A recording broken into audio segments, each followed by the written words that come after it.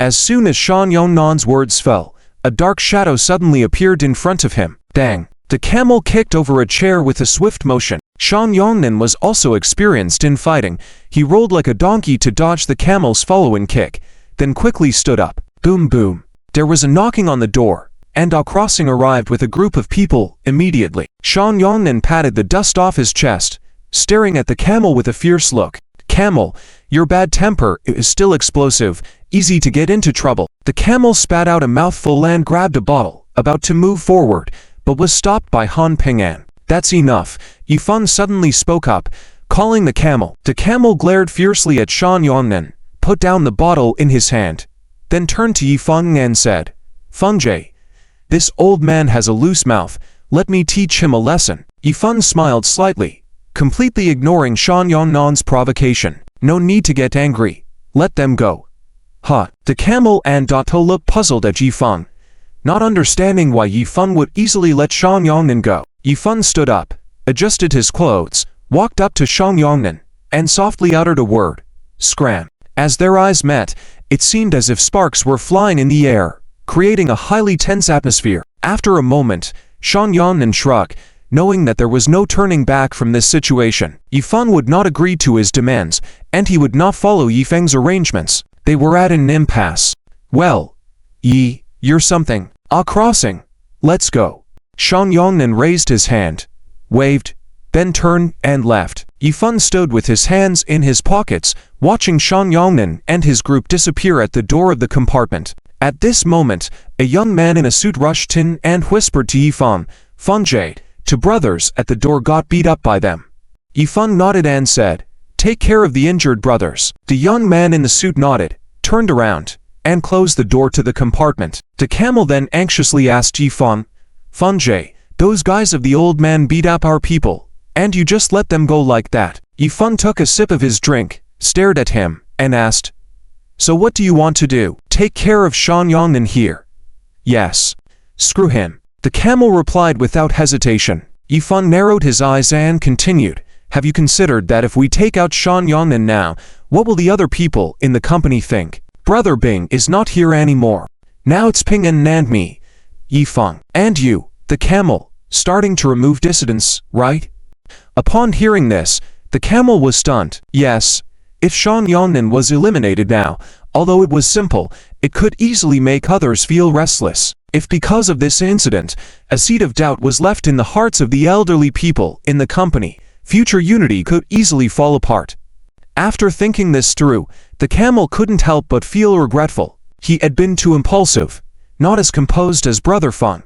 Fengjie, I understand now. You mean it's not appropriate to take out Shan Yongnan now? Yifeng smiled and said, exactly. Dealing with things always requires reputation and credibility. Dealing with adversaries, even more so. We need to be good at rallying the consensus of the entire company, so that the team can stick together tightly, forming a close-knit fist.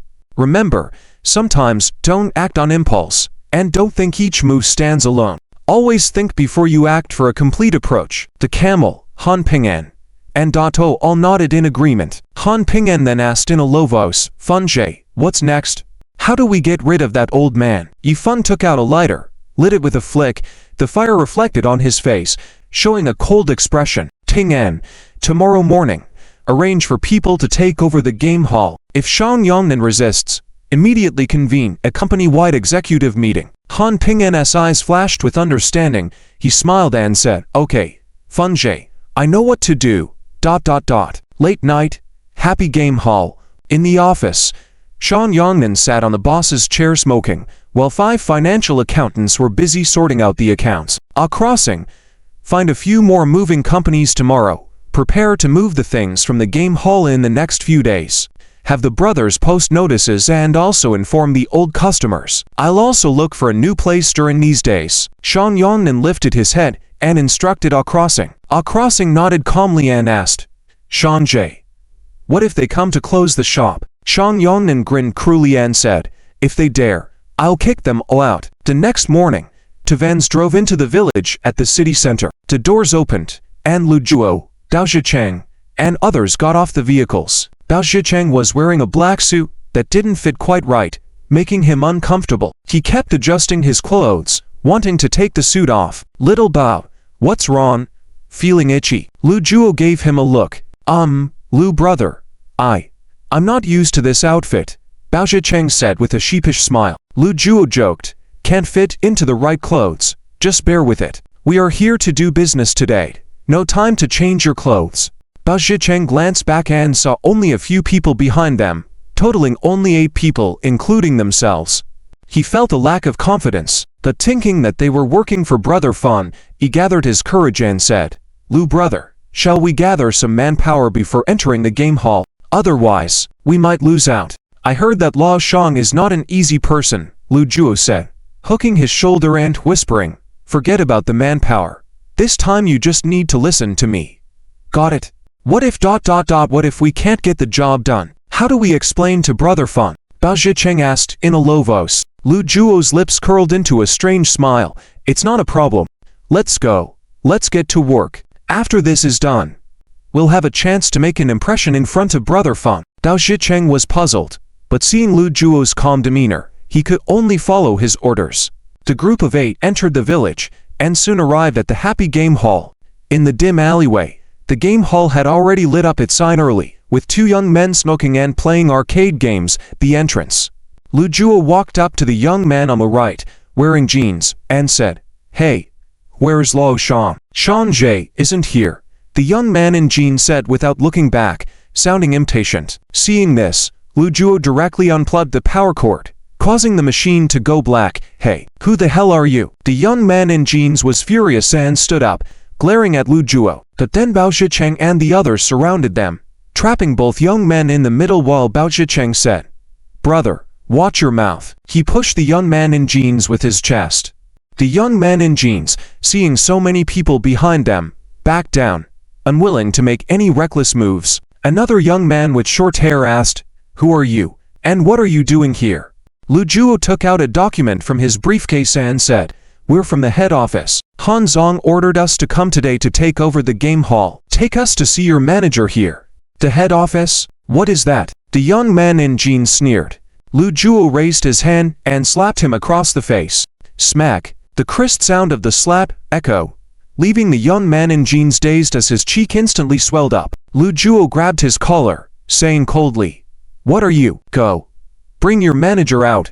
Let's complete the handover. Lu Juo pushed him out, crashing onto the arcade machine. The loud noise immediately caught the attention of everyone in the game hall. Customers saw Lu Juo's imposing manner and hesitated to continue gambling, sensing trouble. Who dares to cause trouble here?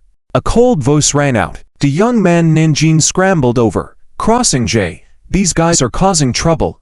Xing's eyes flashed coldly. Several men came out of the office behind him, quickly trailing behind. Who are you? Crossing glanced at Lu Juo, indifferently asking. We're from the head office. My name is Lu Juo. Han Zong ordered us to start taking back 15 game halls from today. Lu Juo declared loudly. If Shang Jie ordered it, it doesn't matter who comes, Crossing replied coldly. Lu Juo sneered. Are you trying to take over the game hall? Hand over the keys, accounts, and leave this place. Crossing picked up a folding chair nearby and said calmly, Get out. Lu Juo's mouth curled into a strange smile. What?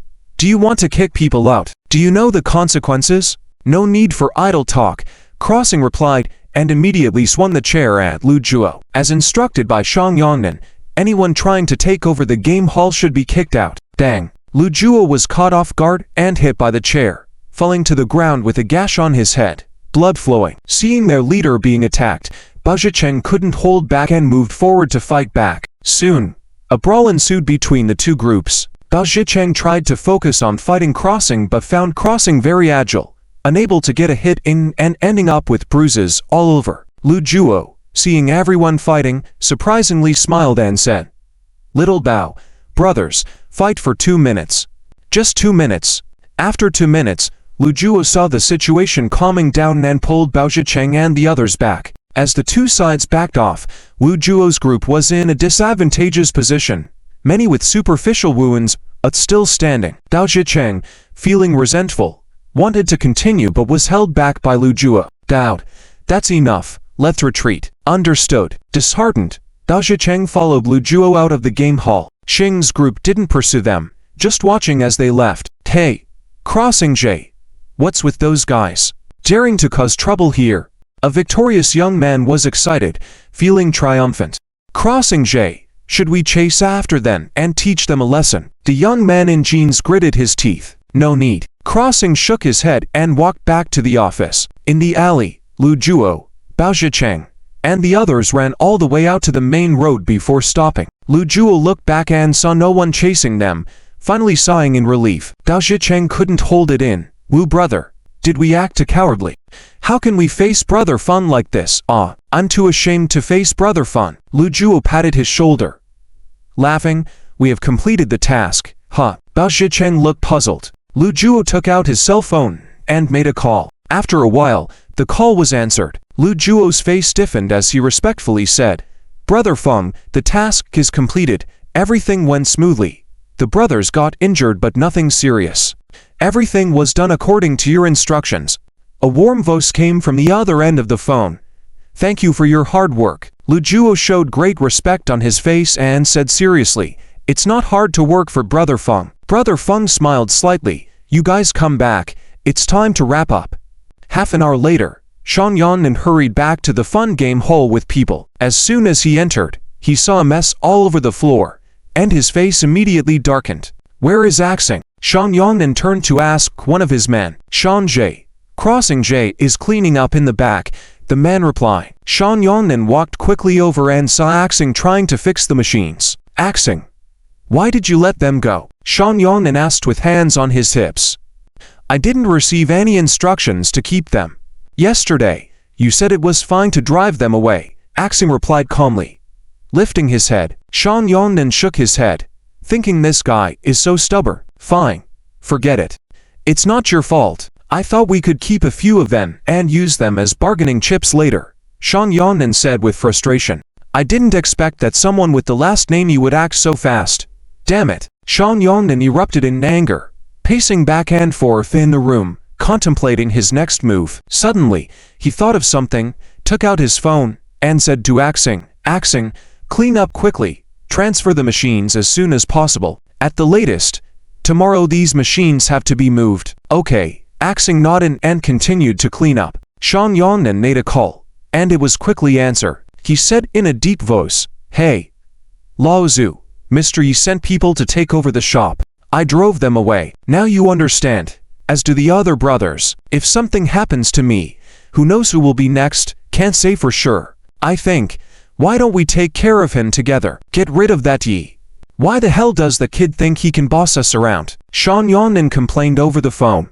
After listening to his complaint, the person on the other end of the call spoke.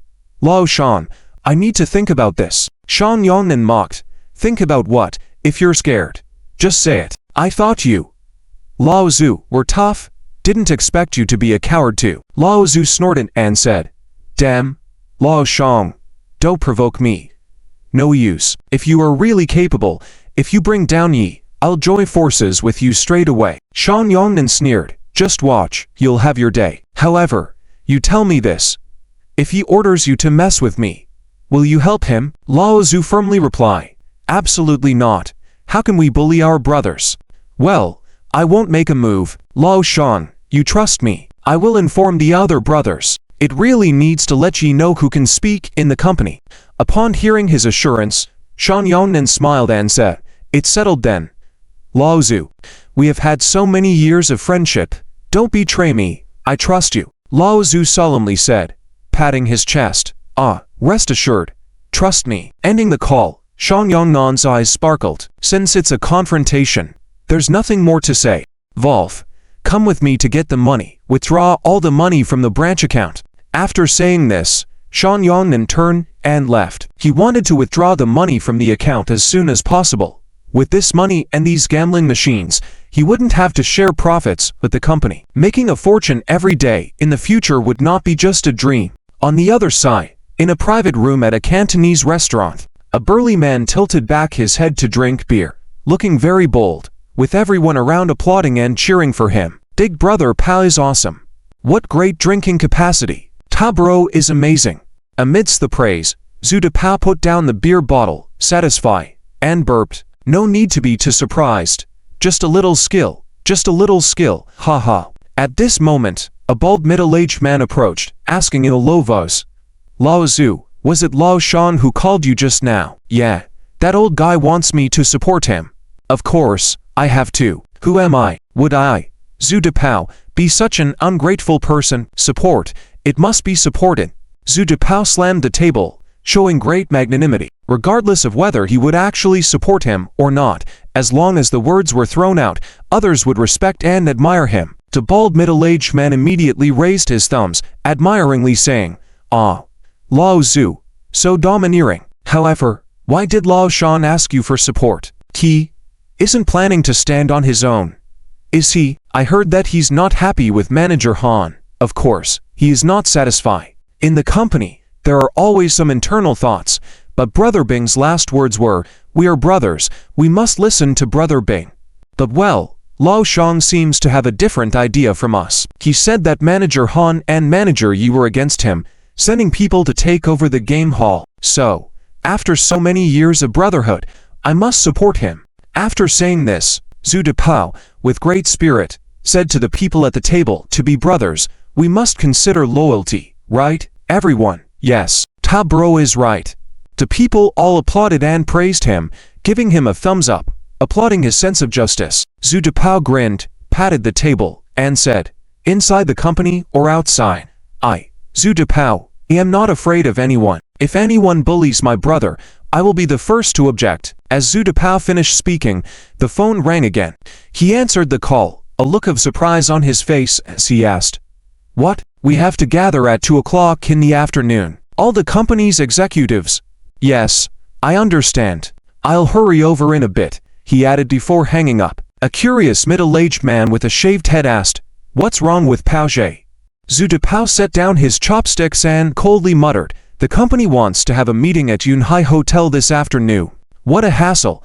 All right, I'm not in the mood to eat either. You guys go ahead, he said. With that, Zhu Depao stood up and left in a hurry. At 2 o'clock in the afternoon, outside the gates of Yunhai Hotel, more than 30 people gathered at the entrance, smoking and chatting casually. Some youths in colorful and flashy outfits were joking around. Seeing this scene, the hotel guests, who wished to enter immediately turned and left. These people didn't look like easy customers. It was clear they were from a rough background. At that moment, two Mercedes-Benz cars drove up to the hotel and stopped in front of the gate. Hey, it's General Han and General Yi who have arrived. Someone recognized the cars. The crowd fell silent at the gate, turning their heads to look at the two Mercedes-Benz cars. The doors opened, and Luo Tu and Big Head stepped out of the cars, followed by opening the rear doors. Yifeng got out of the car, dressed in a clean white shirt, exuding a scholarly and refined air. Long Da hurried forward and draped a black suit jacket over him. Hello, General Yi. The people at the gate bowed and showed reverent gazes towards Yifeng. Yifeng led the group in seeking vengeance for Yan Zubing, which still commanded respect among many. Among the crowd, Zhu Depao glanced at Yifeng, pursed his lips, and didn't say a word. Yifeng gave a faint smile, nodded to everyone, and then walked straight into the hotel. Han Ping'an, Luo Tu, and others followed closely behind him. Only when Yifeng, Han Ping'an, and the rest entered the hotel did the others start following. Inside the meeting room, Yifeng sat at the head of the table, surveying the 30 or so people present. These individuals had risen through the ranks under Yan Zubing's guidance, now assuming different managerial roles within the company. Yan Zubing's business empire spanned various sectors, including hotels, KTVs, bars, pool halls, gaming arcades, restaurants, and internet cafes, making it one of the largest entertainment conglomerates in the city after merging with Lei Zhou's influence. Previously operating autonomously, with responsibilities scattered, Yifeng had restructured and consolidated the assets, establishing a new company. These individuals now served as executives of the subsidiary companies, each overseeing their respective venues with clear responsibilities, making management more efficient. However, most of these individuals were from a background of street smarts rather than formal business management, posing a challenge. Yet, Yifeng was patient and understood that improving management skills takes time. The priority, hand, was to unify their efforts and eliminate dissent within the organization. The meeting room fell into an eerie silence as all waited Yifeng's instructions. Yifeng tapped the table gently and calmly spoke. The purpose of this impromptu meeting today is to address the obstacles encountered during the company's asset restructuring, particularly the challenges in reclaiming the gaming arcade sector. How do you suggest we handle this situation? Yifeng threw the question out to the attendees. The room buzzed with discussions, everyone whispering among themselves, but unwilling to voice the first answer. They all knew that the gaming arcade sector was under Shan Yongman's jurisdiction, and lately, there had been tensions between Shan Yongman and the company, a fact everyone was aware of. But dealing with Shan Yongman was no easy task, as no one wanted to take the lead. Observing these experienced individuals, Yifeng's smile turned cold as he remarked, "Is there nobody ready to offer a solution? I propose selling off the gaming arcade business to address the current stalemate. The proceeds can then be distributed as bonuses to everyone." However, Shan Yongman is refusing to hand over the gaming arcade and plans to transfer assets elsewhere. What shall we do about it? Upon hearing the prospect of bonuses, a spark of interest flickered across several people's faces. A middle-aged man with a crew cut shouted, "General Yi, Shan Yongman is clearly disrespecting the company. I suggest we kick him out. Yes, he must be ousted. All these assets belong to the company. How can we allow him to monopolize them?" Shan Yongman's audacity knows no bounds. One person voiced out, and others joined in condemning Shan Yongman. Han Ping'an couldn't help but chuckle at the sight. These individuals, who had been in different moments before, were now eager to speak up upon hearing about potential profits.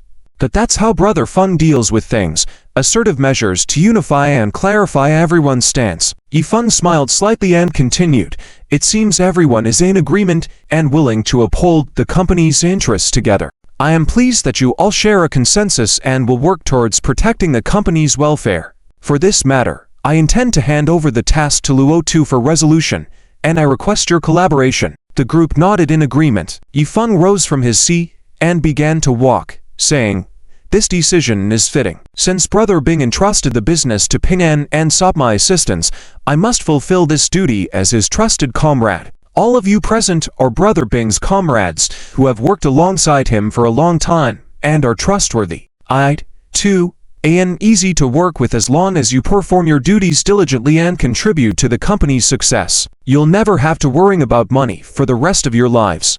Yifeng paused, standing behind Zhu Depao. Zhu Depao swallowed hard, motionless with apprehension.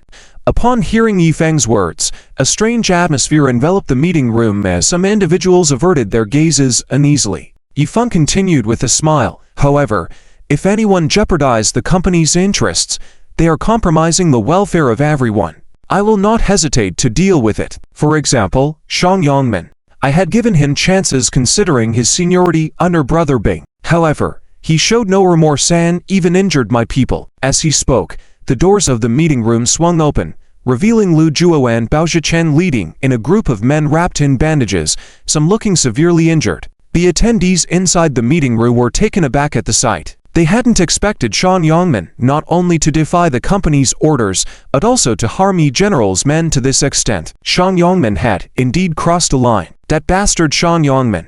"General Yi, let me clean him up." The middle-aged man with a crew cut slammed the table in anger, believing Shan Yongman's actions had betrayed their trust. Yes, he must be dealt with. Damn it, General Yi, I always knew that Shan Yongman was a rebellious brat. The voices of the attendees echo in the meeting room. Seeing that the time was ripe, Yifeng raised his hand to silence the crowd and declared, "While the company has always treated him well, some individuals easily forget their debts of gratitude. I never expected Shan Yongman to dare oppose the company, nor did I expect that there were individuals within the company supporting him." With those words, Big Head handed over a baseball bat. Suddenly, Yifeng swung the baseball bat, smashing it on Zhu Depao's head. Dang! Zhu Depao let out a howl of pain as he fell to the ground, blood bursting from his head. The room fell into a state of shock and horror as everyone stared, wide-eyed, at the scene unfolding before them. Inside the meeting room, all was quiet. No one expected that Yifeng would suddenly lash out and strike Zhu Depao with a stick, shocking and surprising everyone. More people began to feel a greater sense of awe towards Yifeng. This young man was ruthless. They had witnessed Yifeng's fierce methods when seeking revenge for Brother Bing. Now, Seeing Yifeng's anger only added to their fear. Yizong. This. A middle-aged man stood up cautiously, attempting to plead for mercy for Zhu Depao. Yifeng glanced at the man indifferently and said, "You want to plead for him?" The middle-aged man was interrupted and dared not speak further. Zhu Depao, clutching his head, rolled on the ground in pain, repeatedly crying out, "Yizong, I was wrong. Please don't hit me. Please don't hit me." Fear had already taken over his mind. Originally a tough person on the outside, boasting in front of others, but facing Yifeng, he was truly afraid. Yifeng returned the baseball bat to Big Head and coldly said, "Zhu Depao, your little schemes with Shan Yongnan, don't think nobody knows. In the past, when you inflated sales and kept fake accounts, I didn't confront you. I gave you opportunities because you followed Brother Bing for so long. Who knew that you would become bolder and even dare to collude with Shan Yongnan?" Big Head snorted, kicked Zhu Depao in the stomach, causing him to curl up in pain on the ground. Zhu Depao got up, knelt in front of Yifeng, and tearfully said, Yizong, I was wrong. I won't dare to do it again. It was Shan Yongnan." "No," Shan Yongnan said, "he wanted to break away. Give me some money. Let me support him, and then instigate more people to break away. I know I was wrong. Yizong, I won't dare anymore." Yifeng stared expressionlessly at him, not saying a word. Big Head continued to beat him, using his fists and feet, showing no signs of stopping without Yifeng's command. Zhu Depao was beaten black and blue, unable to cry out anymore, unable even to beg for mercy. Many people in the meeting room watched this scene, sweat dripping down their foreheads, but no one sympathized with Zhu Depao anymore. He brought it upon himself. After a while, Big Head lifted Zhu Depao from the ground. By now, Zhu Depao had been beaten to the point of being unrecognizable, his face covered in blood, nearly fainting. Yifeng waved his hand calmly and said, "Enough. Big Head, take him away. From now on, Zhu Depao is expelled from the company." "Yes, Yizong," Big Head responded and dragged away the blooded Zhu Depao. Yifeng returned to his seat, surveyed the people in the meeting room, and said calmly, "I have always detested traitors. I do not show mercy to traitors. Do you all understand?" Luo Tuo was the first to stand up and respectfully said, "Yes, Yizong, I understand." Shuo. Everyone in the meeting room stood up in unison, bowing to Yifeng and saying, "Yizong, we understand." Yifeng smiled with satisfaction and raised his hand, saying, "Please sit down. As long as we work together, manage the company well, I believe the future will be bright, and everyone will make money. I have never been stingy with my people. Once we make money, everyone will share in it. My brother, entrusted by Brother Bing before he passed away, has been fully in charge of the company. He is also Zilu's fiancé. I hope you can genuinely support him in managing the company." People nodded one after another, expressing their support for Han Ping'an's work. "Yes, Yizong, this is what we should do. We fully support Manager Han's work. We believe in Manager Han's abilities." Han Ping'an, standing next to Yifeng, felt relief. Finally, he had dealt with this group of old cunning foxes. From now on, he could truly manage the company himself. "Thank you, older brother eBay." Han Ping'an expressed his gratitude. Yifeng patted his shoulder and smiled, saying, "This is what you should do. By the way, I propose to avoid risks and reorganize the company's financial regulations. I plan to rename Zhenbing Company to Anlu Group." Yifeng looked at the others and asked, "What do you think?" Everyone in the meeting room nodded in agreement. "I agree. Yizong's proposal is good. I also agree. It's a good thing." Yifeng smiled slightly. Brother Bing's company had loose management, especially in finances. It wouldn't survive a tax audit if they wanted to expand. So, why not take the opportunity of restructuring the company, use the new company as a way to reset, reorganize the business development framework and financials, putting the company on the right track of business management. "All right, since everyone agrees, we'll leave this matter to Ping'an to handle." Yifeng smiled and said, "Ping'an, this company belongs to you and Zilu. Work hard, and don't let Brother Bing down." Han Ping'an replied solemnly, "Yes, Ibeije. Don't worry, I will do my best."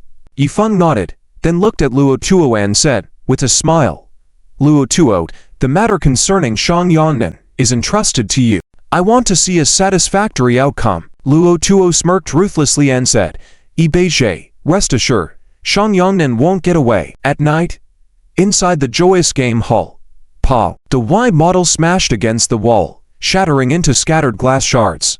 F***ck his grandma, Dechi's surname guy, wants to mess with me.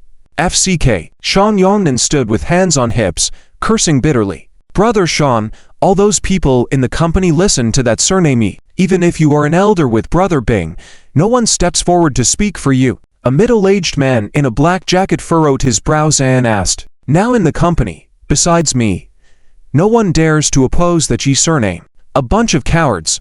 Shan Yongnan's face grew dark. Cheng, this time we must fight to the death. The man in the black jacket was named Wang Cheng and was Shan Yongnan's trusted assistant and relied on advisor. Cheng forced a bitter smile and said, Brother Shan, the Ji surname guy is shining brightly in the city, almost overbearing. Are we really going to fight to the death? Upon hearing this, Shan Yongnan walked over, grabbed his collar, and said angrily, so should I just hand everything over? These game halls were won by me with sweat and blood and fought hard. If that Ji surname guy dares to touch me, I will make him pay dearly. I want him to know I, Shan Yongnan, am not to be trifled with.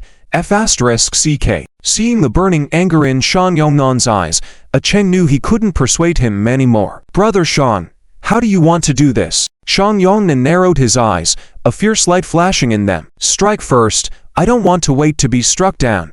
Starting tomorrow, all 15 game halls will shut down. Cheng, gather the brothers, get ready to take action. I'll have Ah Crossing lead the way. Chen looked astonished. He didn't expect Shan Yongnan to be so bold and take the initiative. Brother Shan, really going to do this? My opinion is that we should lay low for a while, evade his edge, then stir up trouble. Once things escalate, if it hits the news, even Yifeng won't dare to mess with us. Shan Yongnan snorted and said, Chen, you're becoming more cowardly as you mix around. If things get big, can my casino still operate? FCK, you usually are quite clever, but why do you become so timid and confused when facing that Ji guy? Chen looked troubled, about to explain but was cut off by Shan Yongnan. Shan Yongnan said coldly, no need to say more. Just do as I say. 3 days later, at the municipal office.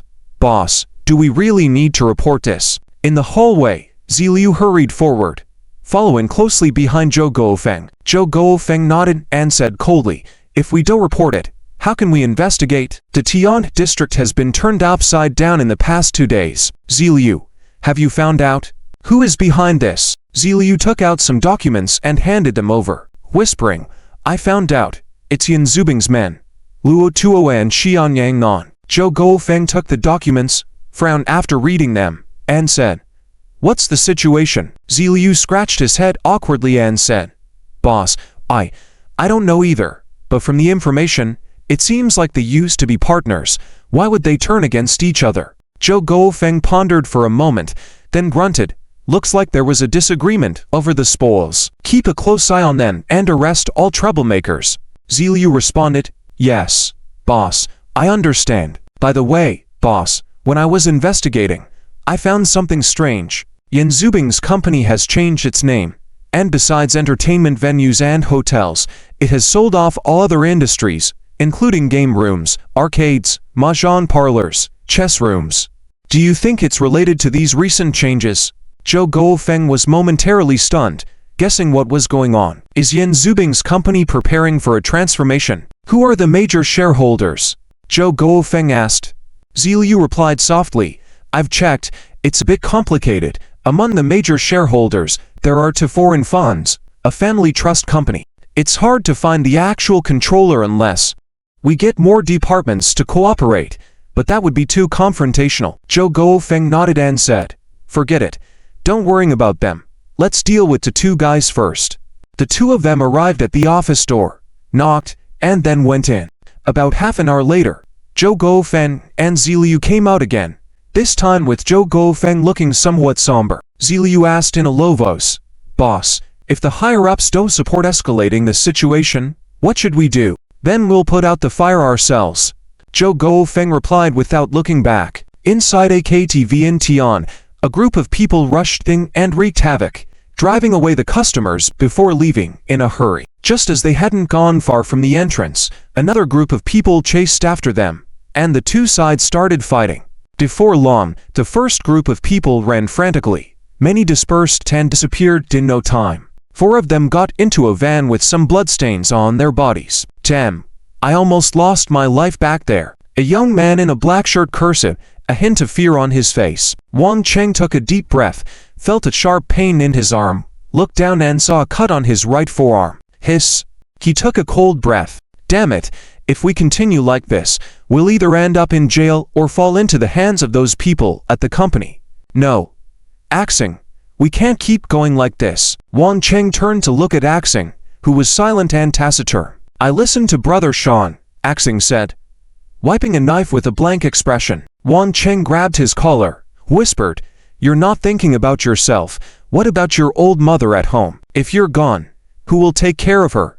Axing raised an eyebrow, not saying a word. Seeing this, Wang Cheng released him, and said, in a low voice, "We can't just act recklessly anymore.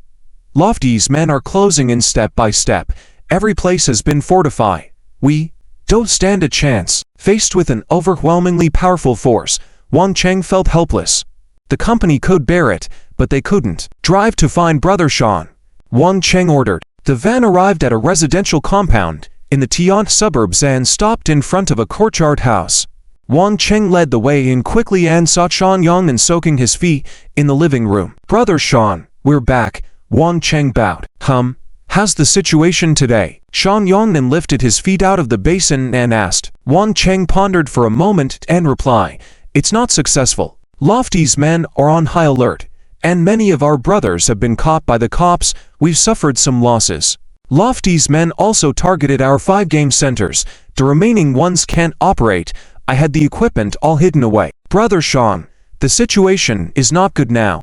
If this continues, we will soon be worn out. Brother Sean, maybe we should lay low for a while." He proposed his idea directly. "If we don't take a step back, we'll all be gone." Sean Yongnan contemplated for a moment, a hint of ferocity in his eyes, saying, "It seems that someone named Yi is determined to get rid of me. Cheng, you go inform Lofty personally.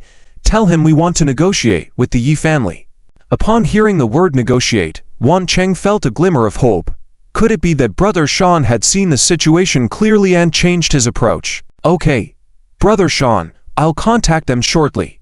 But how should we approach this?" Wang Cheng asked for more information because he suddenly felt that things were not as simple as they seemed. Sean Yongnan sneered, "Negotiate? I just want to take down that person named Yi." Wang Cheng instantly understood Sean Yongnan's intention. Sean Yongnan was planning for a dramatic turn of events. Since a direct confrontation won't work against them, we can only resort to unconventional means. After hesitating for a moment, Wang Cheng said, "Brother Sean, they probably won't come, right? And if we take down Yifeng, the whole city of Guang will be in turmoil. Yifeng's people will definitely not give up just like that." Wang Cheng felt that Sean Yongnan's plan was too crazy. Sean Yongnan said ruthlessly, "What's there to fear? I want them to know that whoever messes with me will die. Let's see how many will dare to go against me. Cheng, this time, if we don't win, there won't be a place for us in Guang City." Wang Cheng's heart trembled, feeling like things were spiraling out of control. He hadn't expected Sean Yongnan to become so terrifyingly decisive. But to do this, he doubted if he could survive another day, fearing that he might end up like Lei Zhou in the end. Wang Cheng remained silent, a struggle evident in his eyes.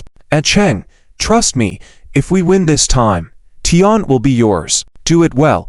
Sean Yongnan stood up, patting Wang Cheng's shoulder. Wang Cheng nodded, expressionless, as he left the hall. As he turned, he gritted his teeth and quickly left the courtyard. At the door, Axing leaned against the wall, smoking. Wang Cheng stopped, looked at him, and said solemnly, "Axing, I've made my decision." Axing exhaled smoke and asked, "Sean didn't agree?" "No, he didn't agree. He wants to take down Yifeng," Wang Cheng replied. Axing didn't say anything further. Wang Cheng stared at him and asked, "Axing, will you come back to the city with me tonight?" Axing didn't hesitate. "I will." Wang Cheng's face showed a hint of a smile, and he sighed in relief. "Axing, you may be odd, but you're not stupid." With that, the two of them got into the car and left together. At night, Wang Cheng returned to the Happy Games Center. He sat behind the cashier counter, glanced at Axing playing with a knife in front, took out his phone, and made a call. "Hello, brother Niu. It's a Chen. At 10 p.m., Night Rose Bar. The bar is closed tonight, and there are not many people in the lobby. Only a group of people sitting around a table. Fun J. Wang Cheng has told me where Shan Yongnan is hiding, but whether he is trustworthy is another matter," Niu Jinbao said, furrowing his brow while smoking a cigarette. This impromptu meeting was called for this matter. After thinking for a moment, Yifeng smiled and said, "We'll know once we go see. What are Wang Cheng's conditions?" "He wants to return to the company," Niu Jinbao replied, then added, "He's quite clever and capable."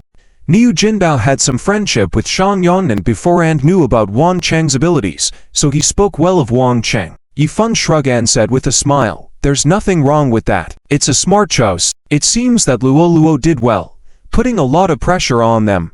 Luo grinned. It was Feng Ji's plan that led the police to arrest many of them, and now no one dares to confront us. Shan Yongnan is like a rat hiding, otherwise we would have finished it long ago. Yifeng believed in Luo's capabilities, nodding and saying, "Indeed, it seems Wang Cheng sees that the situation is irreversible. Luo, you'll take a group and bring back Shan Yongnan," Yifeng instructed. Luo stood up and said, "Yes, Feng J. I'll go do it now." With that, Luo left, and a group of men in black suits were waiting at the door. More than 100 of them. Luo waved and shouted, "Let's go. Brothers, let's catch the rat." "Yes," the crowd responded. Inside the bar, Yifeng took a sip of his drink and turned to Han Ping'an, saying, "Ping'an, lay low recently and don't attract any attention." "From who?" Han Ping'an asked in surprise. Yifeng pointed to his shoulder, indicating the police. Han Ping'an nodded earnestly. "I understand, Feng J." Yifeng grunted and then said to Niu Jinbao, "Old Niu, bring all of Wang Cheng's people back and tell them that I welcome them back to the company. No hard feelings about the past. However, if Luo can't find them, you also need to bring them back, no matter what. Got it?" Niu Jinbao felt a chill down his spine upon hearing this, knowing that Yifeng was strict in his actions and ruthless in his methods, and this time, he got a taste of it firsthand. If the information Wang Cheng provided was accurate, it meant that Wang Cheng redeemed himself through his actions. If the information was false, it meant that Wang Cheng was playing a deceptive game to deceive Yifeng, and such a person couldn't stay. Niu Jinbao understood Yifeng's intention, so he stood up and said, "Yes, Feng J, I'll go now." At midnight, in the Tian suburbs urban village, in the main house of a courtyard, Shan Yongnan was being bothered by mosquitoes and couldn't sleep.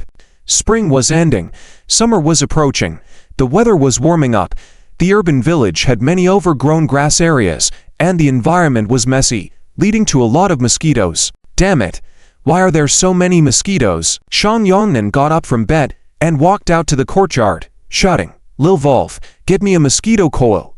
Damn it, there are too many mosquitoes." Life in hiding in the urban village was truly difficult. After taking care of Yifeng, he must return to his previous living situation. Lil Wolf quickly came over, handing him the mosquito coil, saying, "Shan Jade, the mosquito coil." Shan Yongnan took the mosquito coil and suddenly saw car headlights lighting up behind the courtyard wall, followed by the rumbling sound of an engine.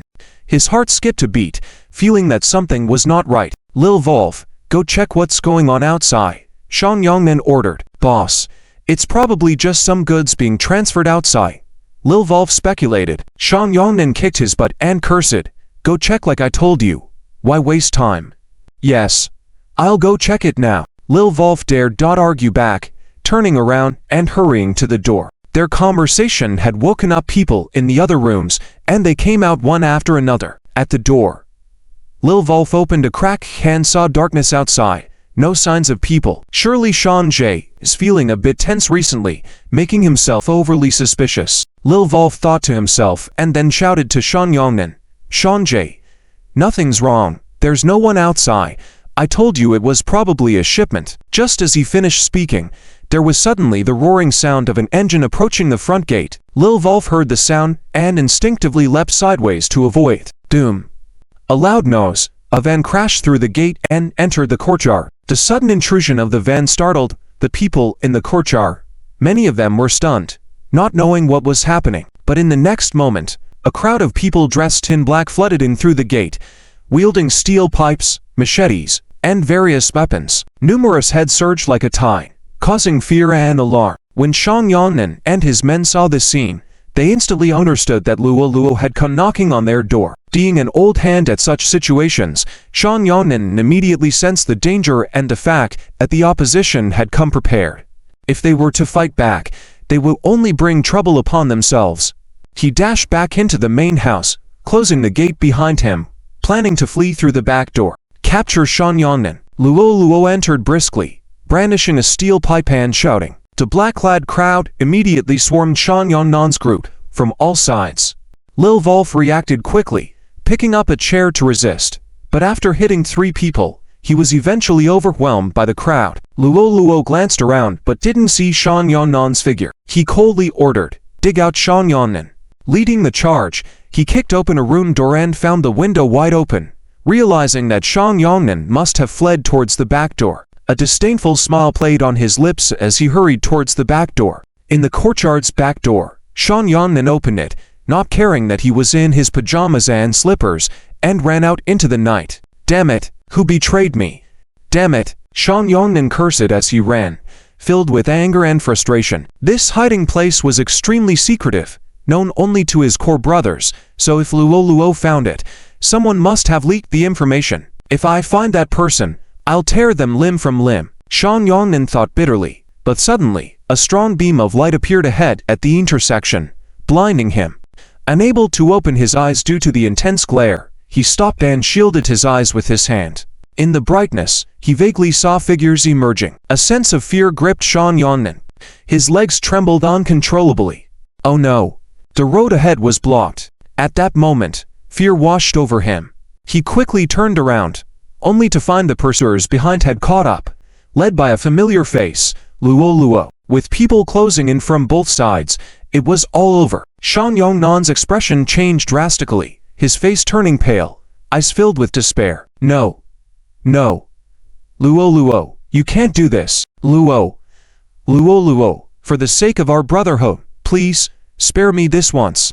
Spare me this once." Dragging the steel pipe, Luo Luo's voice pierced the air. He coldly laughed. "Heh, spare you? Go talk to Fanjie." Early the next morning at 5 o'clock, the sky was just beginning to brighten.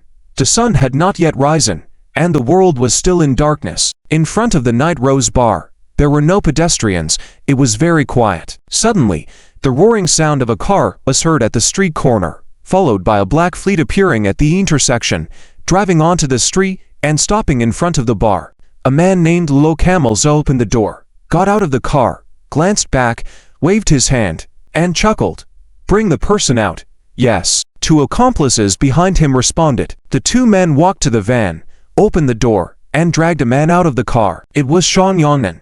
At this moment, Shang Yongnan was bruised and swollen, beaten to the point where he was barely recognizable. Luo Camels coldly snorted, beckoned, and said, "Take him in." About a dozen people escorted Shang Yongnan into the bar. Inside the bar, the lights were bright, and Yifeng was sitting calmly in the main seat. "Fanjie, the person has been brought back."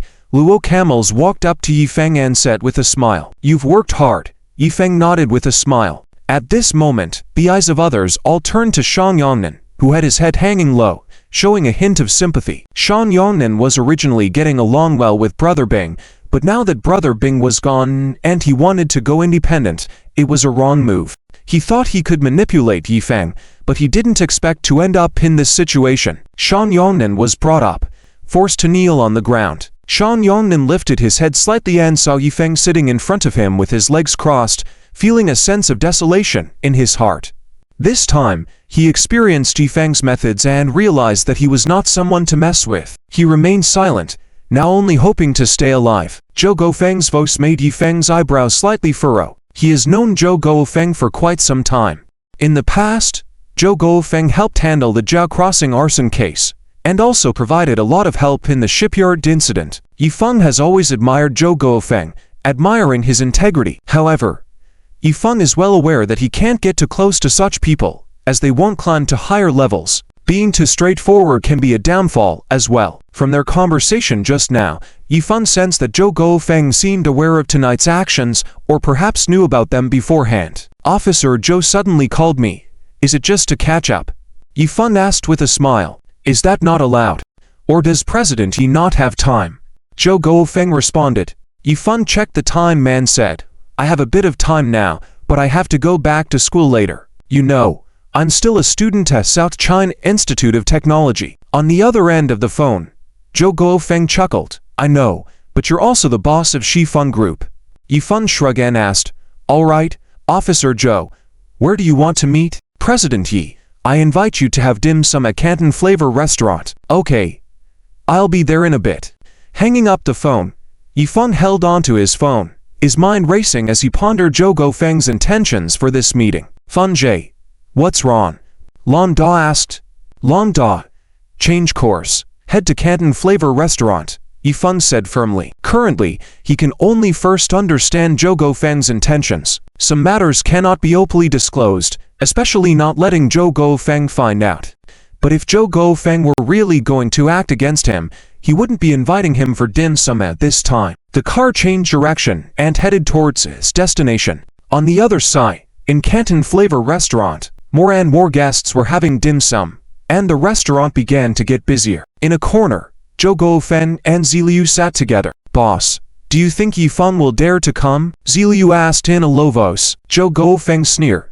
From what I know about him, he'll definitely come. Isn't he afraid we'll ask him about the incident at the gaming hall? Last night, quite a lot happened. Among those caught, someone identified Yifeng. Why don't we start investigating based on that? Ziliu asked puzzled. Zhou Guofeng said quietly. Investigate? Do we have concrete evidence in hand? If we don't have solid evidence, considering Yifeng's personality, he definitely won't admit. Besides, Yifeng now is not simple. Hehe, I heard the city is going to award him as one of the top 10 young people in the city, an honorary national entrepreneur. Ordinary people really can't touch him, and just the two of us won't work. Ziliu, hearing this, couldn't help but look worried, feeling it's quite tricky. So what's the plan? Zhou Guofeng took a sip of tea and said slowly. No choice, I just hope he can understand when to retreat. Some things shouldn't be taken too far. I'd rather. These things have nothing to do with him. Huh? Ziliu looked puzzled, not understanding Zhou Guofeng's meaning. Zhou Guofeng turned the teacup and continued. I really admire Yifeng, the top scorer in the city's college entrance examination, and the boss of the emerging Black Horse Enterprise Shifeng Group. His rapid rise is quite eye-opening. For such a talent, how many times can the country produce? Ziliu caught the hint in his words, but also saw the complex expression on Zhou Guofeng's face, and he had some realization in his heart. Now Zhou Guofeng is entangled, on one hand, enforcing the law for the people, on the other hand, there is admiration for Yifeng. And these two very different emotions coexist within him. Boss, are you worried he will go astray? Ziliu guessed. Zhou Guofeng nodded and sighing. In this world, wanting to succeed is very difficult. I just hope he can stick to his original intentions. But the unfortunate thing is, to stick to one's intentions makes success hard to achieve. Hehe, you see, this world is ridiculous. Ziliu looked shocked, but then understood the meaning in his words.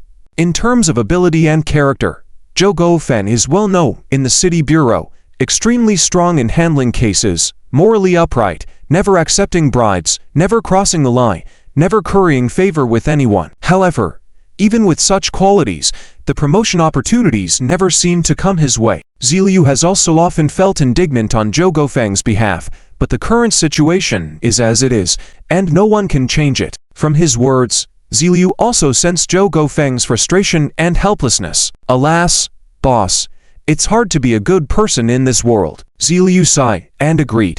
Let's stop talking and have tea. Zhou Guofeng forced a smile. The two of them sat, drinking tea, waiting for Yifeng to arrive. After about half an hour, Yifeng's figure appeared in the restaurant. Zhou Guofeng saw him, stood up, and waved, President Yi, over here. Yifeng heard the voice and saw Zhou Guofeng with his apprentice. He squeezed through the crowd and walked over. Officer Zhou, Officer Liu, hello. Yifeng greeted with a smile. Ziliu's real name is Liu. Although Yifeng hadn't had much contact with him, He still remembered his name. Zhou Guofeng gestured for him to sit down and said, "Please, President Yi, feel free to order my treat today. But bosses like you are used to eating high-class delicacies, so I'm sorry for taking you to this humble establishment. Hope you don't mind." Yifeng glanced around. Indeed, this was a neighborhood old-style eatery, decorated in an old Hong Kong style. Over 20 tables were fully occupied, and there was even a queue at the door. Officer Zhou is kidding. The taste in these old shops is authentic. I wouldn't be able to find a place like this on my own, Yifeng joked. At this moment, a middle-aged woman handed a piece of paper to Yifeng, followed by a big sister pushing a cart of various tea snacks. Diners would call the big sister to order, and then mark their requests on the paper with a hole punched through. "Auntie, give me 3 servings of rice noodle rolls, 2 orders of chow fun, 3 baskets of chicken feet, and some buns, 1 of each."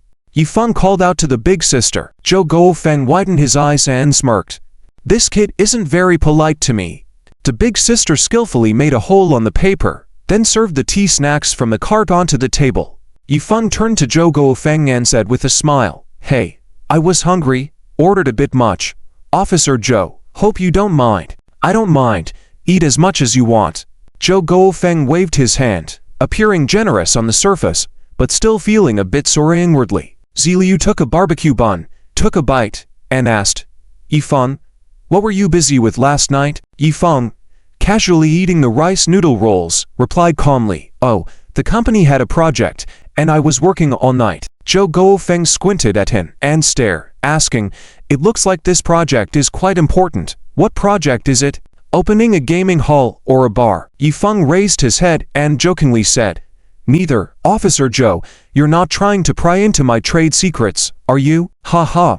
Zhou Guofeng tapped the table and casually said, "I'm not interested in your business secrets, but I do know that something big happened last night. A group of young people causing trouble, some got into fights and ended up in the hospital, while others went to have tea." Zhou Guofeng paused his words. His eyes locked onto Yifeng tightly, then slowly asked, "Yi, are you related to these incidents?" Yifeng smiled and asked back, "Officer Zhou, do you think this has something to do with me?"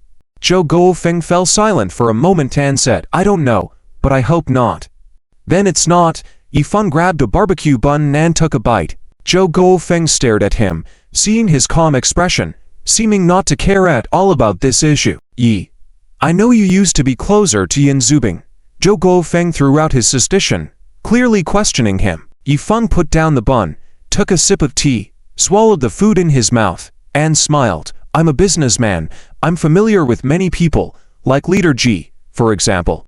Zhou Guofeng's heart jumped, a look of uncontrollable shock appearing in his eyes. Of course, he understood who Leader Ji was referring to. In the entire city, the one surnamed Ji in the province was the only one. Unexpectedly, Yifeng also had a connection with that old leader. Could there be a warning in the words? Suddenly, Zhou Guofeng's mind flashed back to the date he was reassigned by the Municipal Bureau for Training B for the operation. Was it a coincidence? Or was it because of Yifeng's influence? Now, Zhou Guofeng couldn't see through this young man in front of him anymore. Feeling like Yifeng was sitting in front of him but shrouded in a fog. Would uncovering a corner of the fog reveal a ferocious beast inside? "Officer Zhou, Officer Liu, don't just sit there. Eat up, otherwise it'll get cold. No need to be polite with me," Yifeng repeatedly greeted. Zhou Guofeng shook his head, shaking off the chaotic thoughts in his mind. Thinking about those things now seemed meaningless. Zhou Guofeng took a deep breath and said to Yifeng in a serious tone, "Yi, it would be best if you were just a pure businessman." Yifeng shrugged, casually responding, "I've always been quite straightforward. Officer Zhou, don't overthink it. Make money when you can. Eat and drink." Zhou Guofeng sighed. "I hope it stays that way. By the way, Yi, you aren't involved in running a casino business, are you?" Yifeng chuckled. "No, that kind of business doesn't make much money. Why bother? If you add gambling machines, then you can earn a lot." Zhou Guofeng hit the nail on the head. Knowing that Shan Yongnan's gaming hall also operated gambling, "You'll most likely lose 9 out of 10 times from gambling. I never sit at a gambling table, even if someone wants to bet with me. I'll try my best to avoid giving them that chance," Yifeng said seriously. "As long as you don't gamble, you won't lose. In the world of business, those who like to gamble are destined not to succeed." Business people prefer high probability and certainty. Controlling risks is far more important than seeking excessive profits. Zhou Guofeng snorted. Yi. You are quite enlightened. However, besides treating you to dim sum today, I also want to remind you, those who frequently walk by the river might get their shoes wet. Some things are best not to get involved in, otherwise you may get trapped in it. You are a very promising young man. Building such a big business at a young age is not easy. Zhou Guofeng paused. Eating dim sum at the tea house is appropriate. I don't want to invite you to the police station for tea. Yifeng squinted his eyes, hastily calculating in his mind, guessing that Zhou Guofeng might have some information, but probably no direct evidence, so he had to speak in circles.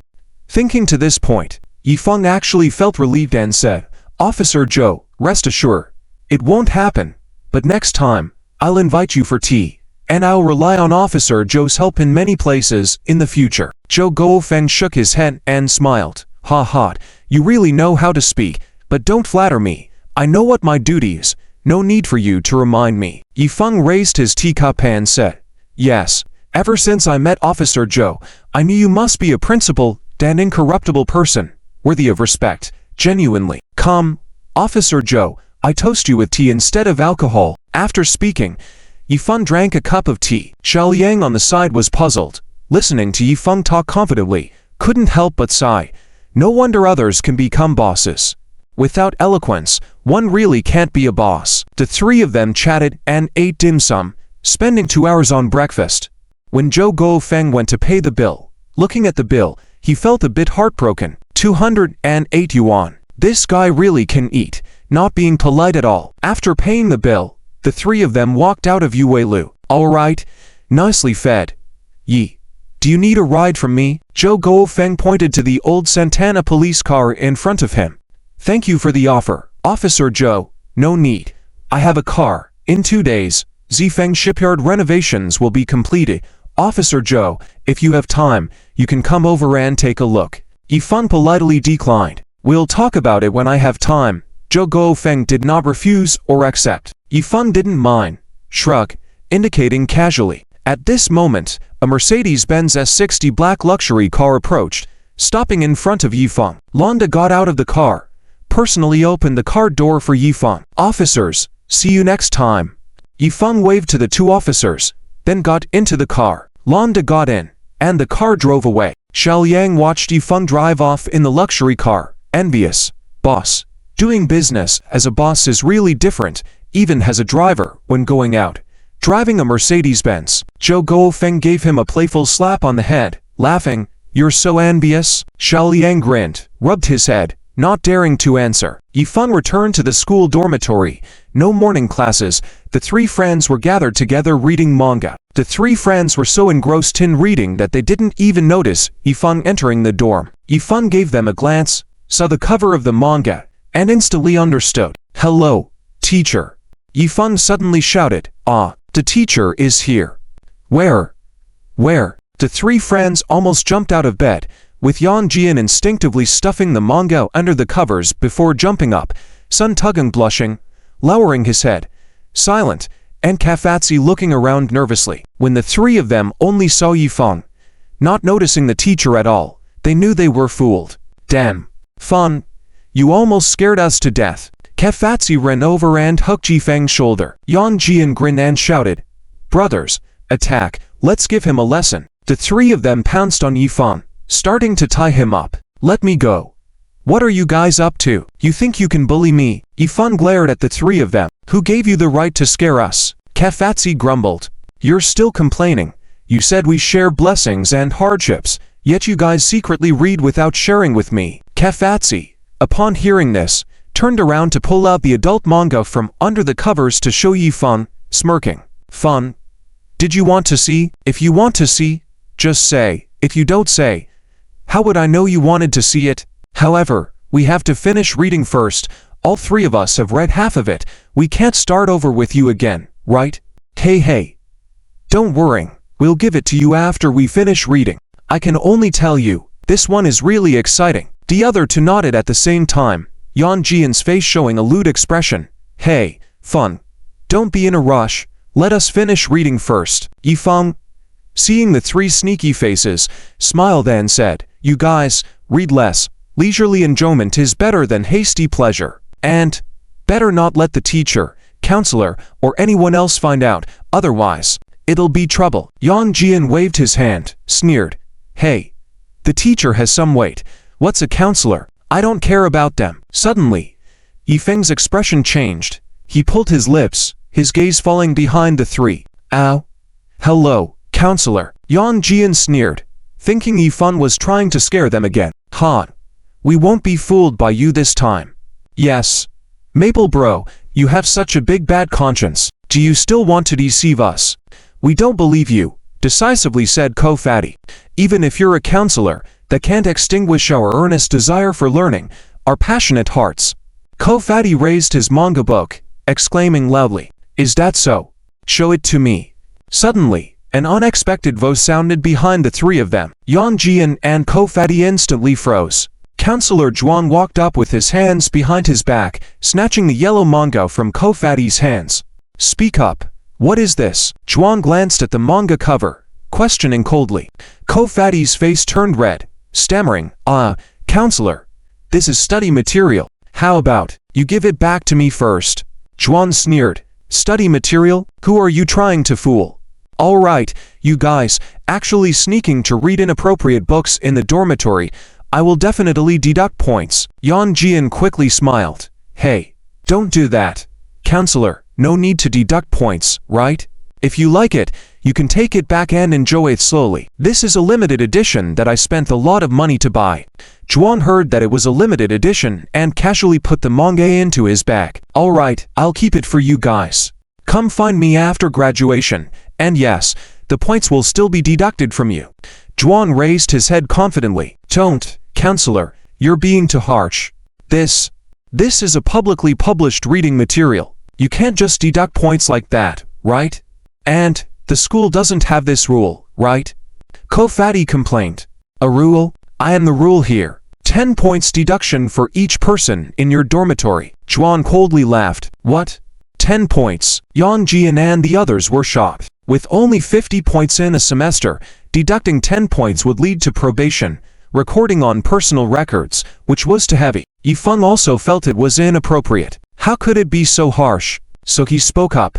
"Counselor, let's not make a big deal out of this. The manga can be kept or not, we didn't say anything about it. But deducting points is indeed going too far." Zhuan scolded Yifeng. "Who are you, teaching me how to do things?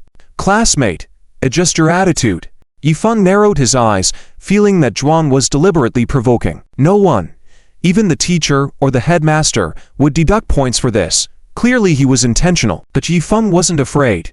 Even the principal didn't intimidate him, so why would he be scared of a counselor? However, counselors had the authority to deduct points, and most people didn't want to worsen their relationship with them. Yifeng took a deep breath, suppressing his agitation. "Counselor, my attitude is definitely correct. I feel that this matter shouldn't be blown out of proportion, right?" As he spoke, Yifeng put on a smile and took out a pack of cigarettes from his pocket, offering one to Zhuan. "Here, counselor, have a cigarette." Zhuan coldly refused. "No need.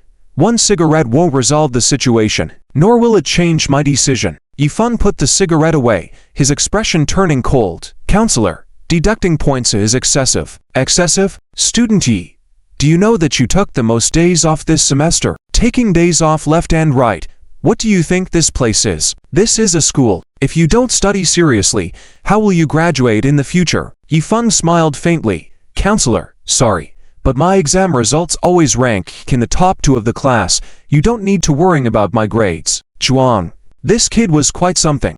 "Well, anyway, that's how it is. I've made my decision about the points, and no one can change it." With that, Zhuan turned and left. Yan Jian's face fell, asking, "Who is this guy?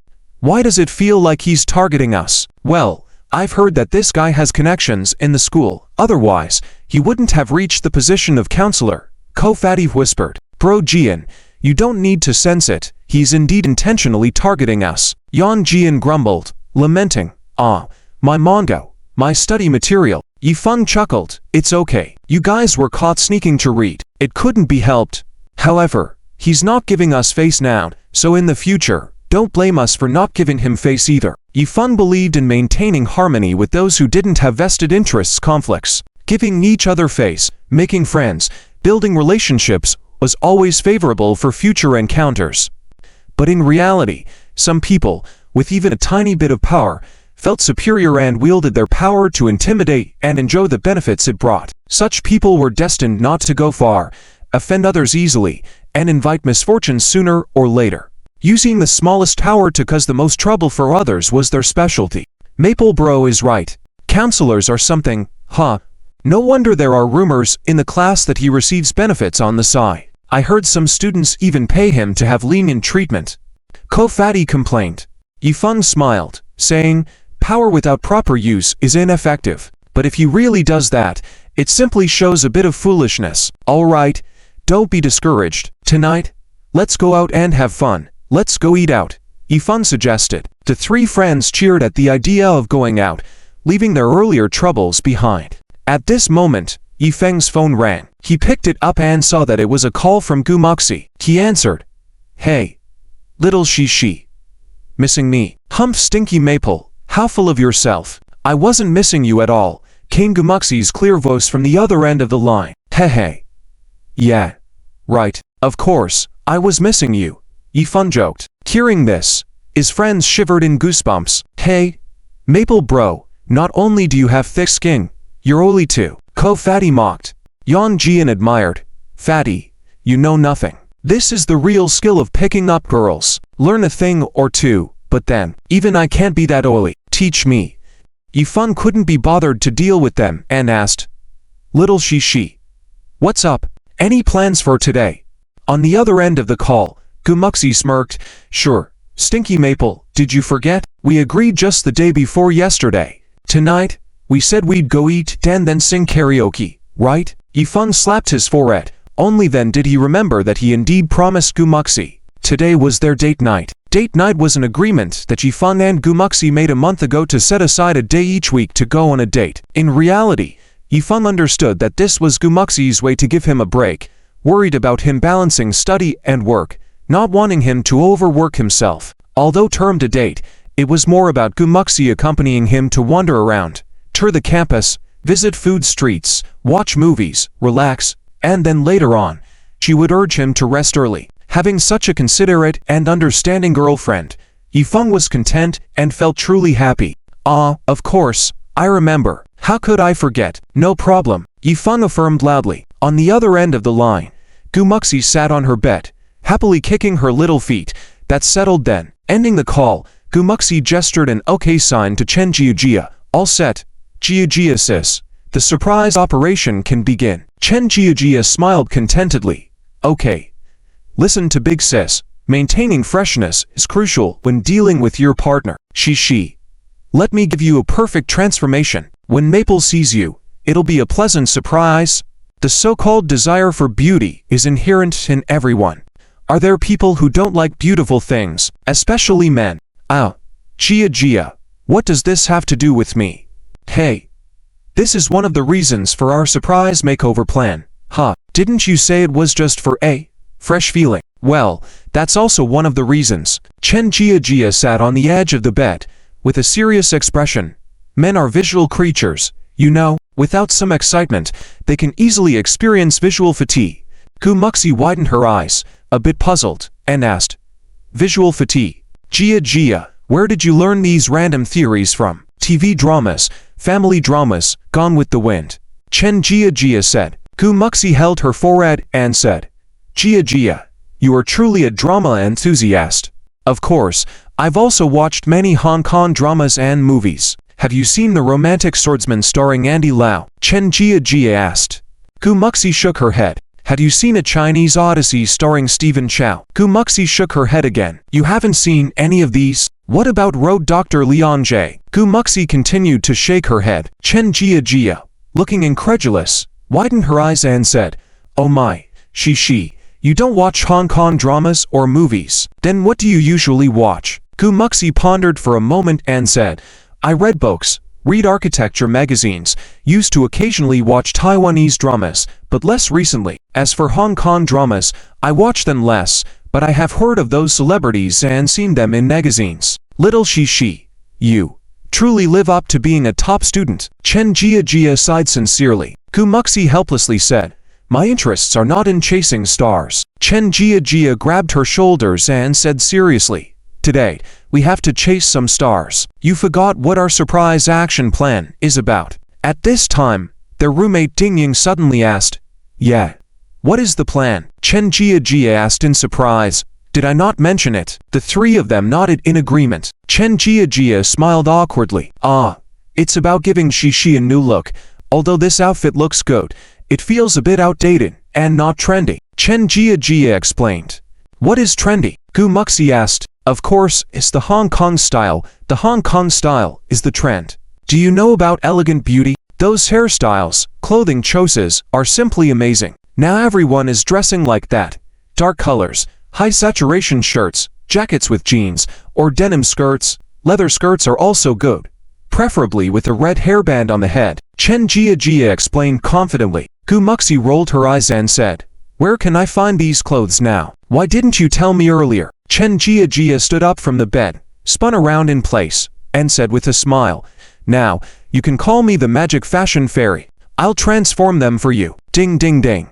Chen Jia pulled out a suitcase from under the bed and proudly said, this is my treasure trove. There are many Hong Kong style clothes inside, all sorts of styles. I can change costumes anytime when I'm dating Tai Zi. He must be thrilled. Ding Ying curiously ran over, opened the suitcase, and said, let me see. So Xiaomei exclaimed, wow, Jia, you really have taste. Gumuxi walked over to join the crowd. The next moment, a strange look appeared on her face. The smiles on Ding Ying and Xiaomei's faces froze simultaneously, because neatly arranged in the suitcase were a layer of sexy black lace stockings and lingerie. I forgot to hide these. Chen Jia blushed, feeling embarrassed. She quickly took away those items and stuffed them under the blanket. Just a little something. No need to be so surprised, right? Anyway, you might need them in the future. Chen Jia said with a bold face. Ding Ying covered her mouth and chuckled. Wow, Jia, you're really interesting, playing so freely. Chen Jia blushed and argued. Nonsense, what's the big deal? It's nothing. So Xiaomei asked excitedly in a low voice, are there even more exciting things? Tell us. Tell us. Chen Jia ran over and grabbed Gumuxi's arm, laughing, you don't have boyfriends, so why not learn from me? Let me impart some knowledge to Shishi. Gumuxi blushed and said, I won't learn from you. Chen Jia smirked and said, oh, don't be shy. We're all adults. Who doesn't understand those things? Ding Ying and Xiaomei shook their heads in unison and said, we don't understand. Chen Jia, forget it. I don't want to deal with you guys. We have a date tonight. Let's first pick out some clothes for Shishi. Saying that, Chen Jia squatted down, rummaged through the suitcase, and after a while, pulled out a black super short tight leather skirt and held it up to display. Hehe, Shishi, I think this little skirt would suit you very well. Gumuxi. In the evening, inside the girls' dormitory, Gumuxi sat in front of the table, and Chen Jia was doing her makeup for her. In the mirror, Gumuxi's originally fair and delicate face was now applied with blush, eyeshadow, giving her a somewhat Hong Kong-style makeup, more mature and with more charm. Done. Looks really nice. Chen Jia looked at her masterpiece with satisfaction and said. Gumuxi looked at her face in the mirror, looking surprised, and said, it looks okay, but this style, can I really handle it? Chen Jia patted her shoulder, laughed, and said, of course, our little Hixie is the #1 school flower of South China, so pretty, able to handle any style. Let's start changing clothes next. Gumuxi rolled her eyes, blushing. I don't want to wear a leather skirt, it's too short. She rarely wore skirts before, only occasionally wearing a sailor suit when dating with Yifen, preferring to wear casual long pants or jeans in her daily life. Chen Jia chuckled. Okay, I know you're a little shy. I'll get you a Hong Kong-style denim outfit, guaranteed to look handsome. With that, Chen Jia took out clothing from the suitcase, including blue denim pants, white shirt, and denim jacket. Hixie, you'll love this outfit, right? Chen Jia displayed the clothes. Gumuxi looked it over and smiled. This is pretty good. Chen Jia held up the clothes excitedly, then put it on. Xiao Mei, Xiao Ying, help out.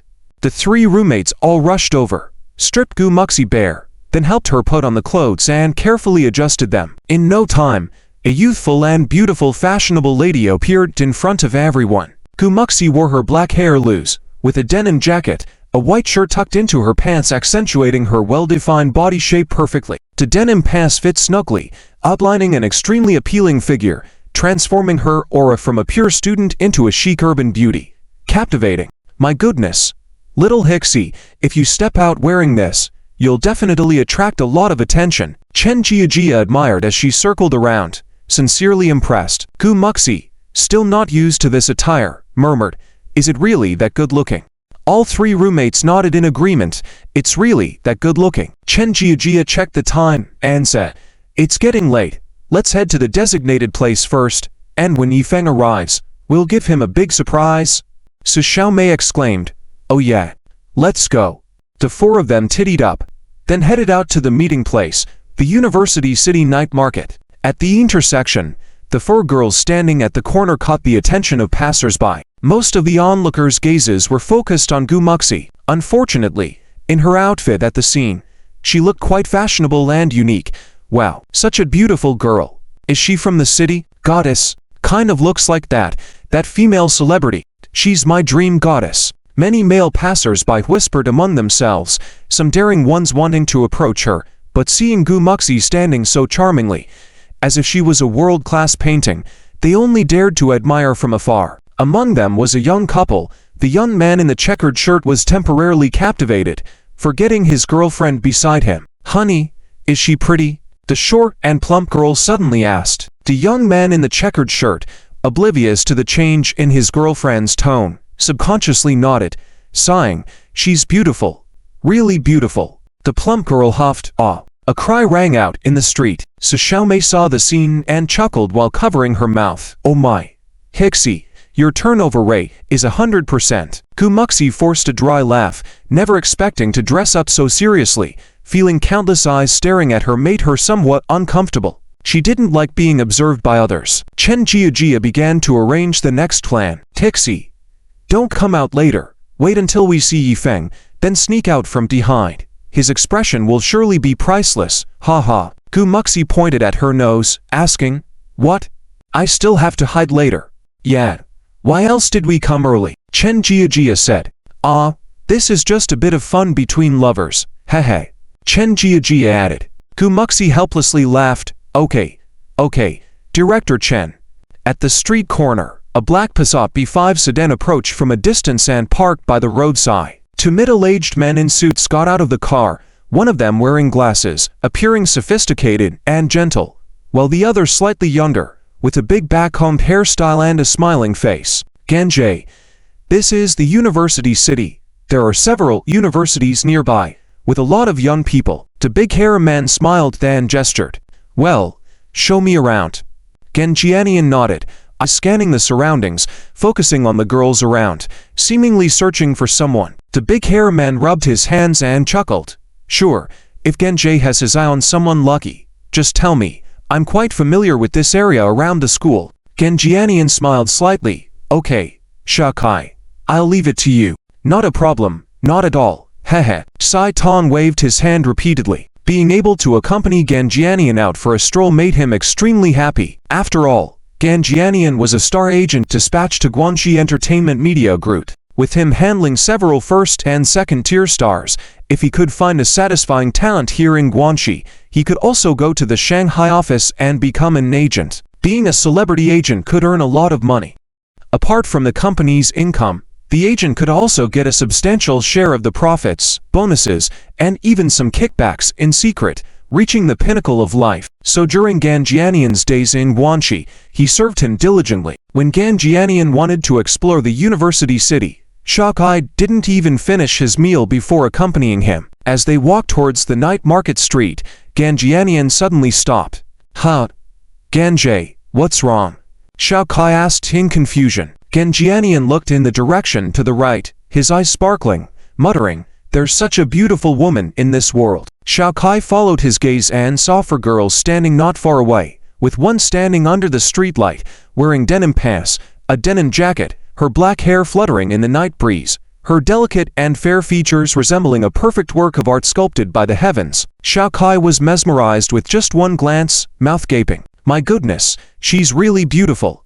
Without hesitation, Gan Jianian said, "It's her."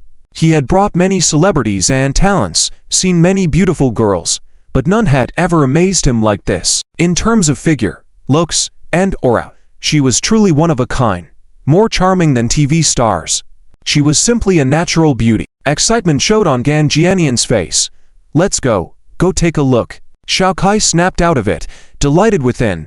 Gan Jianian hadn't found anyone new during the past few days, but encountering this girl tonight, it seemed like things were finally falling into place. Many girls aspire to become stars, and this girl shouldn't be an exception. She was the lucky one. Xiao Kai hurriedly caught up. "All right, Ganjie, wait for me." "Hi.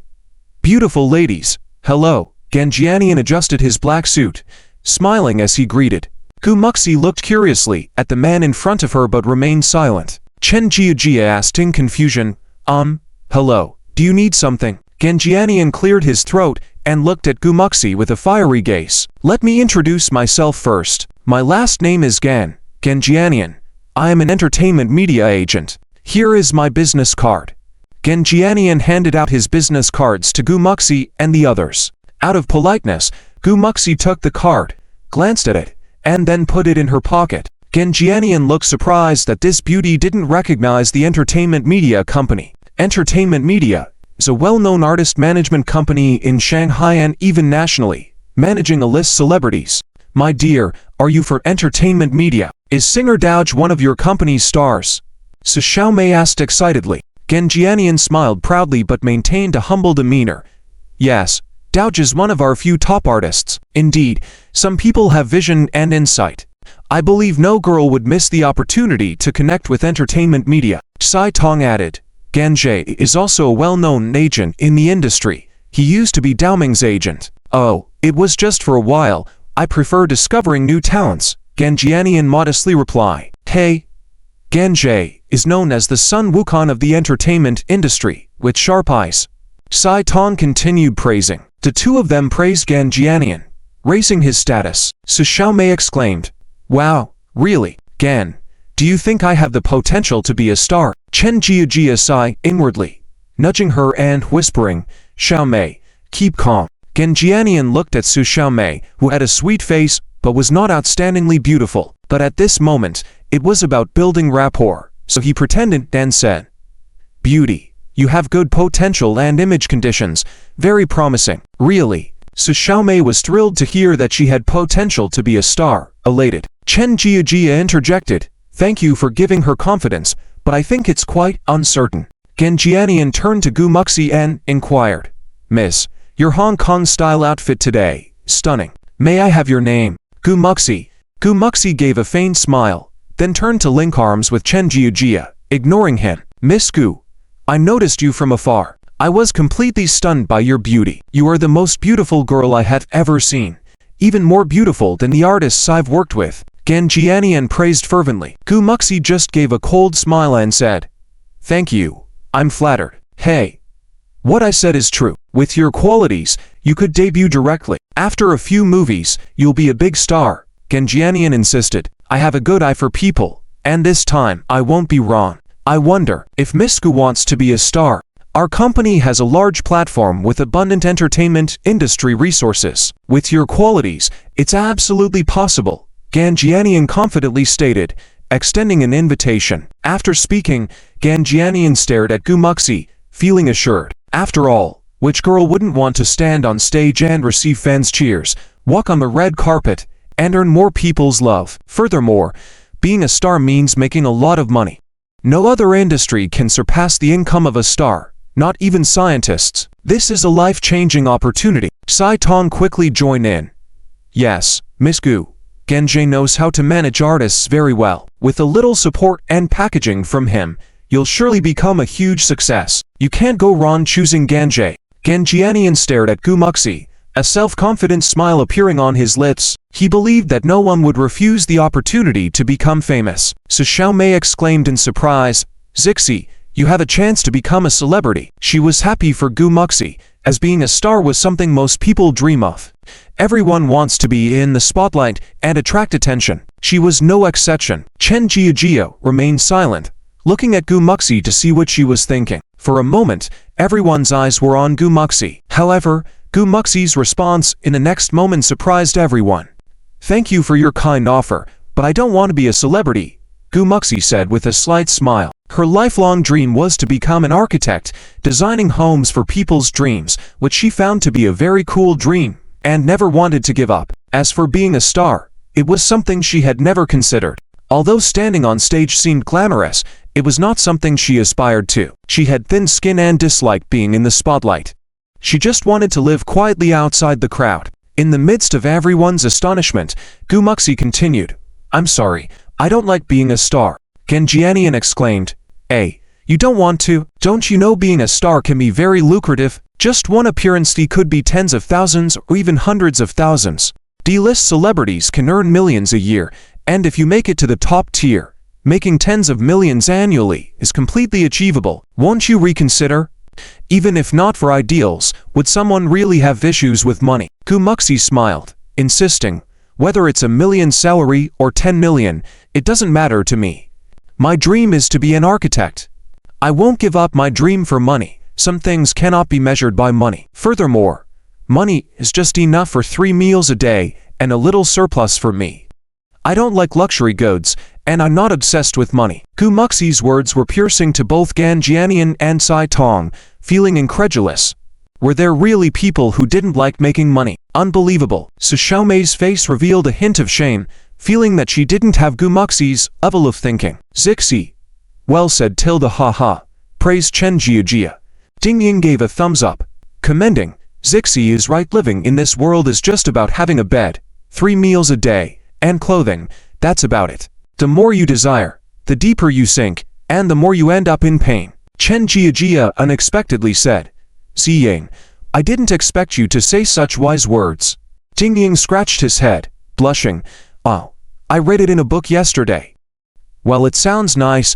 I don't think many people in this world can actually do it." Gan Jianian's face held a tinge of unwillingness. After finally discovering a promising talent, how could he give up easily?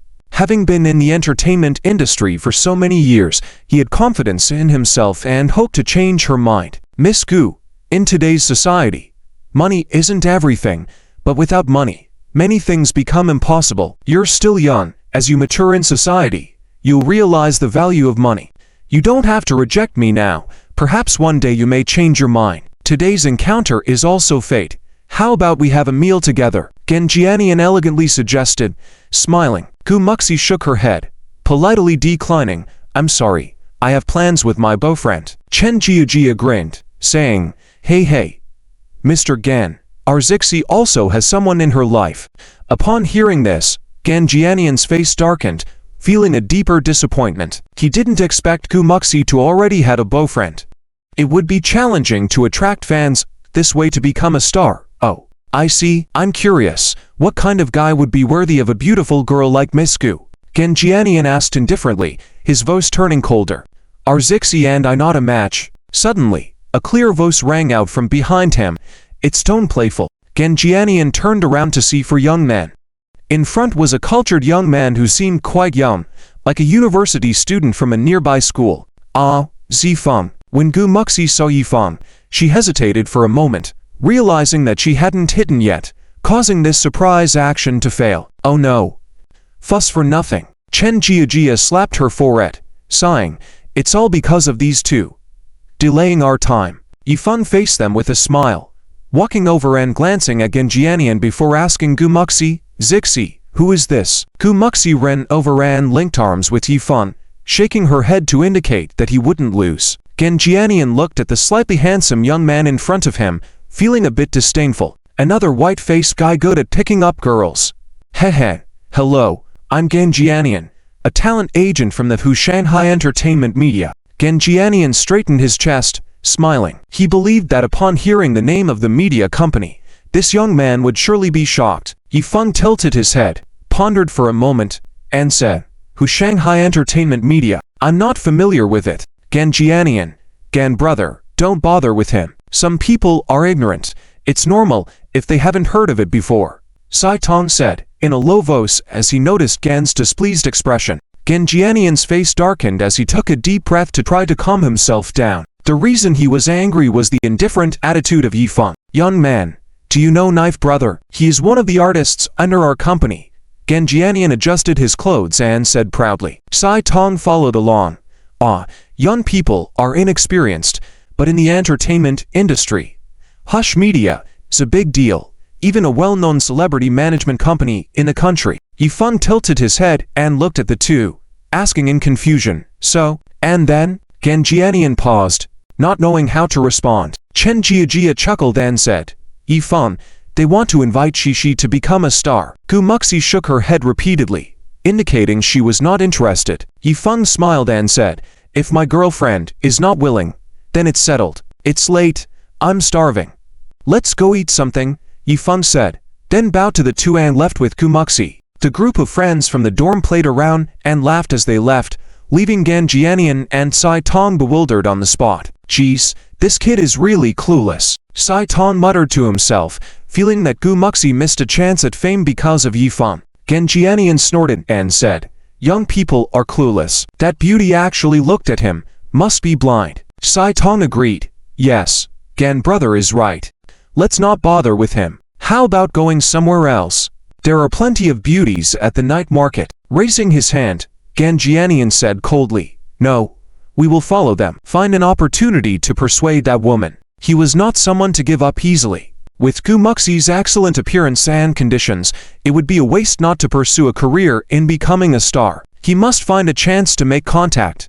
Even if things don't work out today, he will continue to stay in touch and surely had a chance to persuade her back. You want to persuade her? Saiton looked surprised, not expecting Gan Jianian to be so determined. If you don't want to go, I'll go alone, Gan Jianian said coldly. Ow, Gan brother, I didn't mean it that way. Since you were interested, I'll definitely help out. I'll go too. Saiton patted his chest. The two quickly caught up with Yifeng and the others. On the other side, Yifeng and his friends found a seafood stall. Yifeng entered the store. Gu Muxi and Chen Jiajia went to select seafood at the tank. What would you two ladies like to eat?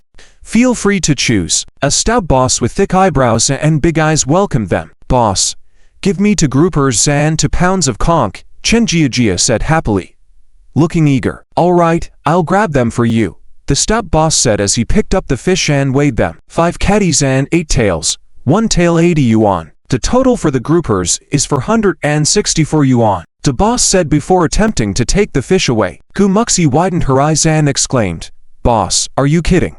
These fish don't look that heavy no matter how you look at them. Chen Jiajia also noticed something fishy. Having bought fish at the market before, she was familiar with identifying the weight, and these groupers did not seem that heavy. Yeah, your scale seems off, she stated. The stout boss, who was polite just moments before, suddenly turned stern and argued, my scale is accurate. Young ladies, don't talk nonsense if you don't understand. Gu Muxi was angered by this attempt to scam them. You not only charge more than other shops, now you want to cheat us. We won't be eating here. Jiajia, let's go. We'll find another place to eat, Gu Muxi said, ready to leave. It was just a casual dinner plan for the group, their first time at this restaurant, and they were unexpectedly taken advantage of. As the two were about to leave, the stout boss blocked their way, cursing, damn it, I've killed the fish, so you want a free meal? Fine. Pay up then. Seeing that the two were young, most likely university students, the boss thought he could easily take advantage of them. Gu Muxi pouted in anger, you're forcing us to buy. Chen Jiajia's temper flared up, and she stood with her hands on her hips, exchanging heated words with the boss. The boss's face turned fierce, and he called 5 waiters to surround the two. Frustrated, Chen Jiajia immediately called Wang Tai for help. The commotion at the entrance quickly attracted a crowd of bystanders, but the noisy atmosphere in the restaurant meant the staff inside were oblivious to what was happening. At that moment, Gan Jianian and Saiton, who were following behind, happened to witness the scene. Gan Jianian saw that Gu Muxi and her friend seemed to be in trouble and his eyes lit up. An opportunity had presented itself. If he could help Gu Muxi out of the situation, perhaps it would make her see his sincerity and change her mind. Let's go take a look. Genjianian adjusted his clothes and strode forward. Sai Tong was puzzled but quickly followed suit. Stop. How can you several men be bullying two young girls here? Genjianian scolded loudly, standing tall like a hero. The stout boss glared at him fiercely and snapped, Who are you?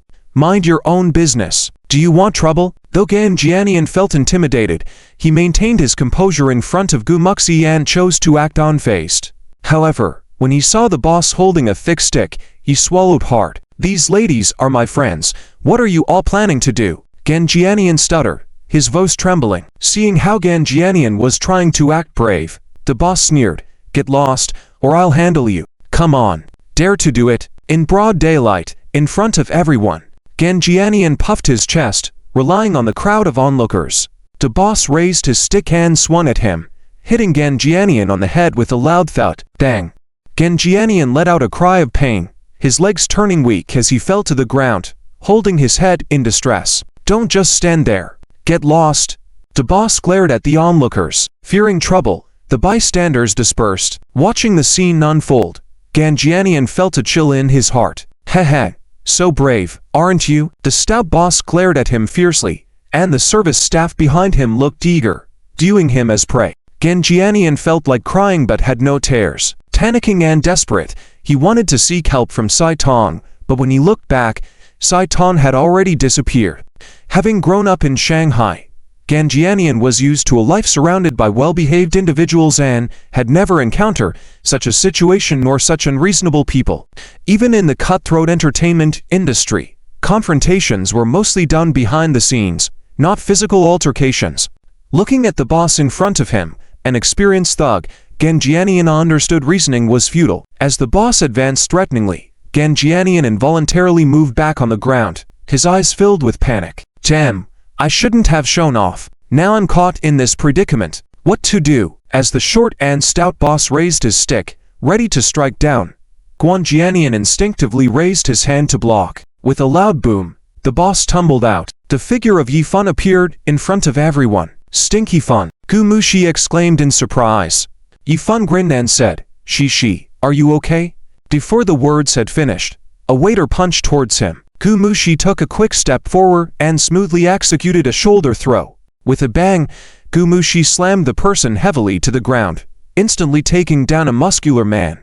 The onlookers couldn't help but show extremely shocked expressions as they witnessed this scene. Even Genjianian was startled by Gu Muxi's skills. Wow, this seemingly gentle and weak beauty actually has such great skills. Gu Muxi clapped her hands and said, It's okay, I could have handled it myself, but someone intervened. This person she referred to was Genjianian. Genjianian felt embarrassed, wanting to find a hole to hide in. Cow, dare to ambush me. Clean them up. The short and stout boss cursed as he got up from the ground, holding his old waist. The waiters received the order and started attacking. Facing so many people, Gu Muxi smirked disdainfully, not showing any nervousness. Yifeng also fully displayed the essence of street fighting, ambushing, targeting the lower body, precisely kicking to waiters under the crotch, first taking down to people. Gu Muxi was agile, and no one who got close to her escaped being thrown out. Yang Jian and his two friends were not timid, rushing forward, and within a dozen seconds, 8 people in the shop were knocked down. The rest of the people, seeing the situation, did not dare to act again, looking at Yifeng and Gu Muxi with fear. Yet, Gu Muxi high-fived with Yifeng, feeling like they were back to when they faced bullies as kids, standing side by side in battle. However, in the past, it was always Gu Muxi protecting him, and now he could also stand in front of Gu Muxi, taking turns to protect her. Humph, what a mood killer. Stinky Fun, let's find another shop, Gu Muxi said proudly. Okay, let's go to another one. Yifeng shrugged and smiled. With surprised gazes from the crowd, Yifeng and his group left the shop. The short and stout boss awkwardly led his people back inside. Genjianian felt utterly humiliated, so he quickly got up, intending to leave. However, before he left, he found Sai Tong in the crowd and slapped him in the face. Bastard! Sai Tong, slapped in the face, dared not speak up, his face pale, knowing that this time the business was doomed. Ow. Guan, let me explain. Guan. After half an hour, inside the shop, the short and stout boss and the staff sat dejectedly at the table. Damn it!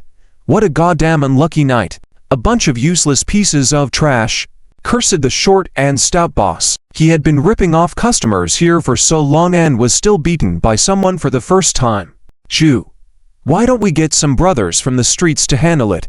A tall skinny guy suggested. They could hang around here because they had some connections with the tough guys near the university town. He thought if those people took action, they could definitely teach Yifeng a harsh lesson. The boss named Ju, with a dark face, pondered for a moment and nodded. Right, let's get someone to deal with that kid. Just as he took out his phone, a call came in. Seeing the caller ID, he immediately picked up the call, putting on a pleasing smile. Scar, hey, I was just about to call you. A deep voice came from the other end. Are you still in the shop?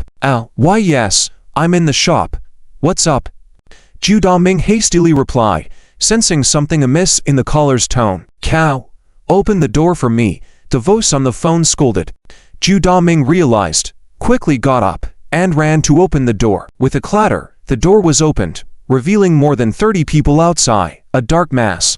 Ju Daming was shocked to see so many people and recognized the leader, the notorious Scar, among them. Scar, hello. Scar was tall, with a square face, and a scar on his right cheek, looking quite menacing. He was wearing a black suit, with the collar of his shirt opened and two buttons unbuttoned, the neat suit contrasting with his demeanor.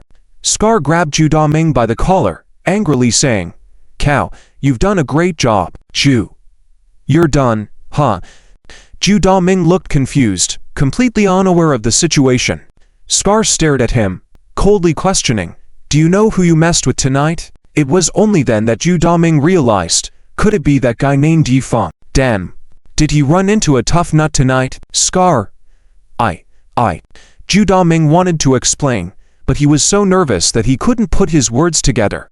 Scar sneered, Huh, that's someone you can mess with. This time, you're lucky. With that, Scar waved his hand, help Mr. Ju tidy up the store. As his voice fell, more than 30 people behind him rushed in, smashing and attacking the shop, and all the employees who had engaged in violence were down and surrounded. For a while, the sounds of smashing and screaming echoed in the shop, scaring away passers-by outside. Inside the shop, Scar slapped Ju Daming in the face, sending him flying. By now, Ju Daming was bruised and swollen, unrecognizable from his original appearance. Brother, please don't hit me. I'm sorry. Ju Daming knelt down, crying and begging in a low voice. Scar kicked him again, warning, if you want to continue doing business here, behave yourself. Stop. Scar ordered, and the others in the shop stopped one after another, returning one by one, leaving only a mess on the floor and groaning employees lying down. Scar left the shop and went to a flower bed behind the shop. Chief Big Head, Boss Wang, it's done. Wang Tai flicked away his cigarette, patted Big Head's shoulder, and said, Thanks, Big Head. Hey, we're on the same side. No need for thanks. Big Head grinned. Wang Tai scratched his head and said, If this old man continues to rip off customers, let him leave. He dared to mess with Brother Fan. If Camel finds out, he might lose a few parts. Big Head said viciously, If I hadn't put on this suit, I'd have made him lose some parts too. Wang Tai waved his hands repeatedly, advising, Since you're wearing a suit now, don't take it off. As Brother Feng said, All right, let's go. The group walked away from the shop and melted into the crowd. Late at night, Guanxi Pier. The sea lights twinkled, and the waves rhythmically beat against the breakwater. An old man in a black top hat, leaning on a dragon-headed cane, stood quietly on the pier, gazing into the deep darkness of the sea in the distance. A car light pierced through the night, followed by an Audi pulling up next to the old man. A middle-aged man with a buzzcut and sparse silver hair got out of the car. The silver-haired middle-aged man walked up to the old man, nodded respectfully, and whispered, Mr. Wu. Wu Hai turned to him, slowly saying, Cao Yan, did his surname find you? Cao Yan looked embarrassed, whispering back, Yes, he has sent people to find me many times. I used to have excuses to avoid them, but now he's targeted my son. Mr. Wu, I'm in a difficult situation. Wu Hai sneered. Then go see him. What do you think I look like? 3 parts Lin Qingsha, 2 parts Maggie Chiang. What about the remaining 5 parts? Of course, it's you. TSH, stinky fun. You're all talk and no substance. Who would believe you? Hey, Little she. When I tell the truth, you don't believe me. Do I have to say you look like RUHUA? Stinky fun. What did you say? Help. Someone is trying to murder their husband. Inside the restaurant private room, Yifeng grinned and shouting. Yan Jian stood up and stopped the two from messing around. Stop it. Stop it. No abusing dogs in public places, unless you also introduce a girlfriend for us. At this point, the overweight Ke sighed and said, seeing all of you coupled up makes me feel uncomfortable. Yifeng jokingly said, Pudgy, why so sad? If you want to find a partner, you have to weigh each other up. Ke widened his eyes and asked, weigh each other up. Am I not handsome? Yifeng. Pudgy, is Jingru giving you courage? Ke sighed. Enough said. I did have a chance before, but it fell through. I've experienced heartbreak. The group simultaneously showed surprise. Yan Jian asked in confusion, Pudgy, you've been in love. How did you experience heartbreak? Ke slapped the table and lamented, yes, with my online girlfriend. She even messaged me. Ke took out his phone to prove it. Yan Jian and Yifeng leaned in, looked, and seemed puzzled. Username.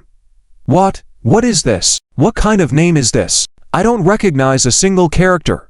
Ke gave him a disdainful look and said, inexistent memory, you don't recognize this. Yan Jian, Yifeng. Quite non-mainstream. How? Ke said sentimentally, I met her on QQ. She was in Guangxi. We had plans to meet offline next month, but she asked me to send her a picture message. After I sent it, she deleted me. Yan Jian chuckled and comforted, it's not surprising. Okay.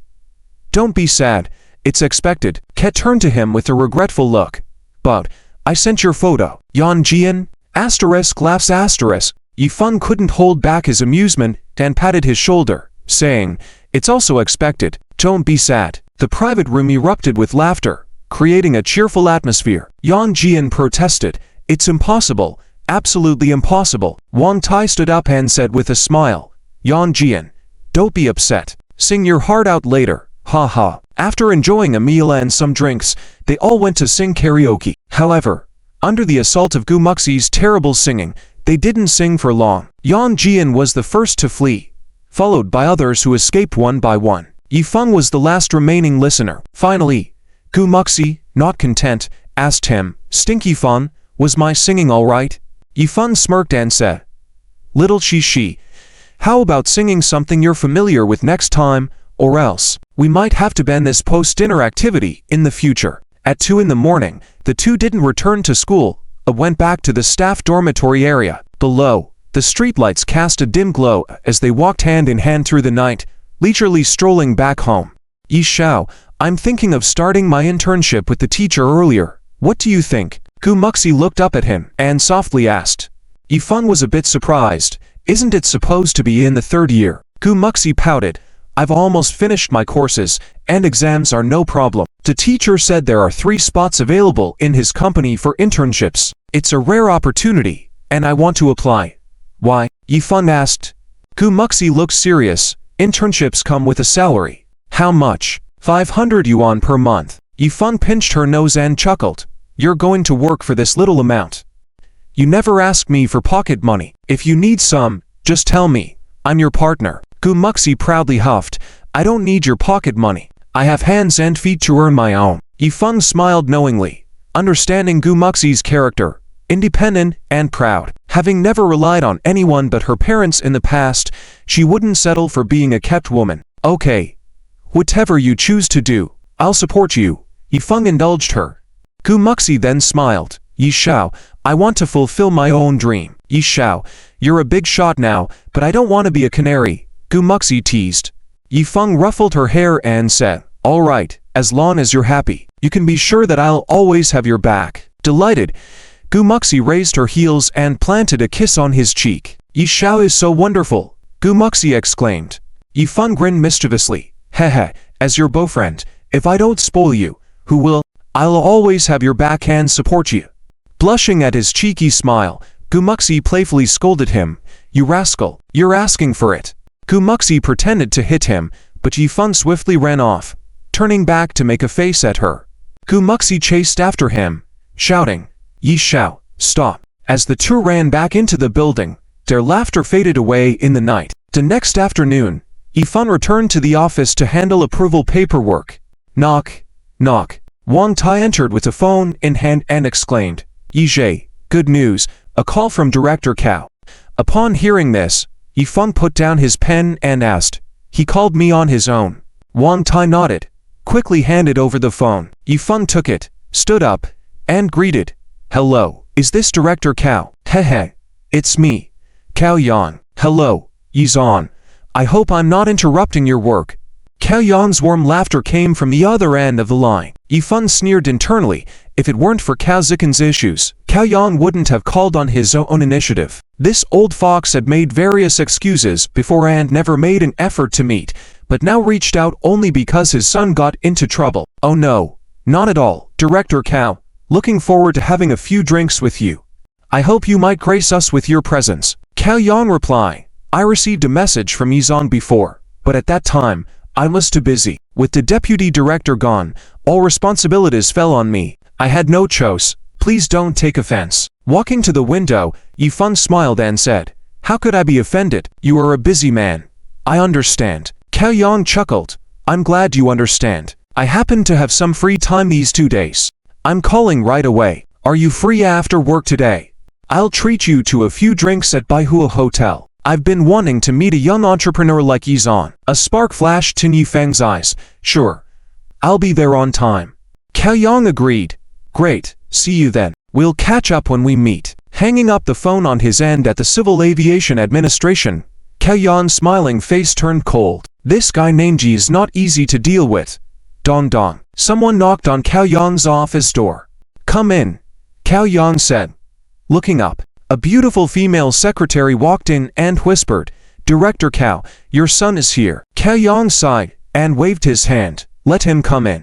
Thinking about his irresponsible son, he felt a headache coming on. Being the only child in the Cao family, he had been pampered since childhood, but as he grew older, he became more difficult to discipline. Normally, he wouldn't have to care about Yifang's mood, but it was because Cao Zikan offended Yifan that he had to personally intervene. After a while, Cao Zikan walked into the office, saying bluntly, "Dad, I'm out of pocket money." Cao Yang glared at him, scolding, "It's only been a week since I gave you pocket money, and you've already spent it? And how many times do I have to tell you?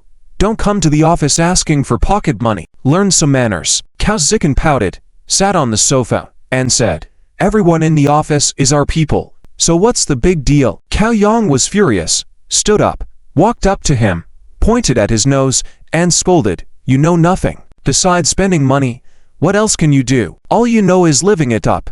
You still haven't learned from the last time you offended Yifan. Do you think I'm the Almighty who can cover for you everywhere?" At the mention of Yifan, Cao Zikan's expression changed, and he felt a bit scared inside. Cao Zikan hesitantly asked, "Dad, what about Yi?"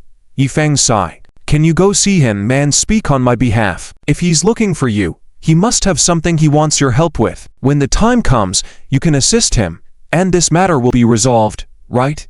Cao Yang's temples throbbed, regretting getting involved in this mess. Originally, he would rather have just turned a blind eye to it all, but now he couldn't regret it. With only one child in the Cao family, he had no choice. Cao Yang took a deep breath, trying to suppress his anger, reminding himself, "He's my own son, my own son. Son, stop being so wild outside in the future. I don't need to be constantly following behind you cleaning up your mess, understand? I've already contacted Yifan proactively, but you know settling this matter will come with a cost, right?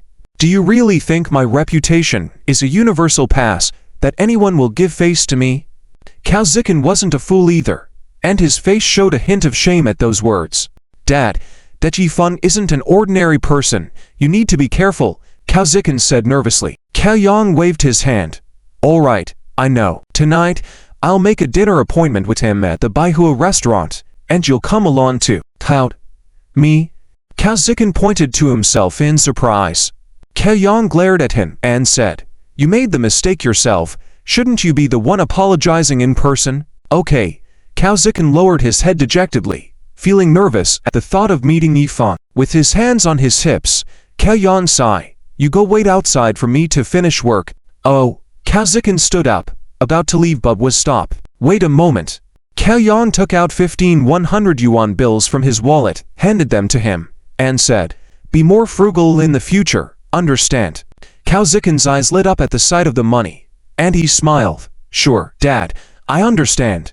Watching his son leave the office, Cao Yan paced back and forth, lost in thought. After a moment, he dialed a number on his phone. After a while, the call was answered. "Hello, Elder Wu, I've made an appointment with a certain Mr. Yi tonight at Baihua restaurant." Wu Hai's voice came from the other end. "All right, I understand. I'm taking my son with me. Mr. Yi should appreciate my sincerity by then," Cao Yan said in a low voice. "Hey, not bad," Wu Hai chuckled. After a moment of contemplation, Cao Yan said, "Elder Wu, Mr. Yi is not easy to deal with. What if I?" Interrupting him forcefully, Wu Hai said, "What are you afraid of? Do what you have to do. I'll ensure your safety. Do you still doubt me?" Cao Yan awkwardly laughed.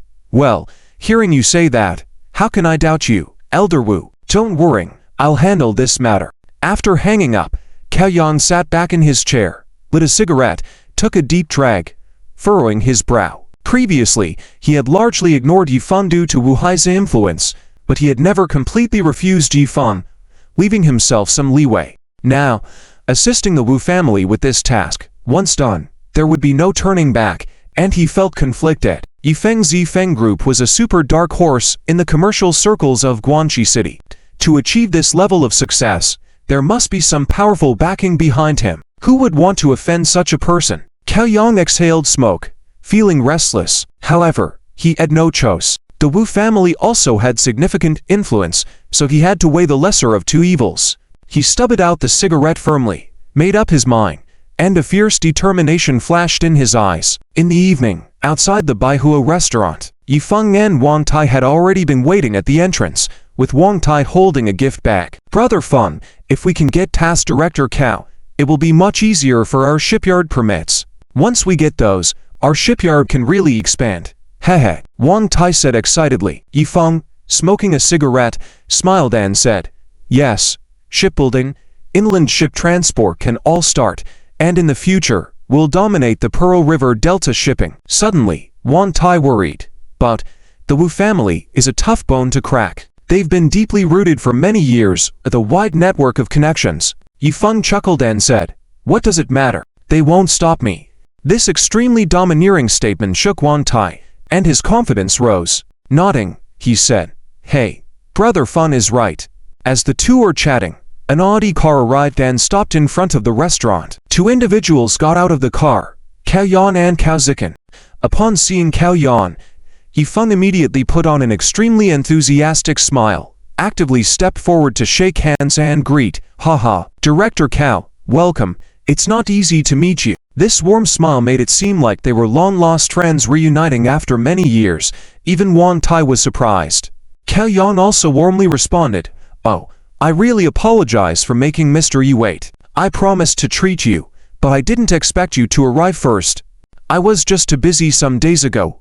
I hope Mr. Yi understands. I've long wanted to meet a talented young man like Mr. Yi. Now that I met you, Mr. Yi is truly exceptional, a talented individual, young and promising." Both the old foxes firmly shook hands, engaged in a lively conversation, praising each other, and passers-by curiously glanced, assuming the two were close friends. "Come, Mr. Yi, please come in.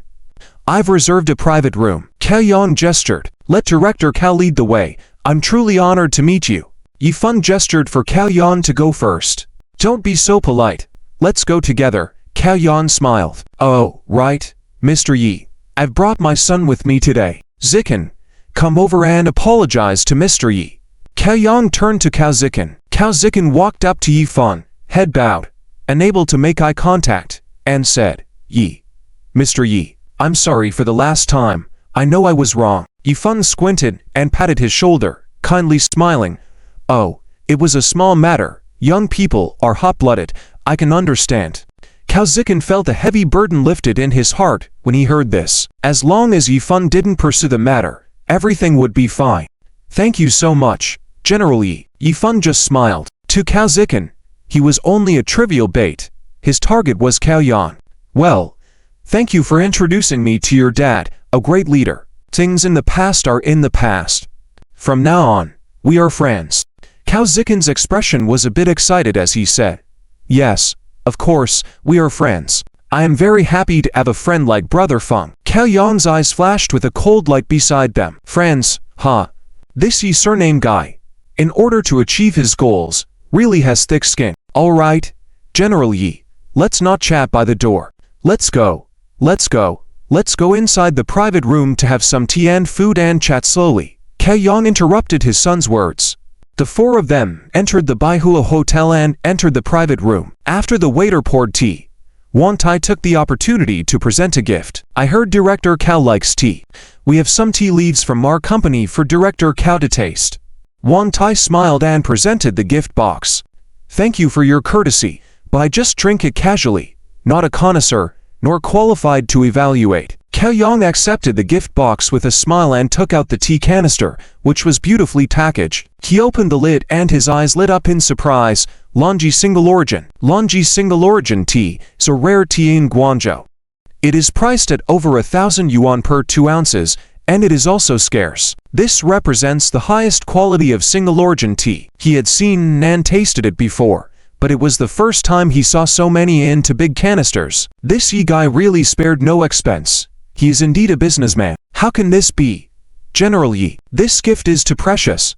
Cao Yang politely declined. Yi Feng stood up to persuade. Ha, Director Cao, this is just a normal gift from our company to our clients. It's not worth much. Please accept it with confidence. Cao Yang heard the term gift and immediately understood the unspoken rules involved. It belonged to a hidden rule. If that's the case, then I'll graciously accept. Cao Yang declined humbly. Soon, dishes and drinks were served one after another. The four of them toasted and drank, chatting and laughing heartily. There was laughter inside the private room from time to time, harmonious and joyful. However, Cao Yang and Yi Feng, two old foxes, each had their own thoughts, observing each other at all times. After eating and drinking almost enough, during the break, Yi Feng handed out cigarettes to everyone, knowing that it was time to talk business. When the atmosphere was right, and the timing was appropriate, that's when business discussions should begin at a drinking session. Starting to talk about business right at the beginning would be very foolish. Director Cao, I really envy you. Yi Feng handed a cigarette to Cao Yang and said with a smile. Cao Yang asked with a smile, General Yi, what do you mean by that? General Yi, you are the president of a huge asset group. How can I, someone who just enjoys government benefits, compare to you? I should be the one envying you. Pretending to have a headache, Yi Feng said, oh, there's so much to do. I'm busy in all kinds of ways. I even have a headache for the recent issues at Zifeng shipyard. Everything is ready, but we are just missing a document, causing a lot of delay. Director Cao, you are in charge of this part. Do you have any solutions? Cao Yang, realizing that it was time to talk business, took a puff of the cigarette, hesitated, and said, General Yi, you know, in this Pearl River area, the influence of the Wu family is not small. Although they were talking about different matters, Yi Feng already understood the implications. The reason the shipyard's documentation was not being processed was because of the involvement of the Wu family, and maybe even someone from the Wu family was meddling in it. Wu Hai, known as the Ship King, indeed had significant influence in the regions of Guangdong and Guangxi. If the Wu family intervened, some people indeed would not dare offend them. Oh, the Wu family. Yi Feng took a deep puff of his cigarette, his eyebrows slightly furrowed. Wang Tai tapped the table. Director Cao, even if the Wu family has great influence, can they cover the sky with one hand? Isn't there still the rule of law?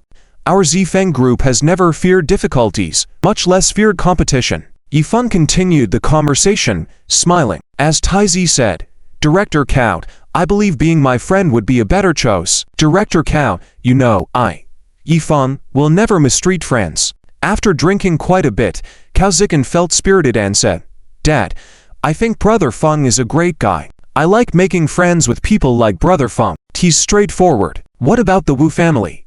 Can't you just say a word and solve the ship documentation matter? Yi Feng patted his shoulder, praising, Zikin, you are really loyal. Helping friends in need is true help.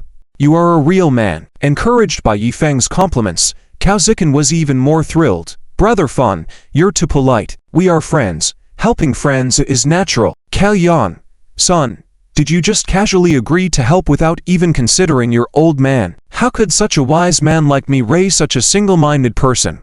How tragic. Pretending to struggle as if persuaded, Kaeyong finally said, after some hesitation, "Okay, I'm glad to meet General Yi today. He is truly worthy of being a deep friend.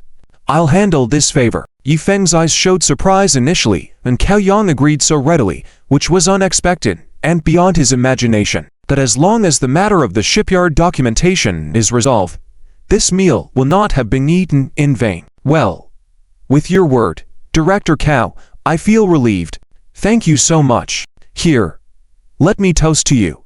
Yifeng lifted his glass, stood up, and toasted Kaeyong. Kaeyong also stood up, clinking glasses. "I know General Yi is an extraordinary person.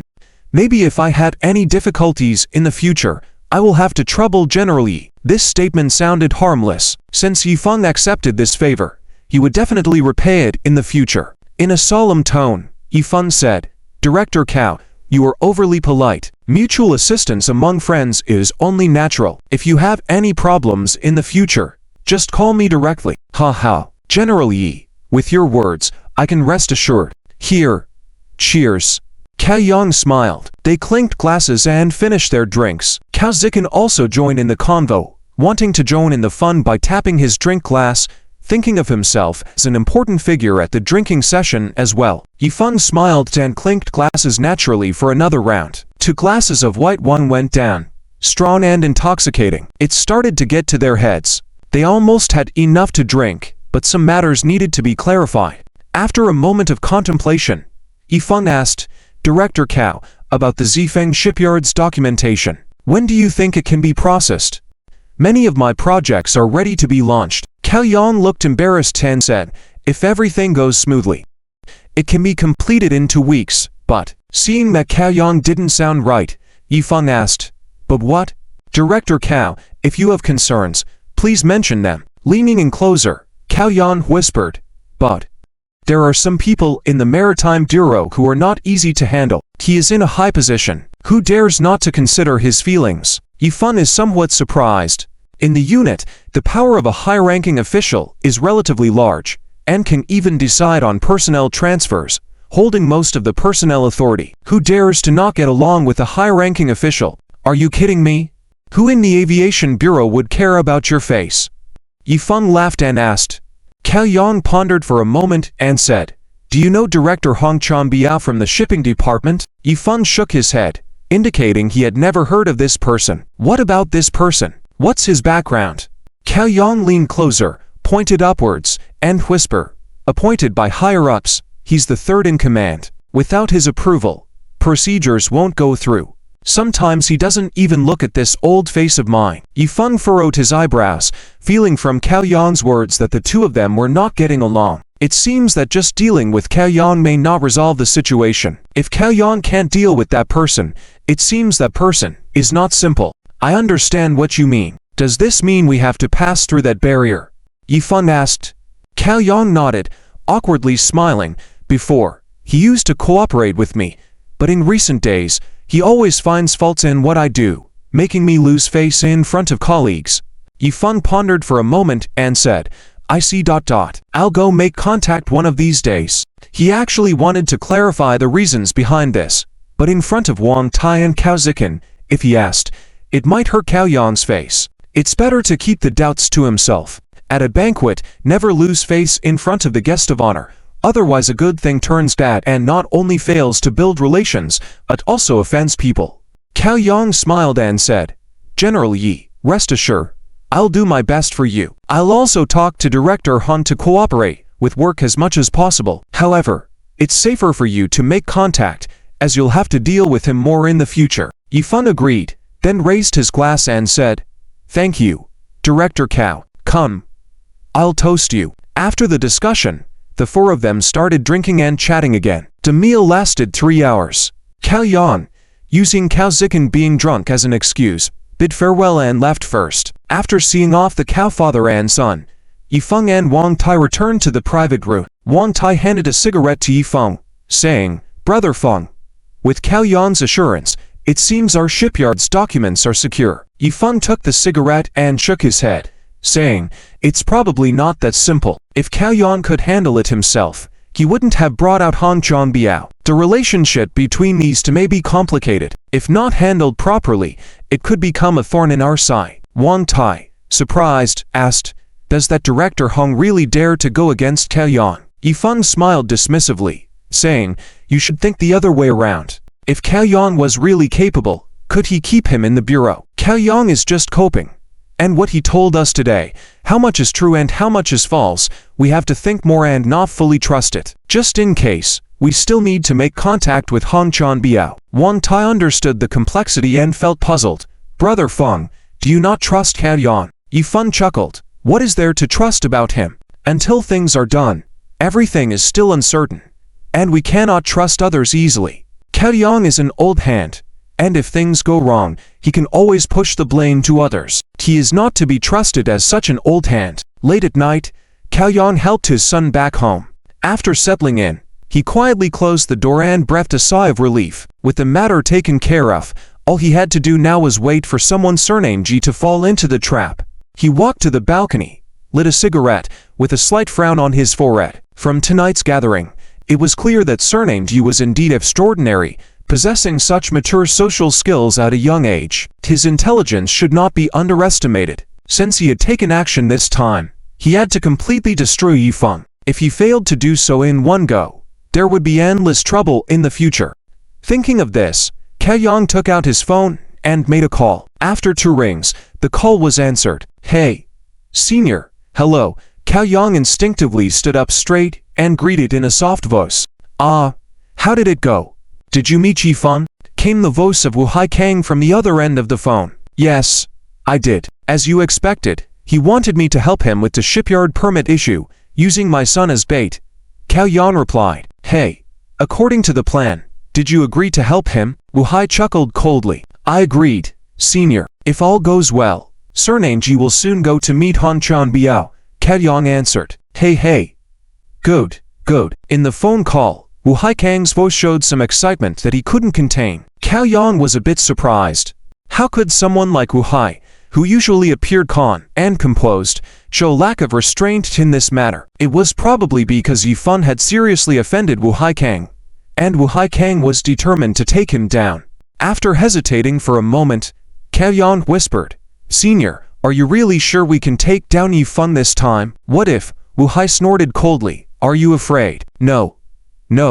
Cao Yan quickly denied, though he admitted to himself, no one wanted to offend a group's boss, let alone a clever one like Yifeng. Offending such a person had the risk of facing fierce retaliation. Wu Hai coldly said, "There are no what-ifs. Yifeng must die this time. I will make him go down to be with Zheng Baoshen and Funzi." Cao Yan heard the icy killing intent in Wu Hai's words and couldn't help but shiver. Wu Hai's murderous intent was still so strong. He knew this situation had escalated to a life-or-death level, with no retreat for anyone involved. However, in his view, compared to Ship King Wu Hai, Yifeng was still too young. Despite Yifeng's recent success in the business world, he was not a match for the seasoned Ship King Wu Hai, who had been in the shipping industry for so many years, with connections in various aspects of the Pearl River Delta. With these connections, Wu Hai could stabilize the Pearl River Delta and rightfully be called the Ship King. Cao Yan took a puff of his cigarette and whispered, "Senior, should I inform Han Chanbiao tomorrow?" "No need. I have my own arrangements. You just need to cooperate with Han Chanbiao. He will tell you what to do," Wu Hai said. Cao Yan was taken aback, feeling a strange sense in his heart. Was the weight he held in Wu Hai's heart actually less than what Han Chanbiao held? "Yes, senior, I understand," Cao Yan replied. After hanging up the phone, Cao Yan looked at the darkness outside the window, deep in thought. 2 days later, at the Guangxi Starlight Media Company, in the manager's office, Sai Tong brought tea, cautiously saying, Brother Gan, have some tea." Gan Jianian sat on the sofa, crossing his legs casually, and said, Put it down." "Ah." Sai Tong placed the teacup down and stood nervously, feeling uneasy. The incident from last time had strained their relationship, and he thought he wouldn't have any connection with Gan Jianian in the future. He thought their business would fail, but Gan Jianian unexpectedly came to him. He thought Gan Jianian might have come to address the issue at the company, but seeing Gan Jianian's expression, He wasn't sure of his intentions. Don't be nervous, I'm not here to cause you trouble. Gan Jianian glanced at him. Sai Tong forced a smile, feeling a little embarrassed, and asked, Brother Gan, why did you come today? Gan Jianian put down his legs and said, I have something I want you to help me with. Sai Tong was surprised, not knowing what was going on. Gan Jianian took out 2 photos from his pocket and placed them on the table. I need you to investigate these 2 people for me. I don't know many people in Guangxi, and you seem to have some connections. Sai Tong looked at the photos on the table. They were candid photos, and he recognized the people in them as Gumuxi and Jifan. He now understood Gan Jianian's purpose. Brother Gan, do you want to invite that beauty as well? Sai Tong asked. Gan Jianian nodded. These past 2 days, he couldn't stop thinking about it. After finding such a talented beauty, he didn't want to miss this opportunity easily. In his eyes, Gumuxi had the potential to become a superstar. Whether it was her image or temperament, she was outstanding and unique. Once she stepped onto the stage, she could sweep the world. A future star was right in front of him, a developing opportunity on her, and he couldn't bear to let it slip away. He thought Gumuxi was still young, love-struck, and able to see the future clearly, and there was a chance to persuade her back. As long as he signed with Gumuxi, he would be close to achieving fame and fortune. To continue planning on signing with Gumuxi, he needed to understand her situation, including her boyfriend. Understand the situation, then make specific actions. However, he had no one to use in Guangxi, so he continued to seek Sai Tong. If you help me investigate these 2 people, I'll offer your company the business in Shanghai. Our company has television resources and many commercial endorsement resources. This is your opportunity and your company's opportunity, Gan Jianian stated straightforwardly. A direct exchange of benefits. Sai Tong was suddenly excited. With the support of a Shanghai entertainment media, the artists of Starlight Media would have the opportunity to step onto a bigger stage. His position in the company would rise straight up. Even the boss would have to look at him differently. Brother Gan, I will of course do it. You can rest assured. I won't let your trust down, Sai Tong said firmly. He had to seize this heaven-sent opportunity firmly. Gan Jianian said with a dark expression, You've let me down once, I don't want there to be a next time. Sai Tong looked embarrassed at the words and said, No, absolutely not. There won't be a next time. Gan Jianian snorted and said, The mission is here. How do you plan to investigate? I need detailed information about them. You can't just brush it off, especially Gumuxi's boyfriend. Seems to be called, what's his name? Yifan. Investigate him thoroughly. Sai Tong quickly said, Don't worry, Brother Gang. I understand how to handle things, and I'm not new to this kind of work.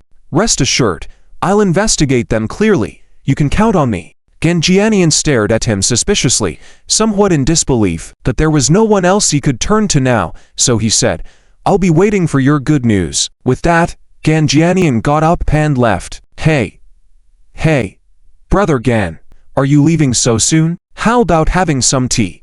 Let's have lunch together. No need. Brother Gan, I'll see you off.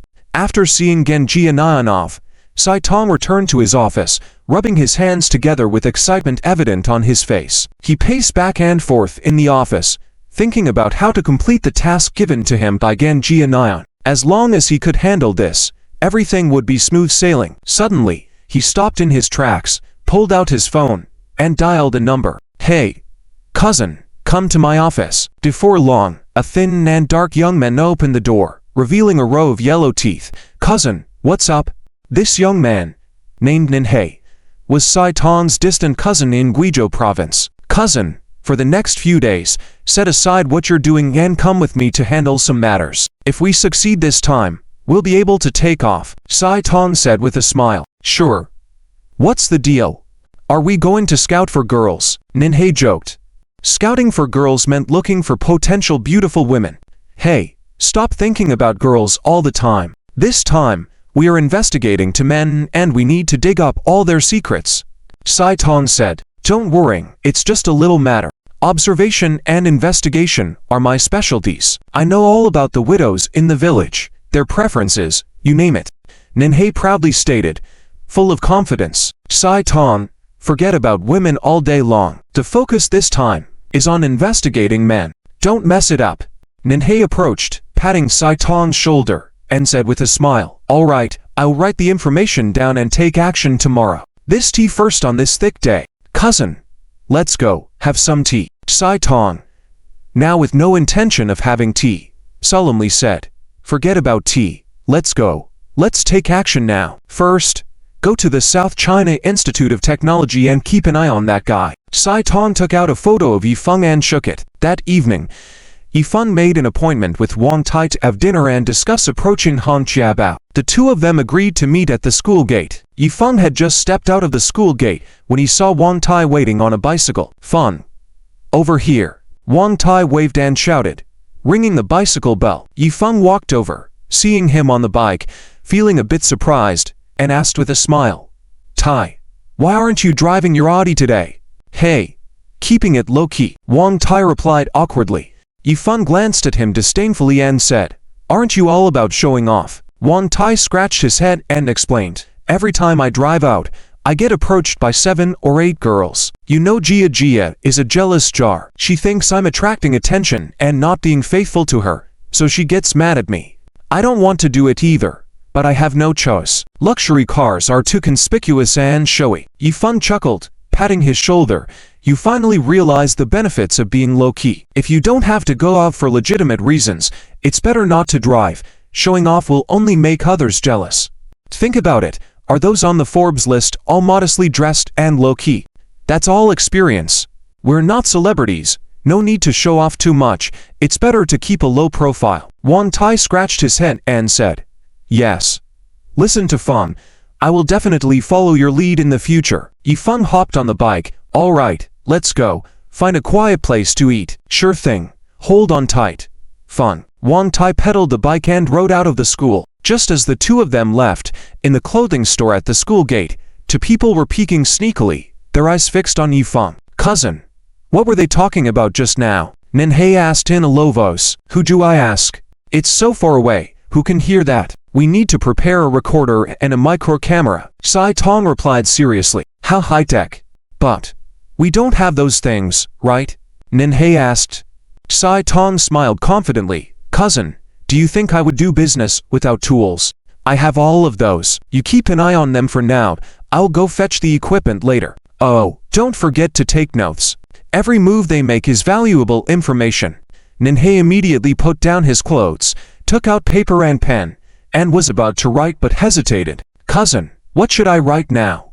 Sai Tong turned back and gave him a look, saying, "You idiot, you need to dig out information from the details. Don't you understand? You see how they both left on bicycles? It shows they are poor guys. At least they don't have much money, can't even afford a car. This indirectly reflects their average family background, which is particularly important." Ninhei was stunned at this analysis, then raised his thumb, praising, "Cousin, you're amazing. I didn't expect that so much information could be analyzed from such a small incident. Impressive." Sai Tong flicked his hair and said, "I haven't been wandering around for so many years for nothing. What are you two sneaky guys up to, trying to peep?" Suddenly, a middle-aged woman behind them scolded loudly. As they turned around, they saw the women in the clothing store looking at them strangely. Ninhei rubbed his neck, trying to explain, "We were just looking at clothes, maybe planning to buy a few." The middle-aged woman, with hands on her hips, pointing at Ninhei's nose, scolded, "You little hoodlum, acting like rogues without knowing your place. This is a women's clothing store opened by me." Ninhei and Sai Tong were both dumbfounded upon realizing they had entered a women's clothing store. "Ow, this." The middle-aged woman picked up a broom and started swatting at them. Sai Tong shielded his head, hurriedly pulling Ninhei and shouting, "Why are you standing there dumbfounded? Run!" To the right of the entrance of manhwaedit Institute of Technology, there is a food street with mostly food stalls. As evening approaches, the roadside signboards light up and the stalls open for business. Because it is close to the school, most of the food sold here are various types of late-night snacks, stir-fried noodles, seafood congee, etc. They are cheap, delicious, and popular among students. This place has become a favorite spot for university students to have dinner and late-night snacks. Yifeng is not picky about food. Having consumed plenty of delicacies, he sometimes craves for a change in taste. Having been accustomed to poverty before, he appreciates the affordable and delicious flavors more. Perhaps it's because the food stalls make him feel more lively, free, and real. Let's just find somewhere to eat. How about this place? Yifeng stopped in front of a food stall that serves pig offal congee as late-night snacks. The facade of this food stall is old, with yellowed tables and chairs, and many patches. It's easy to tell that this is an old shop with mediocre decoration. However, there are quite a few customers sitting at most of the tables inside. Heh, great, pig offal congee is wonderful. My mouth is watering already. Wang Tai laughed. Perhaps only people from the regions of Guangdong and Guangxi would understand the beauty of pig offal, especially the pursuit of fresh pig offal. Some connoisseurs from these regions would deliberately wait at the food stalls near the slaughterhouse in the early hours of the morning just to enjoy a bowl of fresh pig offal congee. Let's find a seat. Yifeng walked into the shop and found a corner spot. Wang Tai went to order, getting to full sets and some stir-fried dishes for the congee. Enjoying congee with stir-fried dishes is comfortable and pleasant. At that moment, two individuals entered the food stall and took a seat on the left side. Their gazes wandered around, but they subtly glanced towards Yifeng's direction. Bro. Target identify. I saw it too. Be careful. Don't draw attention to ourselves. Don't worry, I'll use the menu to cover my face. He shouldn't notice us. Nenhei and Sai Tong, holding menus, began to observe discreetly. Boss. Have you finished choosing? A male server asked impatiently. Sai Tong smirked and handed over the menu. Ho. We're done. We're done. Then, please place your order. I have many things to attend to. The male server scowled at him. Oh, just a bowl of pig offal congee. That's it. Sai Tong promptly waved his hand, making sure not to attract attention. The male server was taken aback. After looking at the menu for so long, they only ordered a bowl of pig offal congee. What a bunch of lamers. The male server muttered under his breath as he walked away. What did you say, server? Nenhei glared, getting ready to confront him, but Sai Tong pulled him back. Bro, are you crazy? We're here to eat, remember, Sai Tong said sternly. Out, right? But we can't hear their conversation, Nenhei pointed out. The food stall was noisy, and the distance was considerable. The two couldn't hear Yifeng and Wang Tai's conversation. Sai Tong stood up and whispered, You keep an eye here, I'll go get the equipment, and be back quickly. If anything comes up, remember to take notes. Nenhei nodded, replying, All right, bro, trust me. I got this. Sai Tong left the food stall. How's things going with Hong Jiabao? Yifeng poured some wine and asked. I've contacted him. I arranged to meet him tomorrow at Swan Hotel to chat, but he doesn't want to go to the hotel. Instead, he specified a coffee shop, and we're supposed to meet there for lunch tomorrow, Wang Tai said. A coffee shop? How trendy. Yifeng chuckled. Wang Tai smirked and said, I heard from the Civil Aviation Authority that Hong Jiabao is a returnee. He usually dresses in a suit and tie. Very fashionable. However, the people at the authority don't hold him in high regard. Yifeng looked surprised. Don't hold him in high regard? Is he a spy? Wang Tai nodded and leaned closer, whispering, I heard it has to do with connections, that he was placed in the authority by influential figures. Specific details are unknown, and the information I could gather is limited. Yifeng rubbed his chin and said, No wonder Cao Yan can't deal with him. That the more intricate the person, the more challenging the situation seems to be. Did you find out what his hobbies are? Wang Tai contemplated, then said, Coffee. I heard he enjoys drinking coffee. Then why don't you prepare some good quality coffee in the morning, as a token of meeting? Yifeng suggested with a smile. Wang Tai nodded. All right, I'll prepare it tomorrow morning. Hey handsome, the pig offal congee is here. Be careful, it's hot. The bald boss brought over the pig offal congee. Thank you. Yifeng replied, getting ready to enjoy the dish. On the other hand, when Sai Tong returned with the equipment, he saw Nenhei finishing the pot of pig offal congee in a rush, deeply indulged in eating. Bro, don't just focus on eating, Sai Tong said disapprovingly. Hey, I was a bit hungry. You should have some too. The pig offal congee at this place is really tasty. Nenhei grinned. Sai Tong took out a mini listening device and instructed, All right, it's time to work. Place this near them, so we can listen to their conversation, making our investigation more thorough. Be careful. This set cost me $3,000. Sai Tong reminded. Nenhei was shocked. What? 3,000? That's expensive. Bro, You're really generous. $3,000 is quite a sum for the average person, equal to half a year's salary for many. Bottom line, you gotta invest to reap benefits. Hurry up.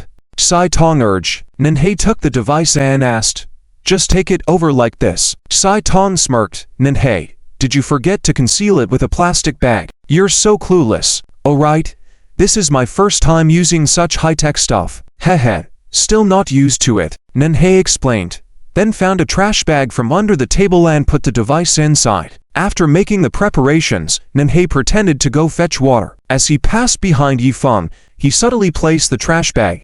His heart raced, feeling nervous as he did all this. It was only when he returned to his seat that he breathed a sigh of relief. Bro, it's done, Ninhei announced. Sai Tong immediately took out a headset, placed it on his ear, and listened. How is it? Ninhei curiously asked. Shh, the radio frequency signal is connecting, Sai Tong whispered. Ninhei looked bewildered, having no idea about radio frequency signals. There it is, Sai Tong whispered. Ninhei leaned over to listen together. They heard bits and pieces of the conversation between Yifeng and Wang Tai. Sleep together? Yes. Together. Just together. But I've been busy lately. Heh. It's all good. I have the time. Take it slow. Brother Feng, you can trust me. Upon hearing this conversation, the two were stunned, standing frozen in place. Wide-eye. Sai Tong gasped. What? Do these two? Sai Tong was completely dumbfounded. He never expected these two people to say such explosive words, in such an explosive relationship. What a discovery. My goodness. Cousin, quick, write it down, Sai Tong exclaimed. Ninhei asked in astonishment. How should I write it? Just write it however you want. You're so slow, Sai Tong scolded. Okay. I'll write it down now, to gaze. Ninhei wrote in his notebook. Sai Tong continued to listen, hearing intermittent sounds through the earphones, as if the signal was not very good. He only heard something about a room and safety measures. He was stunned, two men needing safety measures. On the other side, Yifeng and Wang Tai were drinking. You need to follow up on the first phase taxes, and you can hold off on the affairs of my new office. No rush. You have plenty of things to deal with. Finish the important tasks first. Yifeng smiled. All right, I know. Should we inform the tax bureau first? Setting a time for everything will speed up the process, Wang Tai suggested. Yifeng nodded. It's better to inform them. For taxpayers like us, I believe they would welcome it. We don't need to engage in tax evasion schemes. We pay what we owe. It's the responsibility and duty of entrepreneurs, Wang Tai emphasized. Don't lose your conscience for a little money. Otherwise, how are we any different from those capitalists? Pursuing absolute profit is not our goal. After listening to this conversation, Wang Tai was deeply moved and responded earnestly. Yes, Feng brother, I have always remembered your words. Yifeng raised his glass. That's good. Let's have a drink. The two clinked glasses and drank. Let's not just talk, let's eat. Once we're full, we should focus on work, Yifeng said. Feng brother, where is the best place to buy things for tomorrow? Wang Tai asked. The Lighting Hotel, or maybe near the Baijiai Hotel. They both have what you need. Just go and see, Yifeng replied. Lighting Hotel? Damn. These two people are about to start something. In the intermittent sounds, Sai Tong heard the name of the hotel, strengthening his thoughts. Ooh, disgusting, Ninhei exclaimed in disgust. Sai Tong chuckled softly. Heh, but Genjie would be delighted to hear this news. Haha. It's getting late. We've got what we needed. Tomorrow you continue surveillance. I'll use my connections to conduct a background check on him. Ninhei was surprised. Cousin, work is done for today. Of course, getting this vital information is the biggest gain. Heh. Sai Tong exclaimed excitedly. Ninhei licked his lips. Should we order some pork, offal congee to finish? Sai Tong glanced at him without hesitation. That's a good suggestion, boss. 2 more servings of pork, offal congee. The next day at noon, Yifeng and Wang Tai arrived promptly at Happy Times Cafe. They didn't wait long at the entrance before a man in a suit, around 30 years old, approached them. Haha. Manager Wang. Sorry to keep you waiting. The men smiled and shook hands. After the introductions, Wang Tai said, This is our CEO of Shifeng Group, Yifeng. Easy General, Yifeng. This is Director Han Chan Biao. Director Han. Wang Tai introduced. Director Han is a significant figure in the bureau. Yifeng nodded and shook hands. Nice to meet you, Director Han. Han Chanbiao glanced at Yifeng and smiled. General, I have long admired your reputation. I never expected the young CEO of Shifeng Group, who is so young and promising. It's admirable. Yifeng also complimented.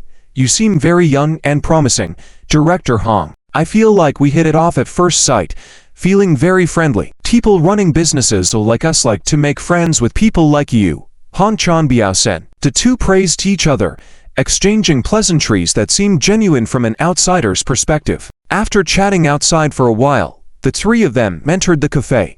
Meanwhile, outside, a figure sneaked behind them. Nanhei was tasked with following them today. When he saw the three of them chatting outside, he started filming with his camera. As he followed inside, he accidentally bumped into another man at the entrance. The impact almost caused him to drop his camera, a valuable item he couldn't afford to break. Watch where you're going, man. Nanhei glared at the man.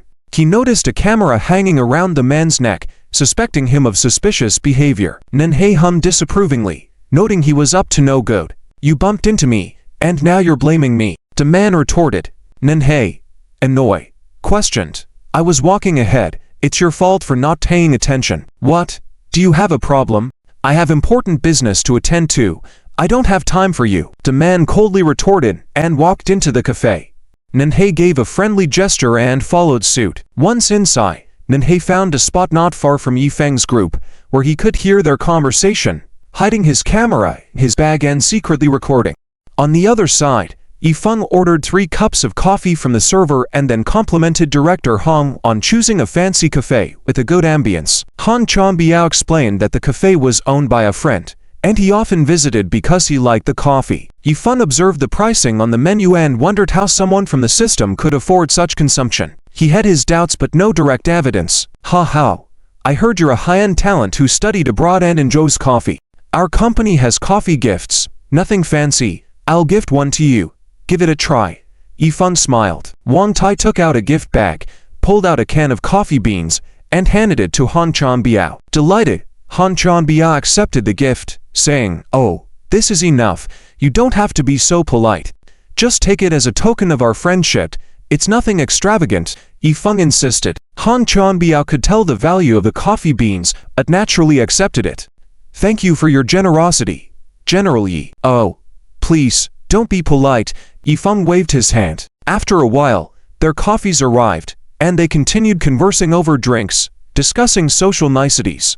After finishing most of his coffee, Yifeng seized the opportunity. Director Han, as you know, I have a shipyard. I've been troubled because the ship's permit hasn't come through. Han Tianbiao's lips curled into a sly smile. So, General Yi, do you want me to help with the ship's permit? Well, of course.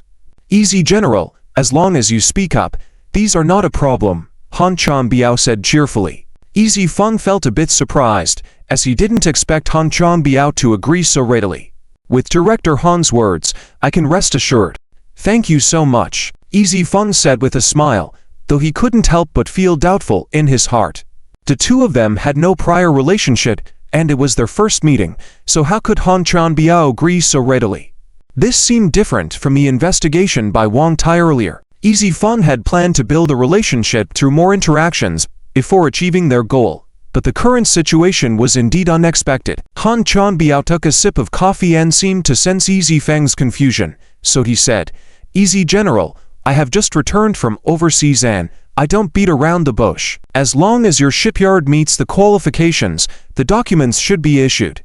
Moreover, I also discussed your situation with Director Cao, and he is very supportive too. With this statement, Yifeng looked enlightened. Could it really be the result of Cao Yang's persuasion in the middle? But regardless, this was still a good thing. Yifeng subconsciously raised his cup, only to realize it was a coffee cup, and couldn't help but laugh. Ah, I almost forgot this was coffee. Otherwise, how can I not offer Director Han a few cups to show my gratitude? Or, Director Han, shall we go to a restaurant together later? I am very grateful for Director Han's help. Han Chanbiao waved his hand and said, No need for dinner. I have a meeting later. Let's make plans for another day. Yifeng agreed. Yes, Director Han, you are busy now. We should definitely have a meal together when you have time.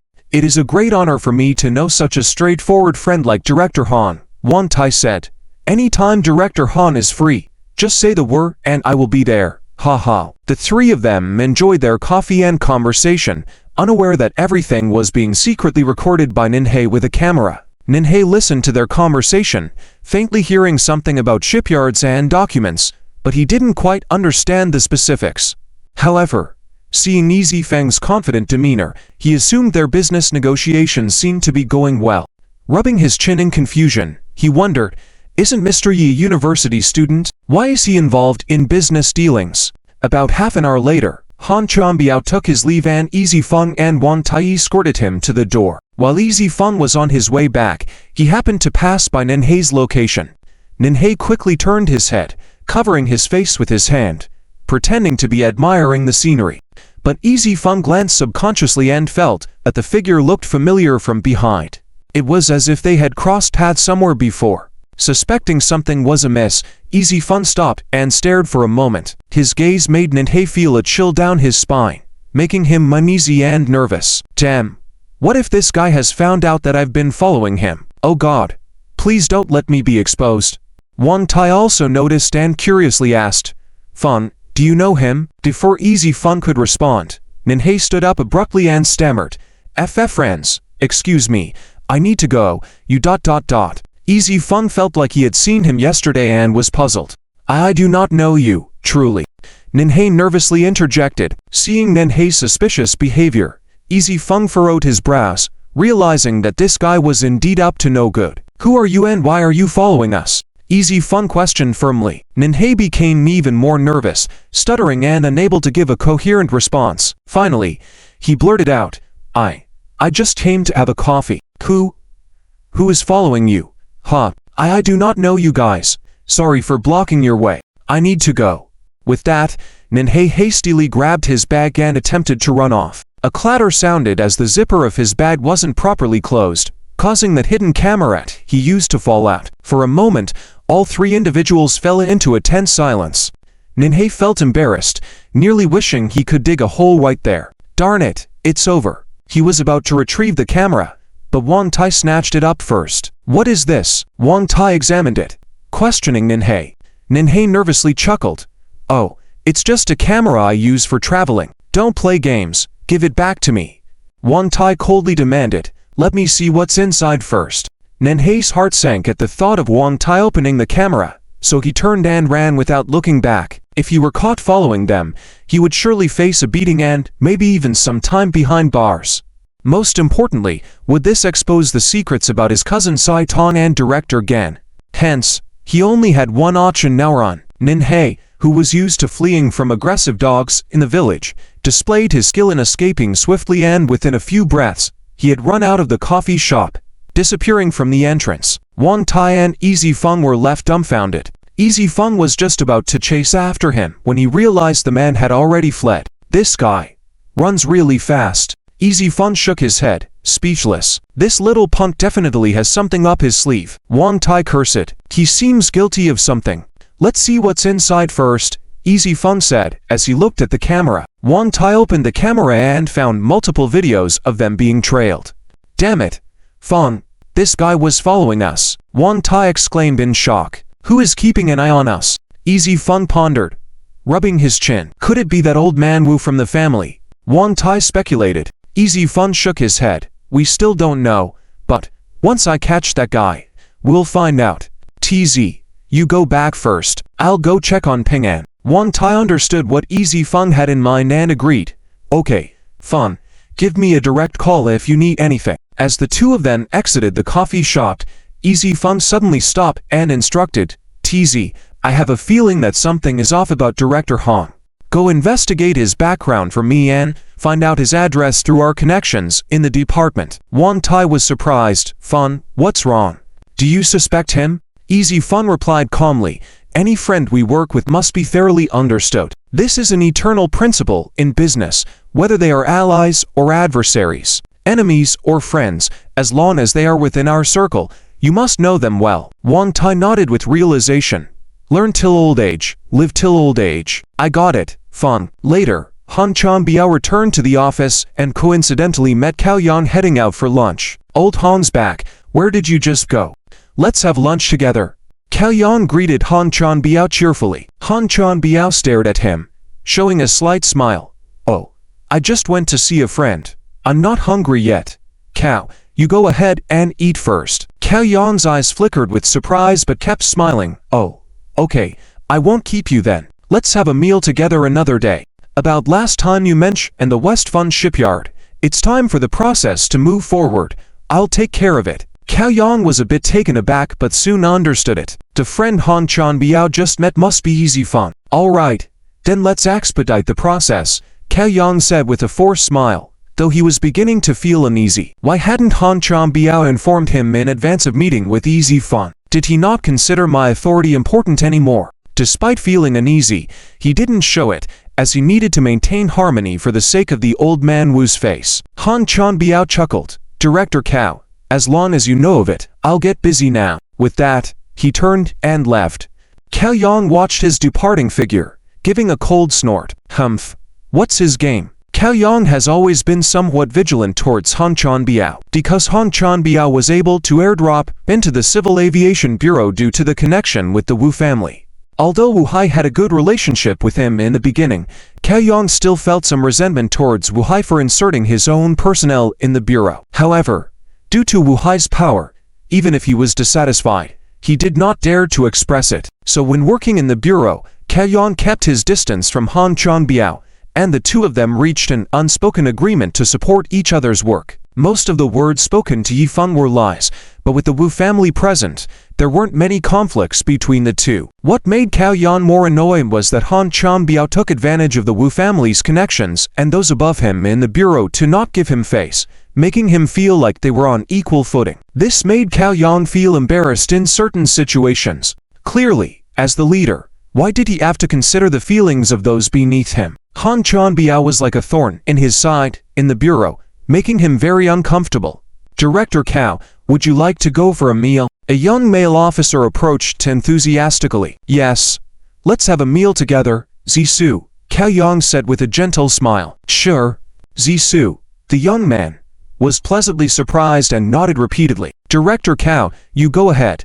I will join later. I still have some work to do," Zhisu explained. "What work?" Cao Yang asked, looking at the documents in his hand. "Oh, I still have a document to get Chief Han's signature on," Zhisu explained. Cao Yang raised an eyebrow and grunted. "Go ahead and deal with that busy work. I'll have my meal myself."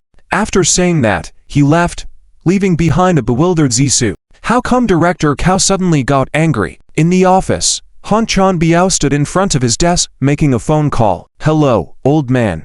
Mr. Ning is on the hook." Han Chanbiao grinned. "Okay, you might have to endure some trouble later, but don't worry, nothing will happen to you." An elderly voice of Wu Hai replied. "No problem, I was raised by you. I will do anything for you without the slightest frown," Han Chanbiao said seriously. "Haha, I am pleased that you have such loyalty," Wu Hai chuckled. "I have always remembered your favor in my heart. I dare not forget. Without you, I wouldn't be where I am today," Han Chanbiao said respectfully. "Good. Keep up the good work at the Civil Aviation Bureau. I will promote you soon," Wu Hai said. Han Chanbiao was somewhat surprised. Considering Cao Yang was also above him, how could he be promoted quickly? However, he never doubted the power of the Wu family and replied, "Yes, old man, you can rest assured. I will do my best. Collaborate more with Cao Yang. This time, we must get rid of Mr. Ning to prevent future trouble," Wu Hai said sternly. "Got it." 2 weeks later, the Zifeng shipyard held its opening ceremony, with the square decorated and filled with guests and media representatives. Yifan stood on the second floor of the administrative building, watching the crowd in the square with a smile. The Zifeng shipyard finally opened. With this shipyard, he could get involved in inland river transportation. In the transportation industry, especially in shipping, as long as a ship started moving, money would flow in endlessly. After obtaining all the necessary permits, the Zifeng shipyard could start shipbuilding. With self-maintenance and lower costs, in the later stages, the profits could be even higher. In the shipping industry, if one could secure half of the Pearl River Delta's contracts, it would be a tremendous cash cow, comparable to the richest tycoon on the mainland. Fun Jay, how did I do? Is it okay? Wang Tai walked over seeking recognition. Not bad. You've been paying attention to the shipyard affairs, but I know you might be overwhelmed, so I've arranged an assistant for you. Yifan smiled. Who? Wang Tai asked curiously. Oh, he's here. Yifan looked behind Wang Tai and smiled. AI Fun. Oh. General Yi. I'm here.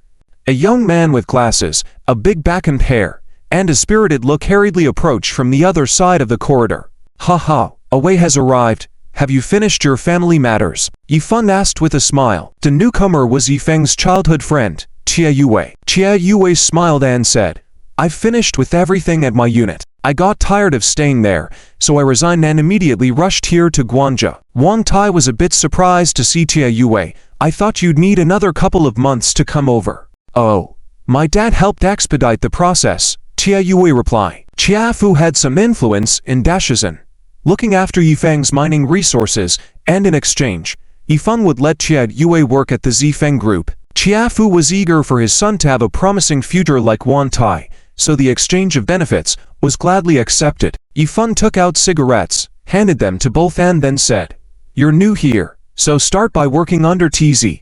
If you had any questions about the business, just ask him. I plan to have you experience and assist TZ at the shipyard first, sharing some of his workload. Listen to his arrangements on how to proceed. Chia Yue understood the underlying meaning of the words.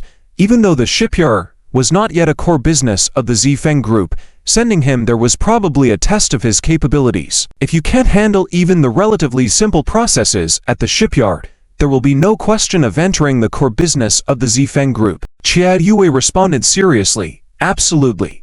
Mr. Yi, I am like a brick, wherever needs me, I'll go. No questions asked. Haha, you're full of drive. Yifan laughed approvingly. TZ, you now have a competent deputy, Wang Tai said with a smirk.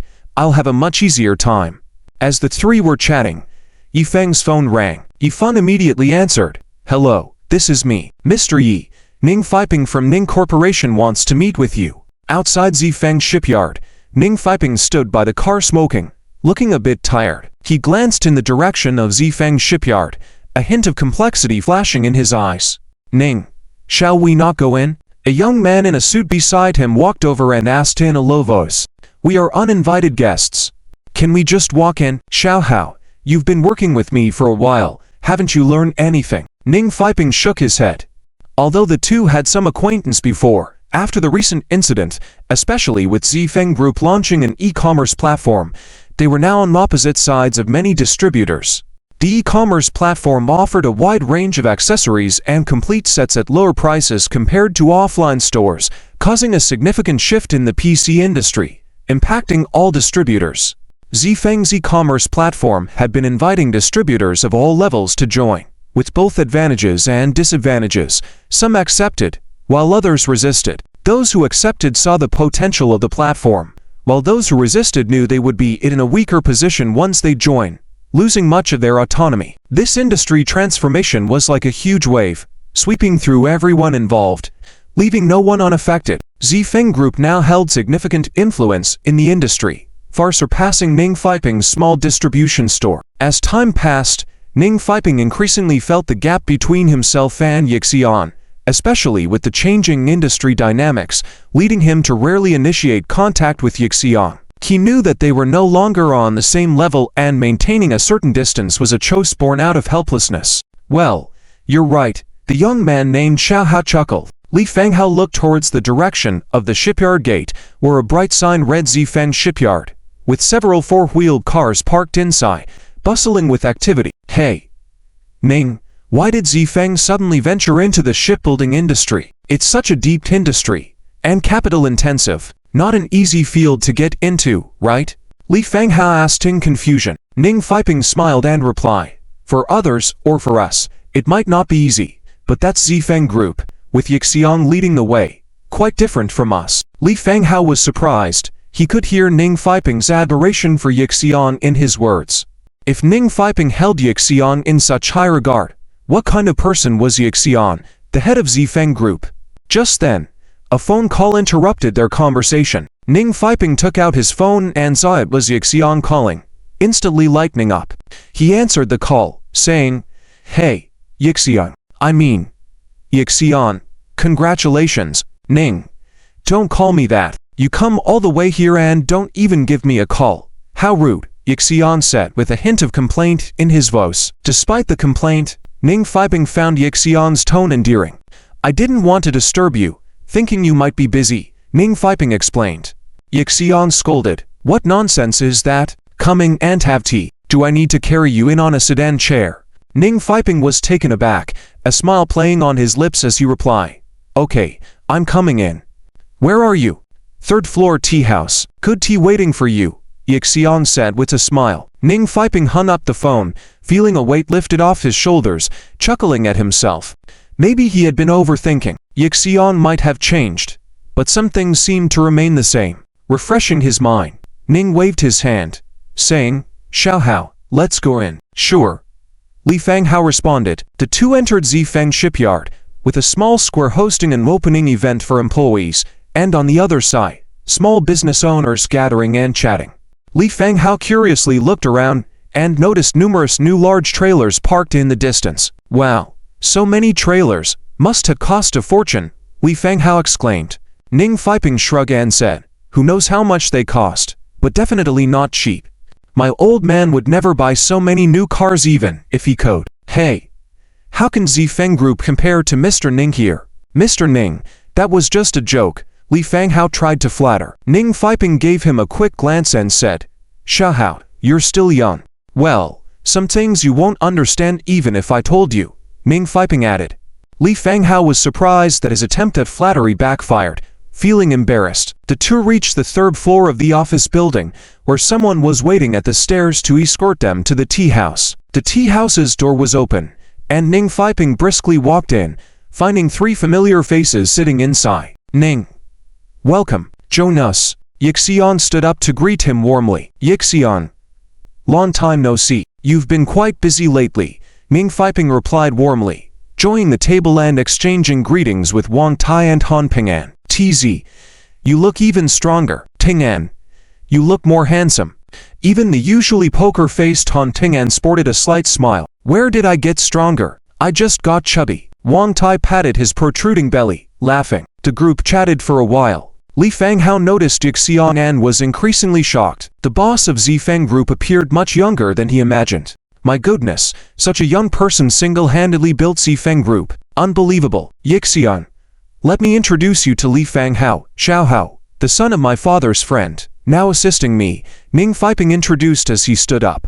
Yixian squinted his eyes, sizing up Li Fanghao, and said, Is that so? Looks like you've found a capable assistant, Ning. Li Fanghao felt the pressure of Yixian's gaze, sensing a presence of superiority emanating from him. Not malicious, but simply the aura of a superior figure. Oh, Yixian, you flatter me, Ning Fiping nudged him, as though reminding him, Li Fanghao was a bit confused, not catching on. Xiao Hao, why not offer cigarettes to the bosses? Ning Fiping chuckled helplessly. Oh, sure. Li Fanghao quickly took out a pack of cigarettes from his pocket and distributed them to everyone. Ning Fiping walked over to Yixian, personally lighting his cigarette, jokingly saying, Yixian, there's still so much for my brother here to learn. You'll have to teach me a lot in the future. Yixian laughed. Why would I need to teach? If he's a jade in the rough, it's up to you, Ning, to carve it. Ning replied, Yixian, your cultured way of speaking is different. Ha ha. Returning to his seat, Yixian personally poured him tea, and they all chatted and laughed as before. After drinking several pots of tea, Ning Fiping distributed cigarettes to everyone again before finally bringing up his intention to Yixian. After some hesitation, he said, Yixian, actually, I came to see you today not just for tea, but because I need your help with something. Yixian asked with a smile.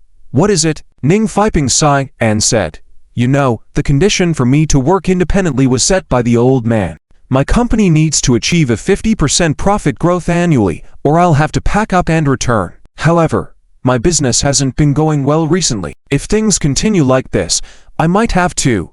By the middle of the year. Yixian, I've thought about it a lot. Originally, I wanted to make a name for myself, but now it seems impossible. As Ning Fiping spoke, his smile grew more bitter. Yixian naturally understood the reason behind this. With the rise of the Zifeng platform, Market shares, belonging to distributors and sales companies, were being snatched away. This was the cruel reality of market competition, survival of the fittest. Ning Fiping sighed, saying, I want to join Zifeng's e-commerce platform now, so I'm seeking your help, Yixian. Yifeng understood his purpose in coming here after hearing what he said, and realized that he wanted to seek help, or else he might have to go home and accept arrangements. Ning Laoch, there is no need for this. You are my friend, and we should help each other out. It's no big deal. Yifeng smiled. During the early days of his business, Ning Fiping had helped a lot, so now lending a hand to him was just returning the favor. Ning Fiping was very happy upon hearing Yifeng's promise, knowing that he would receive support from the e-commerce platform in the future. Haha. Thank you so much, Yi brother. Ning Fiping was excited. You're welcome, it's only natural. Yifeng smiled and then turned to Wang Tai. Tai, you go back and coordinate with Ning Laoch on the business, then get on the same page as Lao Tsai, as the e-commerce platform business was mainly supervised by Tsai Tongming. Wang Tai nodded and smiled, saying, all right, I'll go talk to Lao Tsai. With the matters almost settled, they began chatting and shooting the breeze once again. As they were chatting, a male assistant strode in with a somewhat grim expression. President Yi, there's someone outside looking for you. Who? From the city. In the shipyard square, two middle-aged men in black jackets surveyed the surroundings with blank expressions. One of them had a stern face and an imposing demeanor. Zifeng shipyard seems quite large, the man with the stern face said calmly. It used to be a big shipyard, but it was acquired by the Zifeng group and renovated beautifully. The man with the crew cut next to him smiled. If it's a company that does things properly, it's a good thing for Guangxi City. But if they act recklessly, we can't tolerate it, the stern-faced man said coldly. How? Lao Hu, we're still in the investigation phase. Until we reach a conclusion, don't be so serious. Otherwise, it won't leave a good impression on the entrepreneurs. The man with the crew cut chuckled. The stern-faced man laughed. Who would have a good impression of us? Who? Week looked towards the shipyard's interior and said, but as long as there's nothing to hide, doing things openly and honestly, whether it's us or someone else, doesn't matter. There's no need to be afraid. As they were talking, they suddenly saw Yifeng and his group approaching. Week looked at Yifeng in the crowd with a hint of surprise in his eyes. He was even younger than what the information had indicated. Seeing him in person was even more astonishing. A young man like him managing such a large business was truly remarkable. This kind of young talent was hard to find in the entire Guangdong province. He should be the boss of Zifeng Group. Yifeng, that should be him, really young. Yifeng and his group arrived in front of them. Hello, who are you two? Yifeng reached out his hand for a handshake. Week shook his hand and said with a stern face, we're from the city newspaper. Are you the boss of Zifeng Group, Yifeng? Seeing the demeanor of the two men, Yifeng could already guess a bit about their identity. Indeed, they were from the city paper. Having people like them show up here was not a good sign at all. However, having experienced many ups and downs, Yifeng remained calm and smiled. Yes, I am Yifeng. What can I do for you two? Yifeng, we received a confidential tip that involves you personally. We need your cooperation with our investigation, Week said in a serious tone. At the door, Yifeng smirked and said, Director Hu, there's no need to pull me out like this. Am I a criminal? Week smiled. I didn't have to, but seeing you smile so happily, and you said it yourself, being happy is the most important thing. I'm feeling pretty happy right now. Yifeng, male, a student at Non-Hua University of Science and Technology, living in the worker community of the third rolling steel factory. His father is a technical worker at the steel factory, and his mother is unemployed. Based on our surveillance over these days, it seems that Yifeng may have a homosexual inclination. Genzan, please take a look. This is our investigation report. It's a full notebook. In the office, Saiton handed the notebook over with a smile on his face. Genjianian took the notebook and carefully flipped it open. The notebook recorded content spanning over 10 pages, but as he read the details closely, he was stunned. Saiton, did I send you to investigate or to write a novel? How did you record the time Yifeng spent in the restroom? Saiton naturally knew the content inside, all of which were meticulously recorded details. It was unexpected that everything was recorded, mostly trivial matters. The content seemed more like a novel. The details were recorded down to the smallest minutiae, causing Ganjianian to doubt. Sai Tong, did you write a novel instead of conducting an investigation? How did you manage to record details like Yifeng's restroom breaks and durations? Sai Tong, aware of the content in the notebook, explained, Genzong, perhaps you are unaware that a person's true nature often lies in the details. These are the efforts we put into our investigation. Genjianian looked puzzled. But do you really need to record restroom breaks? Sai Tong leaned in seriously. It's definitely useful. Look, there's a time record here. 1 minute and 50 seconds indicates that he spends less time in the restroom compared to an average person. I strongly suspect Yifeng may have kidney deficiency. Genjianian remarked in bewilderment. What? I asked you to investigate his background, and you checked if he has kidney deficiency. Sai Tong, are you playing me like a fool? Sai Tong hurriedly explained, Genzong, how could we dare? We have investigated everything you asked, and these details show our dedication. Genjianian, uninterested in reading the trivialities in the notebook, asked straightforwardly, according to your investigation, Yifeng is just an ordinary poor beau. Is that confirmed? Sai Tong nodded solemnly and said, confirmed. Yifeng may not even have 10 yuan in his pocket, and most of his meals are paid for by someone else, most often by another man. I have reasons to suspect that these two individuals are in an improper relationship. So, Yifeng not only live off Gumuxi, but he also cheats outside with another man. What's more despicable is that the cheating partner is a man. It's simply immoral. Despicable. Despicable. Sai Tong's passionate and forceful condemnation aimed to affirm the correctness of his investigation. After hearing this, Genjianian stroked his chin and said, I never expected that someone with the surname you would be like this. Perhaps with this information, we can make Gumuxi change her mind and give up on him. Sai Tong agreed. Yes, Genzong, no woman would accept her boyfriend coming out, will they? Absolutely not. Once we eliminate Gumuxi's concerns, this matter is settled, and a future superstar will rise. Genjianian, pleased with the plan, stood up and said, good. Let me go prepare. You did well this time, and we will definitely have more opportunities to cooperate in the future. After Genjianian left in haste to convince Gumuxi, Sai Tong escorted him to the company's entrance, feeling relieved. It seemed like everything was falling into place. Winning Genjianian's cooperation would surely elevate his status at the company. Proud of himself, Sai Tong turned around and saw Nanhai carrying a box out. Hey, cousin, where are you going? Come over. Nanhai's expression shifted slightly. He obediently walked over. Cousin, what's up? Nanhai asked nervously. Sai Tong chuckled and patted his shoulder. Cousin, you did well this time. But I think the details in your investigation report are too detailed and exaggerated, almost like a novel, aren't they? Nanhai's heart sank at the words. Oh no, did they realize I fabricated the novel? Since he was caught tracking someone before, he confessed everything that day to avoid trouble. He was strictly instructed not to conduct any further investigations or speak about anything, or he would be thrown into the Pearl River to feed the fish. That's when he realized he might have offended a big shot. Thus, when Sai Tong ordered him to track and record details, he didn't dare step out and made up most of the contents in the notebook. However, the fictional content was based on Sai Tong's speculation so that Sai Tong would be more convinced and not suspect him. Embarrassed, Nanhai laughed. Perhaps I have a talent for writing novels. Sai Tong gave him a look and said, Are you mistaking my praise for you? Next time, focus on recording the essential points, not these messy things. Got it, cousin. I'll remember that. Nanhai nodded. Noticing the box he was holding, Sai Tong questioned, What's going on? Are you leaving the company? Nanhai made up an excuse. Ahem, my third aunt is sick, so I'll be going to visit her for some time. I've requested time off. Sai Tong sensed Nanhai's discomfort but didn't press further. Well, I wish for your aunt's speedy recovery. Come back soon.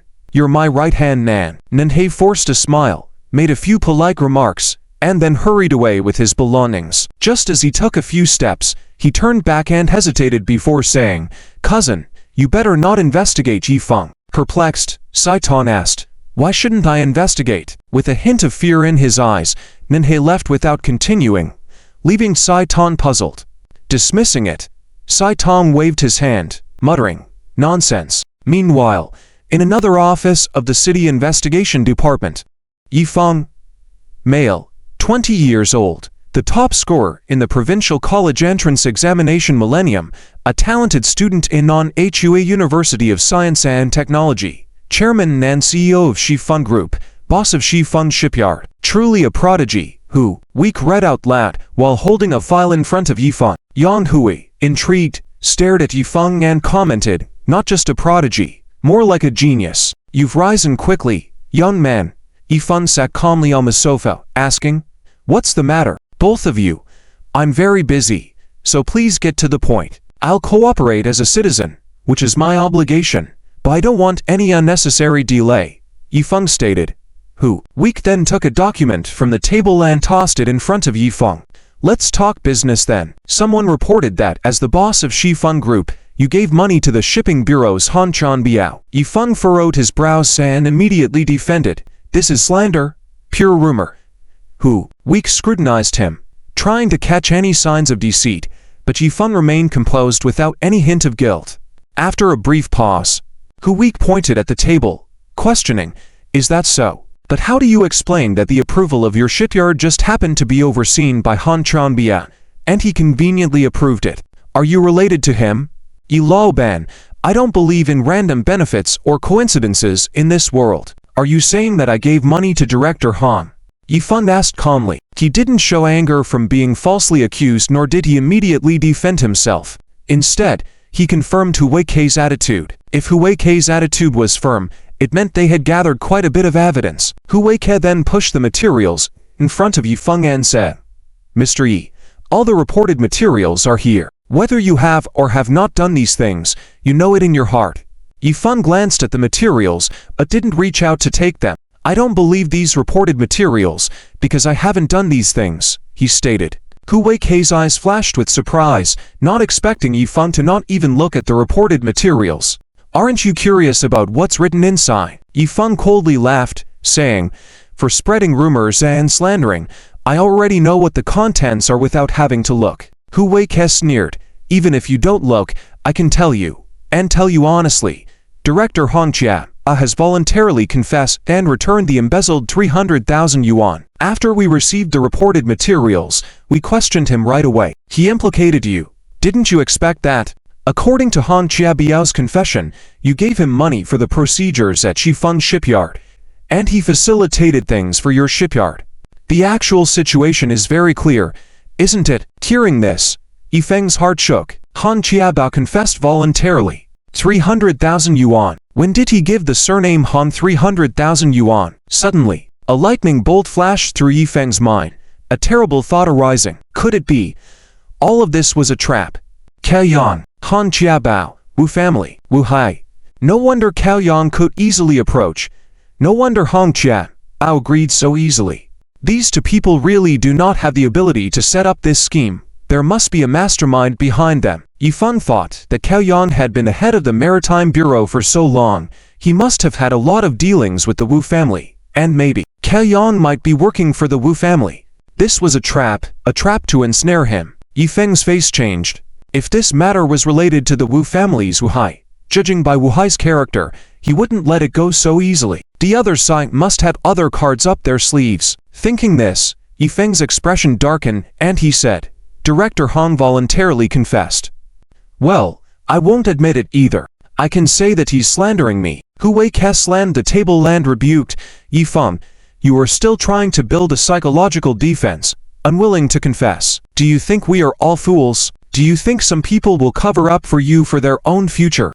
Thinking too highly of yourself. Yifeng, I advise you to confess honestly. Yifeng crossed his arms, looked coldly at the two, and said, What? Don't you have complete evidence? Or are you planning to use coercive tactics? According to administrative regulations, you are not a law enforcement agency. I have already cooperated by coming here for your investigation. What else do you want? Detain me here? I can remain silent, and I request to contact legal counsel from Shifeng Group. Hu Weike was taken aback, feeling some anger rising.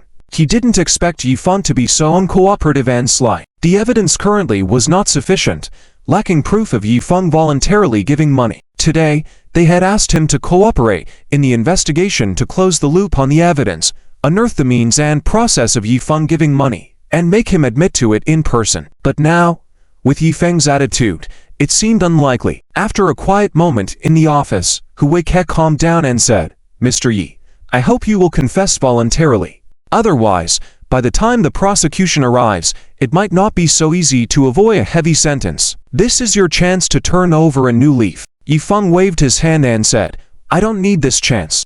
I won't admit to anything I didn't do. No one can pin this on me. You say Han Qian admitted to taking my money. Then why don't you bring him in to confront me face to face? I demand to confront him directly." Hu Weike and Yan Hu looked at each other, not understanding the game Yifeng was playing. Suddenly, there was a knock at the door. Knock, knock. A female staff member opened the door and said to Hu Weike, "Lo Hu, someone wants to see you." Hu Weike asked as he got up. The female staff member shrugged, indicating she didn't know either, and as she left, she said, "He's with John Chu. You'll know when you go out." "All right, I'll go see." Hu Weike nodded and walked out of the office. Yifeng turned his head and watched him leave, his figure stopping in the corridor outside the window. After a while, a group appeared outside the window, with someone shaking hands with Hu Weike. The group outside the corridor seemed to be chatting and laughing, their relationships appearing very harmonious. Yifeng squinted his eyes, staring outside through the glass window. He seemed to have seen a slightly familiar figure. The figure was wearing a suit, slightly hunched, and seemed to be leaning on a cane. Suddenly, that figure slowly turned around, and Yifeng saw the person's profile. Wu Hai. Wu Hai's cloudy eyes also glanced toward Yifeng through the window. As their eyes met in that instant, it seemed to spark countless clashes. Wu Hai showed a strange smile to Yifeng. This made Yifeng feel like he was being targeted by a venomous snake. After a while, the door opened, and Wu Hai walked in with two burly bodyguards supporting him. Hu Weike followed behind and told Yan Hui, "Lao Yang, step out for a moment." Yan Hui understood and got up to leave the office. Now, in the spacious office, only Wu Hai, Yifeng, and three bodyguards remained, the atmosphere bizarre and tense. Wu Hai leaned on his cane and walked up to Yifeng, inspecting him with a few glances, his voice hoarse as he said, "Mr. Yi, long time no see." The phrase "long time no see" didn't sound like a meeting of old friends, but more like enemies meeting again. "Heh. Mr. Wu, what can I do for you?" Yifeng asked coldly. Wu Hai slowly walked closer with the demeanor of an old dragon, smiled, and said, "It's not about what I can do. I'm just here to take care of some matters along the way. It's quite a coincidence that I happened to see you here." Yifeng sat on the sofa, showing no intention of getting up. Instead, he crossed his legs and said, "Are you here to make a joke out of me?" Wu Hai raised his eyebrows, but quickly calmed down, and smiled. "Heh, that's right. Just here to watch your joke, and to see how you'll die." Towards the end of his words, there was a hint of cold-blooded killing intent. Wu Hai knew very well that Yifeng had to be eliminated, whether it was for avenging Feng Zi, who was a disappointment, for the loyal Cheng Daocheng, or to eliminate a potential competitor in the future. Yifeng must die. "You might be disappointed, as I am alive and well." Yifeng shrugged and smiled. "You must be in your 70s. Looking at the situation, I might outlive you. It shouldn't be a problem." Wu Hai stared fiercely at Yifeng, a ruthless glint flashing in his eyes, like a ferocious old lion. "You are good with words," he said. "Rest assured, soon enough, you won't be laughing anymore." Wu Hai took a few steps closer, leaned in towards Yifeng's ear, and whispered softly, "Normally, I don't like to offend people, but for those who go against me, there's only one outcome, that is, being fed to the fish in the Pearl River." Wu Hai's voice is as cold and sharp as the winter wind, piercing to the bone. If it were an ordinary person facing such a threat, they would probably have already trembled in fear. However, standing in front of Wu Hai is Yifeng, who has experienced the ups and downs of the business world for many years. Facing Wu Hai's threat, Yifeng did not feel nervous. He even sighed in relief. Wu Hai didn't seem to be absolutely certain that he could bring him down. As the saying goes, a biting dog doesn't usually bark. The more aggressive the barking, the more it is just a bluff. Yifeng remained composed, smiling as he said, "As the ship king of the Pearl River, do you need to threaten me? How about it? Are you trying to break my psychological defense line? Or are you not sure you can kill me?" Wu Hai frowned, but quickly regained his composure. "Yifeng, you are bold. Believe it or not, we have the real deal in our hands." Yifeng replied, "Remember, I, Wu Hai, always keep my promises." With that, Wu Hai turned and left with his cane. Yifeng called out after him, "Hey, old ghost, wait for me outside. I will come find you." Wu Hai turned his head, revealing a sinister and slightly triumphant smile, saying, "Do you think you can leave?" After Wu Hai left, Hu Weik entered and said loudly, "Yifeng, new evidence has emerged. You can't leave today." Yifeng asked, "Can you let me make a phone call to let my family know I'm safe?" Hu Weik coldly replied, "No need. We will inform your family. In this special period, you cannot contact anyone from the outside." Yifeng questioned sharply, "You are not a law enforcement agency. What right do you have to detain me? I will complain to your superiors." Knowing the administrative logic within the system, Yifeng understood that if Hu Weik forcibly detained him, it would be a violation. Even if he sued administratively, he would win. Suddenly, a series of footsteps approached the door, and a group of police officers appeared at the office entrance. "Where is Yifeng?" one of the middle-aged police officers asked. Hu Weik smiled and said to Yifeng, "See, we are not detaining you. Now, the nature of your case has been elevated." Yifeng raised an eyebrow and then looked at the officer. The middle-aged police officer approached Yifeng, took out his identification and said, "You are Yifeng, right? We are from the Municipal Bureau's Economic Investigation Brigade. We suspect you are involved in an economic crime. Please cooperate with our investigation." One day later, Western Maple Group held an emergency executive meeting, with all employees present. The meeting room was chaotic and noisy. Han Ping'an and Wang Tai kept making phone calls at the window. "Can you all keep it down?" Wang Tai couldn't help but shout. The meeting room quieted down a bit, but many people were still discussing. The news that Yifeng was invited for tea had spread, and he had not returned all day. There was no message, causing Western Maple Group to lose direction. "Tai Zijie, should I go check it out?" Han Ping'an hung up the phone and asked seriously. He had asked around but couldn't find any news about Yifeng. He wanted to go to the municipal record personally.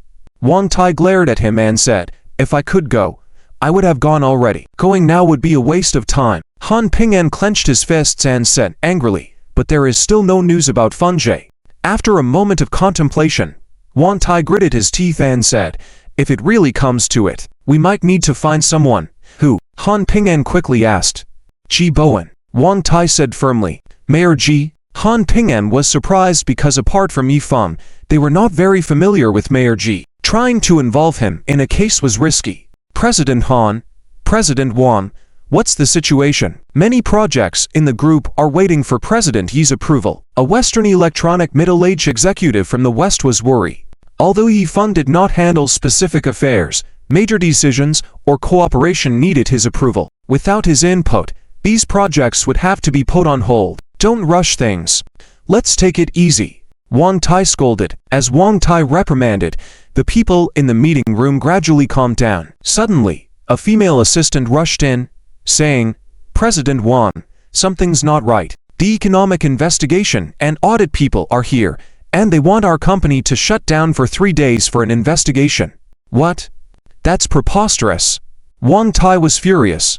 He was already in a bad mood, and now this new development was obviously a ploy to disrupt them, making him even angrier. They rushed out of the meeting room, and the lobby of Western Maple Group was already being inspected by the auditors, sorting and organizing the data. It was chaos. "Wait, hold on. Show us your documents and permits," Wang Tai shouted.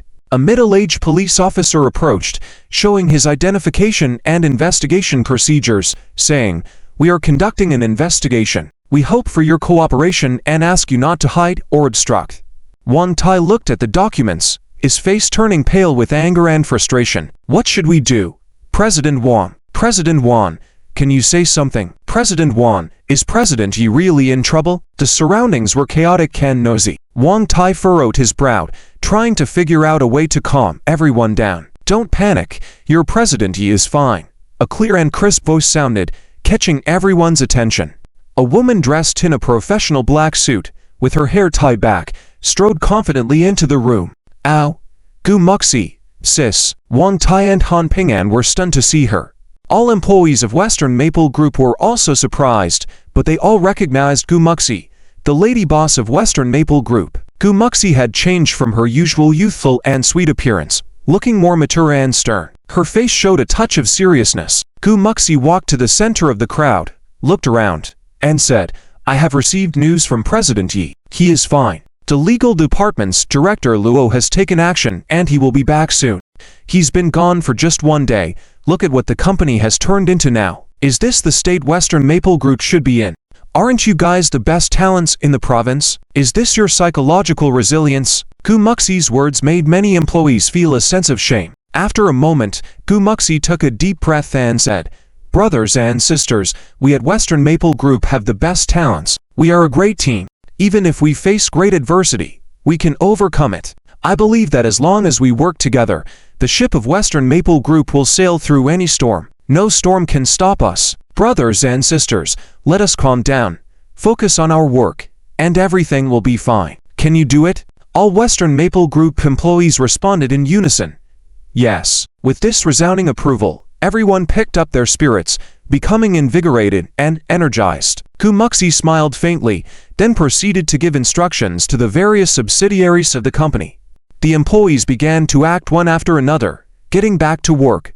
After the meeting, Wang Tai walked up to her quickly, giving her a thumbs up and whispered, Miss Gu, you are amazing. Han Ping'an was excited and asked, Sister-in-law, did Feng Jie manage to send a message? Gumuxi's face turned pale, her eyes filled with worrying as she shook her head. Seeing this, Wang Tai and Han Ping'an were left dumbstruck. Wang Tai was in shock. Could it be that you just... The beauty of the Gu family. When did you become so bold? In the meeting room, Wang Tai said with a wry smile.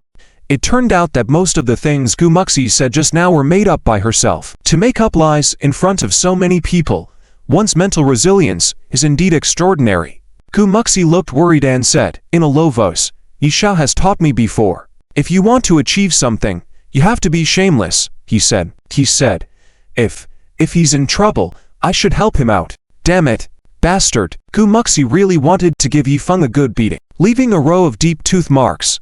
It was the first time she did such a thing, and just now in front of so many people, her heart was pounding. It's fake to say she's not nervous, but now, she can't find a way to see Yifeng. Don't worry, sister-in-law, Feng Jie will come back safely. We are now investigating which office he's being detained in. Han Ping'an comforted her. Is there a better way? Gumuxi raised her head and looked at Wang Tai and Han Ping'an. After hesitating for a moment, Wang Tai said, There is another way, but I'm not sure if we can use that connection. In case, if we drag others into this, it won't be good to explain to Feng Jie. I will go myself. Gumuxi interrupted him. I just want to see him as soon as possible. Blame me if you have to. Let him blame me in the future. Wang Tai nodded at Gumuxi's resolute attitude and said, All right, I'll tell you. The only one who may find Feng Jie now is Mayor Ji. In the evening, at the City Economic Investigation Brigade, in the interrogation room, Yifeng sat on a chair with his eyes closed, saying nothing. Hu Weik sat opposite him, looking through documents. Mr. Yi, is it true that you were involved in the bankruptcy of the Nanchao Trading Company? You are now facing charges of unfair competition. Don't you want to defend yourself? Hu Weik asked. Nothing of the sort. What is there to defend? Yifeng opened his eyes, looking a bit tired but firm in his tone. Someone reported that you were involved in money laundering with Nanchao Trading Company before, but turned against them for profits, leading to the company's bankruptcy and the sudden death of the company's owner, Feng Zi. Is all this really unrelated to you? Isn't it too coincidental? Hu Weik questioned. Yifeng just smiled, then did not answer the question, saying, I have the right to remain silent until my lawyer arrives. Hu Weik slammed the table in anger, but couldn't do much to a cunning person like Yifeng. Taking a deep breath, he said, You better think carefully and cooperate. If we find solid evidence, it will be too late. With that, Hu Weik left the room. Yifeng looked at the door through which he left, his face gradually turning cold. Wu Hai planned this trap. There would definitely be more follow-up means, and even forging evidence was not impossible. If Wu Hai succeeded, he wouldn't be able to clear his name even if he jumped into the Yellow River. In the office, Hu Weik drank a big gulp of water to calm his anger. Ha. Old Hu, don't be in a hurry. Take the case slowly. Captain Guo Wu, who was smoking, said, I've never seen such a slippery person before. Hu Weik said helplessly. After a day of intense interrogation, Yifeng didn't show any weaknesses, leaving him helpless. Guo Wu extinguished his cigarette and said, Don't worry. Let me tell you something. Do you know Hu Feng Zi, the owner of Nanchao Trading Company, is related to Yang Hui asked. Who? He's related to shipping king Wu Hai. Guo Wu tapped the table. Yang Hu was stunned. I didn't expect this connection. No wonder as soon as Yifeng went in, Wu Hai came to our unit. Guo Wu said, the Wu family has connections everywhere. What ability does Yifeng have? Once we find conclusive evidence, we can definitely send him in. Hu Week suddenly stared at Guo Wu and squinted, saying, you don't have any connection with the Wu family, do you? Hey, old Hu, what are you talking about? I am law-abiding. Guo Wu quickly defended himself. Hu Week said with a poker face, that's good. Guo, let me tell you, it's better not to make mistakes on some fundamental issues. The Wu family is the Wu family, and it has nothing to do with the case we are handling. No matter how capable the Wu family is, it should not affect the impartiality of the law. Guo Wu smiled awkwardly and said, yes, old Hu, you make sense. I was just talking casually. He thought Hu Week might use some means to deal with Yifeng, so he tested the Wu family, but he didn't expect Hu Week to be so upright. Old Hu, maybe your methods are not working. Let me try mine. Let's go. My way is to interrogate that kid. Guo Wu got up. The group returned to the interrogation room. Guo Wu walked into the room and saw Yifeng still sitting with his eyes closed, looking calm. He walked over and slammed the table heavily. Slap. The loud noise echoed in the interrogation room. Yifeng, confess quickly.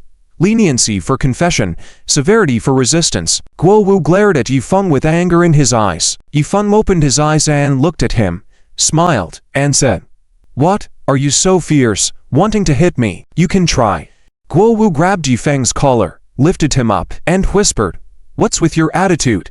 Let me tell you, it's easy for accidents to happen here, like a fall or something. Yifeng squinted and suddenly asked, was it you who released Fengzi before? Guo Wu's expression changed at these words. Yifeng saw his reaction and knew he guessed right. So, you're working for the Wu family too? Go to hell. Dare you spread rumors about me? Guo Wu pushed Yifeng down, shouting in anger. Hu Week frowned as he watched everything.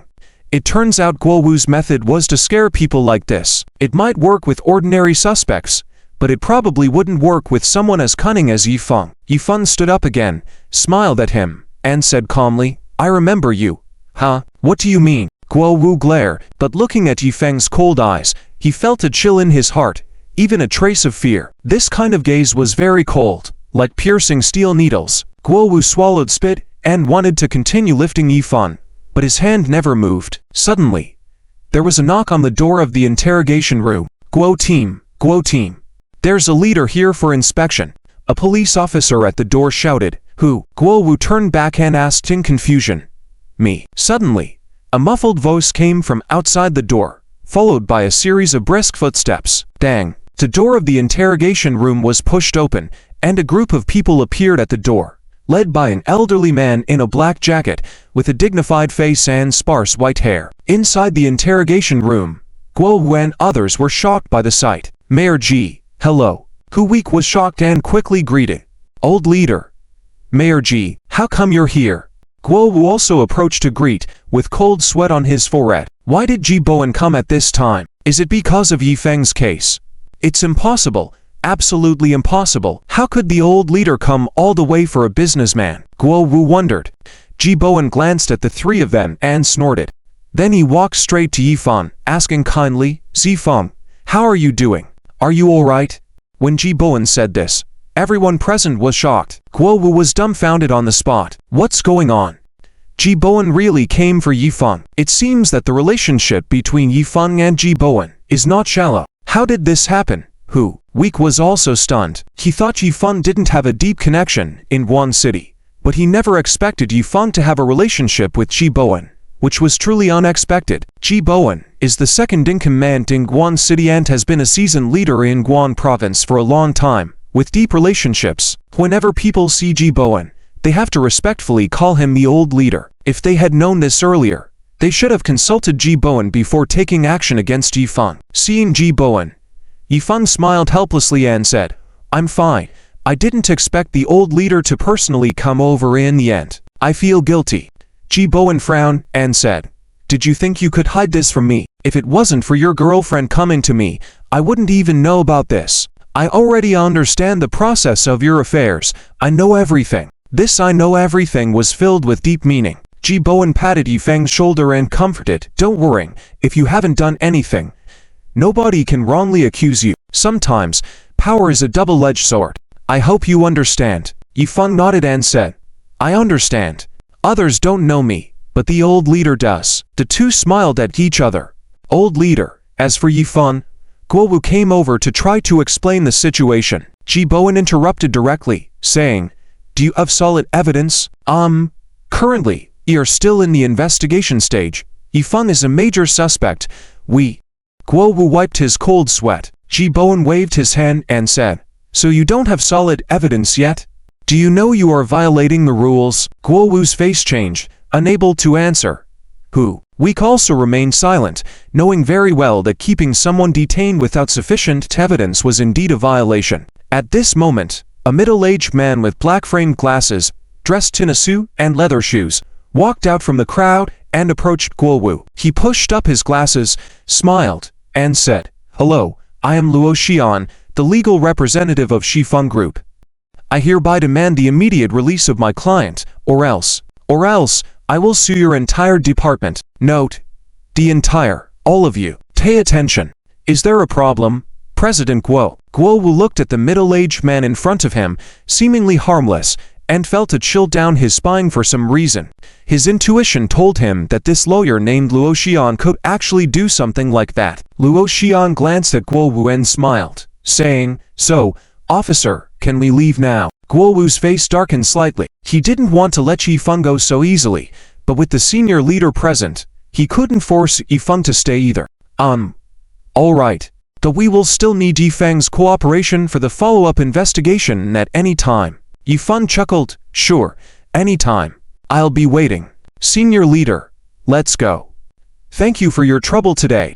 Ji Bowen patted his shoulder and said, It's nothing. Now that it's over, hurry back and let your family know you're safe, especially your little girlfriend. She's been worried sick, crying her eyes out. Ha ha. Yifeng couldn't help but feel a pang of sadness thinking about Gumushi crying. In his impression, Gumushi had always been a strong person and rarely cried. Well, I'll go check on her later. I'll come by to thank you in a couple of days. Yifeng apologized. Ji Bowen waved his hand, then glanced at Huike, knowing that the matter was not over yet. Yifeng nodded.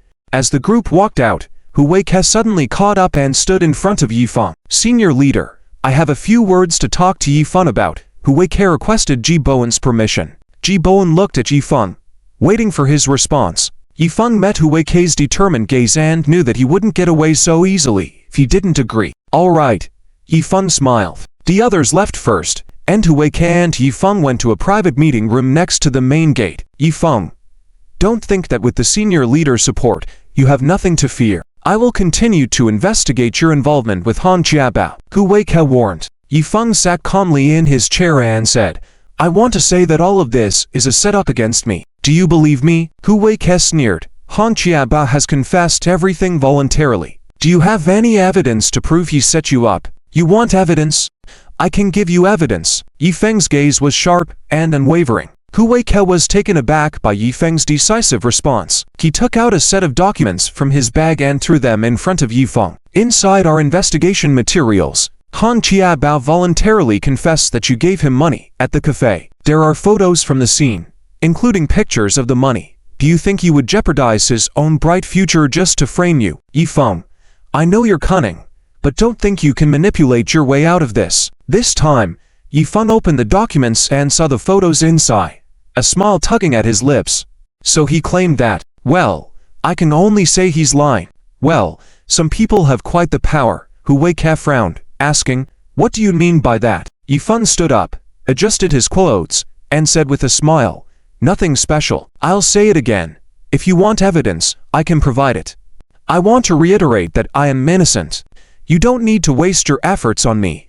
Lastly, I will reveal the truth behind these matters. Yifeng turned and opened the door, leaving without looking back. Huike felt a sinking feeling in his heart, chased after him, and shouted from behind, Yifeng, I warn you not to act recklessly. Don't worry, I never act recklessly. Yifeng didn't look back and walked away swiftly. The two walked out of the criminal investigation detachment gate. Guo Wu was standing on the steps outside the gate. When Yifeng passed by him, he didn't even glance at him. Hey, old Hu. Guo Wu stopped Hu Weike, who had followed. Hu Weike snorted coldly and stood still. The two watched as Yifeng descended the steps and headed towards the convoy. The luxurious fleet of 3 Mercedes-Benz cars and 5 Audis was quite eye-catching, drawing the attention of the officers coming in and out of the gate. Funjie. General Yi. Is everything alright? Funjie. A group of men in black suits beside the convoy bowed and greeted Yifeng. Funjie, are you okay? Long Da stepped forward, draped a black windbreaker over Yifeng's shoulders, and opened the car door. Yifeng smiled. I'm fine now. Let's go home. Finally, the boss Long Da's face showed a smile. Alright. Yifeng got into the Mercedes, with Wu Xiuan waiting on the side. Funjie. Yifeng said coldly. Xiuan, go find someone for me. At night, in the Pearl River Source Villa area, the Wu family. Wu Hai was in the study, concentrating on practicing calligraphy, which was the best activity to calm his mind. Knock, knock.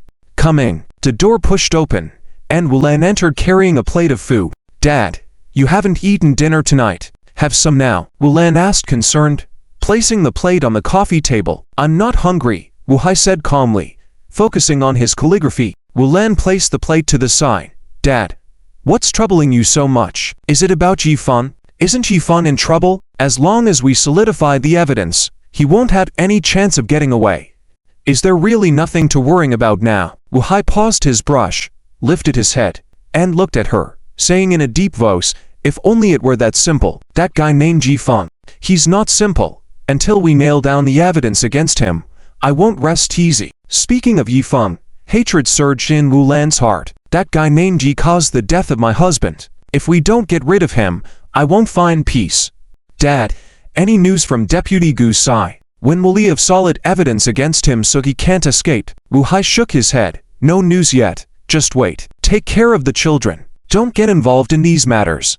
I'll handle it for you. Wu Lan knew her father's strong character, so she pursed her lips and didn't dare to argue back.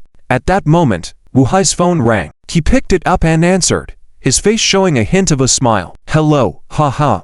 Deputy Guo, how are you? Have you had your drink? Wu Hai laughed. There was a moment of silence on the other end of the phone before Guo Wu spoke in a low voice. Old man, Yifeng has left the detachment. Wu Hai's smile froze at the news. After a moment, he composed himself and asked, what happened? Guo Wu hesitated. Mayor Ji personally took him away. I couldn't do anything about it. I didn't know that Yifeng had such a deep connection with the senior leader.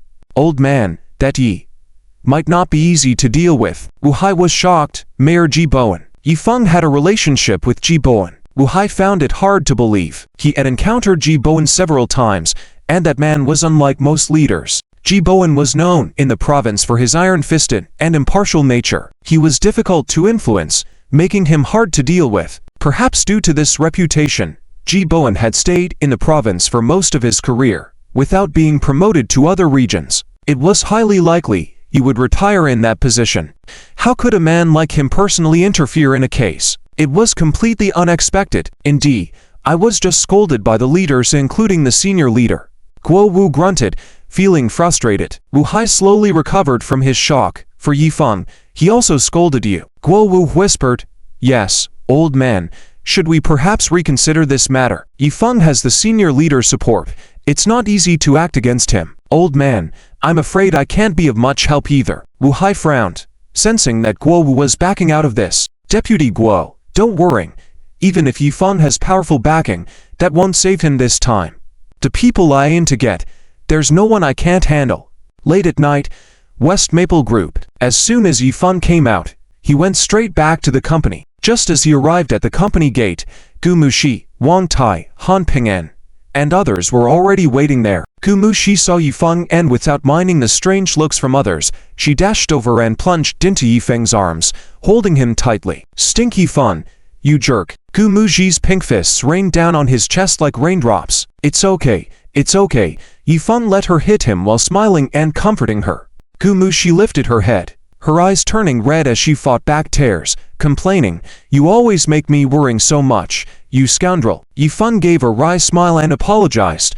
I didn't want to, either. When you're floating in the business world, How can you not face danger? Who did you offend? Gu Mushi asked worriedly. An old man.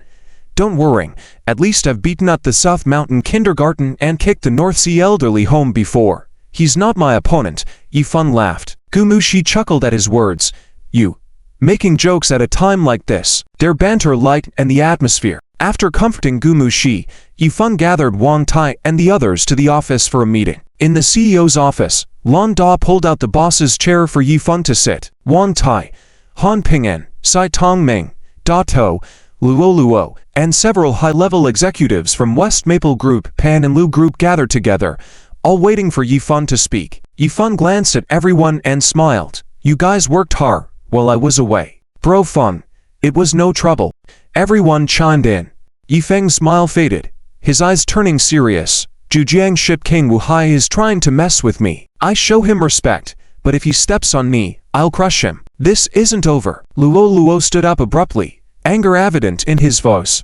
Bro Feng, tell me what to do, and I'll bring that old geezer Wuhai's legs to you. The room fell silent at Luo Luo's words. Too fierce. Luo Luo is such a madman. Yifan couldn't help but smile and said, Luo Luo, look at your neat suit. Why dirty it? I finally got to wear a suit. Don't make me take it off so easily. We're all businessmen. Violent actions are not appropriate. Luo Luo chuckled awkwardly. Yeah, Bro Feng, you're right. However, should we just swallow this? Bro Feng, you're smarter than me. How should we handle this? Yifan tapped the table, pondered for a moment, and said, I have a plan in mind. You and Ping'an go invite Cao Yan. Just tell him, Yifan, invite him to dinner. Yifan emphasized the last part, hinting at a chilling intent, and everyone understood his meaning. Han Ping'an asked softly, Bro Feng, what if that old guy doesn't want to come? He must come. Yifan sneered. He has no choice. Luo Luo, do you know what to do? Yifan asked. Luo Luo revealed a cruel smile and nodded. Heh. Bro Feng, I know. Yifan turned to Wang Tai. TZ, you continue to oversee the group's work in the next few days. With me back, let the employees feel at ease. As long as Yifan, am alive, West Maple Group will stand strong. Wang Tai stood up and assured, yes, Bro Feng, I'll send out a group report and organize department meetings. Yifan then looked at Sai Tongming and instructed, Old Sai, I have a task for you. Coordinate with Ning Boss's work, tilt the platform of their store, and promote more resources to make their store a model partner.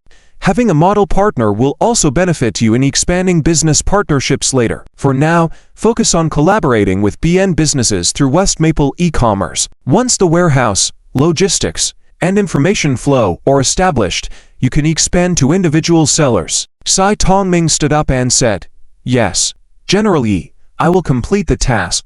Yifan nodded, feeling relieved. Settling the score with Wuhai was a priority for him. Less than an hour later, the meeting ended, and everyone began to leave. Yifan walked out of the CEO's office and entered the employee lounge, finding Gu Mushi already asleep on the sofa. Yifan didn't turn on the lights. Instead, he quietly approached her, grabbed a blanket, and gently covered her. He looked down at Gu Mushi, her brow slightly furrowed in her sleep, looking pitiful. He extended a finger, gently smoothed out the wrinkles on her forehead, and brushed her hair aside. Yifan whispered, Little Shishi, rest assured, no one can defeat your man. Gu Mushi seemed to have heard his words and subtly puckered her lips. Yifan gazed at her red lips, unable to resist swallowing hard. He closed his eyes and leaned in slowly. At the moment of closeness, they could feel each other's warm breath. Gu Mushi also sensed it, subconsciously opened her eyes halfway, saw Yifan approaching, assumed she was having an indescribable dream, blushed, and quickly shut her eyes. Doom. Bro Feng, do you want to grab a late-night snack? Unexpectedly, the door suddenly swung open, and Wang Tai rushed in cheerfully. But the next moment, he froze upon seeing the scene before him. Oh my god. This isn't a good time for me to come in. Yikes. Oh no. It's done. Yifan turned back, glared at him. Can't you see I'm busy? Bro Feng, my bad. I didn't see anything. Wang Tai turned and dashed out. Yifan slapped his forehead. The atmosphere he had carefully built up was already shattered by this goofball. With a bitter smile, Yifan turned around, only to be surprised by the sight of Gu Mushi's charming face in front of him. Stinky Fun. continue. Gu Muxi blushed and hugged his neck, forcefully pulling him closer, and then kissed him. The next day at noon, Gu Muxi grabbed Yifeng's ear with one hand and pulled him up from the bed. Yi Xiao, how long do you want to sleep?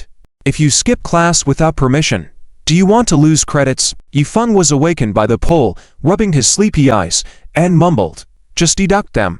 Let me sleep a little longer. Hey, why are you still sleeping? Get up. I'm hungry. Gu Muxi forcibly pulled him up from the bed. Hey, be gentle, it hurts. Yifeng pretended to be weak and complained. Gu Muxi asked in confusion, where does it hurt? Yifeng chuckled, my waist hurts. I didn't even use much force. Gu Muxi defended. Yifeng smiled, maybe. Perhaps I was too tired from last night. Gu Muxi blushed at his words, embarrassedly scolding him. How can you blame me? Isn't it all because of you, you rascal? Besides, it wasn't that many times. Yifeng tugged at the corners of his mouth. Now he understood. There is no unfarmed field, but only exhausted oxen. All right, I'll get up. After we eat at the hotel, we'll go back to school. Yifeng stretched lazily, got off the bed, walked to the floor-to-ceiling window of the hotel, intending to bask in the sun, but found it was a cloudy day. After getting ready, the two of them had a casual meal at the hotel and hurried back to school. However, as soon as they arrived at the teaching building, they happened to be blocked by two people. Miss Gu, please wait. Genjianian greeted with a smile, not forgetting to disdain Yifeng. Beside him, Saitan had a confident smile on his face, somewhat smug as if he was looking forward to a good show. You guys, what's up? Gu Muxi looked at the two people in confusion. She had met them before, but she couldn't remember their names. Miss Gu, I have something very important to tell you, something that I believe you will be very interested in. Genjianian teased, piquing her curiosity first. Very important, related to me. Oh, right. What were your names again? Gu Muxi scratched her head. For unimportant people and matters, she never bothered to remember them. Genjianian. This beauty is a bit forgetful. Ahem. I'm Genjianian, a celebrity agent at DU Media. Genjianian had to introduce himself again. Oh, now I remember. Gu Muxi said suddenly. Yifeng, on the side, joked. What's going on? Another attempt to poach someone? Genjianian glanced at Yifeng and said, I'm here today for Miss Gu, because I want to expose this pervert. Hot. Pervert. Me? Yifeng couldn't help but chuckle. This guy had someone investigate me in secret. How did they manage to label me as a pervert? Oh, I guess that guy named Ninhei had a hand in it. Yifeng had warned Han Pinggan to warn Ninhei before, and he knew Genjianian was looking into his affairs. This time he came out, and he seemed to be looking for these two people, not expecting to have approached them himself. Sai Tong on the side asserted, yes, you are indeed a pervert. Gu Muxi heard Yifeng being called that way and felt a bit of anger rise in her heart, rebuking, how can you insult others? Trying to pick a fight, hot. Her words fell, and Gu Muxi had already begun to clench her fists. Genjianian had seen the methods of Gu Muxi before. Swallowing a mouthful of saliva, hurriedly waved his hand. No, Miss Gu, you misunderstand. He's really that kind of person. Miss Gu, I am now going to tell you a major truth, one that concerns Yifeng. You may think he's good at academics, but, this fellow is gay. Gu Muxi was taken aback. Gay, out. It's two men.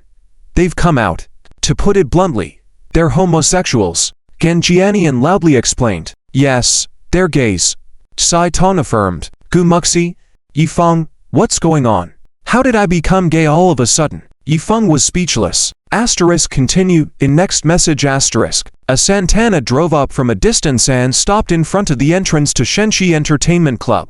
Is this the place? Genjianian got out of the car and looked up at the luxurious club entrance, asking in confusion. Yifeng got out of the car and smiled, saying, yes, this is it. Genjianian gave him a disdainful look and mocked, Yifeng, with your status, dare to come to a place like this. A poor student like Yifeng could probably not afford a bottle of wine in there with his monthly living expenses, and yet he dares to come play here. Truly ignorant of his own status. It's not like this place is the 18 levels of hell. Why wouldn't I dare come? Besides, I used to work here before. Yifeng casually mentioned. Yifeng rarely came here to play, except to entertain business partners or to inspect work. After all, This was one of the most luxurious entertainment clubs in the whole Guangxi city, and also a showcase establishment for the Anla group. Work? Gan Jianian was taken aback. The nearby Cai Tong couldn't help but chuckle, nudging him with his elbow and raising his eyebrows. Gan Jianian understood instantly. So this was the kind of work it was. Damn. This guy surnamed Yi really knew how to play. In places like this, there were not only beautiful women, but also handsome gentlemen. Gentleman is a nice way to put it. A less flattering term would be ducks. Gan Jianian was somewhat surprised as he looked Yi Feng up and down again, noticing his fair and delicate skin, somewhat scholarly air. This was the type that rich women liked. Unbelievable. Unbelievable. This guy surnamed Yi not only did that, but also worked as a duck in a place like this. Simply dirty. Too dirty. Tae-yu. Surnamed Yi. Stay away from me. Gan Jianian distanced himself with disgust. Yi Feng gave a smirk and said, "What's the matter? Let's go inside." Gan Jianian snorted, straightened his clothes, and walked confidently towards the club, as this kind of place was nothing new to him in Shanghai. Gan Jianian and Cai Tong walked ahead, while Yi Feng strolled leisurely behind. The club had just opened for business in the afternoon, and two young men in black suits were standing guard at the entrance. When they saw Yi Feng and his group coming over, they immediately stood at attention and bowed. "Boss, hello." Their voices were full of energy, which caught Gan Jianian off guard. But he quickly smiled and said, "Impressive. The service attitude of this club is really good." With that, he swaggered his way inside. When Yi Feng passed by, one of the black-suited young men respectfully asked, "Boss, do you need any arrangements?" Yi Feng waved his hand calmly and said, "I've already asked manager Luan Zibao to take care of it." "Yes, boss." The young man in the black suit respectfully saluted again. Yi Feng then caught up with his companions. As Gan Jianian and Cai Tong entered the club, the lobby was already bustling with customers. When their group appeared, the formerly noisy room gradually quieted down, and many people turned to look at them with respect. Gan Jianian and Cai Tong surveyed the surroundings, realizing they were being stared at by numerous pairs of eyes, making them somewhat nervous. What's going on here? Cai Tong, are you a high-ranking member here? Gan Jianian whispered. No. I have no idea. Cai Tong shook his head, in confusion. Gan Jianian continued, in a low voice. Then why are they staring at us? Cai Tong shook his head repeatedly, indicating he didn't know. Maybe they recognize you. You are a well-known talent agent in the entertainment industry. After all, Cai Tong speculated. Gan Jianian was taken aback. Really? My reputation has reached Guangxi. Seizing the opportunity, Cai Tong quickly flattered. Of course. Who in Guangxi doesn't know about Gij Entertainment Media? Who doesn't know about you, the star maker, Ganjie? Gan Jianian basked in the flattery, but maintained a calm demeanor on the surface, smiling and saying, "Ha, you flatter me too much." It was possible that these people knew him, he just didn't know them. "Hello, everyone. Good afternoon." Gan Jianian greeted with a friendly smile, chest puffed out, and waving his hand to greet everyone. At that moment, a beautiful service woman approached, smiling. "Please follow me. Gentlemen, miss, do you recognize me too?" Gan Jianian asked in surprise. The beauty service attendant gave a mysterious smile, gesturing for the two of them to follow her. "Wait a minute, just to clarify, we are not here on our own accord. It was Yi Feng who invited us." Gan Jianian turned around, making sure the beauty service attendant understood clearly. His intention was to avoid being blamed for the bill later.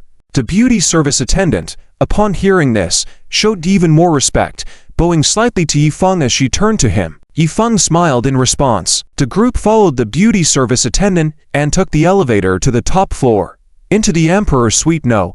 1. As soon as Gan Jianian entered the suite, he was stunned by the extremely luxurious decor inside. Gold-colored European-style floral walls on all sides, a huge Shanbei crystal chandelier overhead, a ceiling covered in gold foil, reflecting the dazzling splendor of the over 100-square-meter suite, rivaling a palace. He had been to many entertainment clubs in Shanghai, but they were usually in the main hall or in ordinary private rooms. He had never seen such a luxurious private suite before. "Have a seat, wherever you like." Yi Feng sat down on the sofa and smiled. "Yi Feng, are you out of your mind? What's the meaning behind bringing us here? Are you trying to bribe me? Butter me up? Dream on." "I, Gan Jianian, have seen it all. Are you trying to get me to abandon exposing your true colors using these methods? Hey. No way. Yifeng smiled calmly, saying, we'll talk about it later. Let's wait for now. Wait for what? Sai Tong asked in confusion. Someone familiar. You both know him.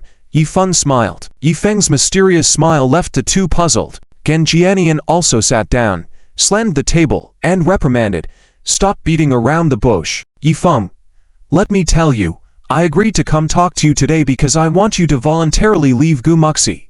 Don't be a hindrance to her future as a star that everyone admires. Gumuxi will stand on stage in the future, becoming a star that everyone will pay attention to. Don't be a stumbling block in her way. Gan Jianian paused, then sneered, as long as you voluntarily leave Gumuxi, I can be generous and offer you some benefits. Sweeten the deal.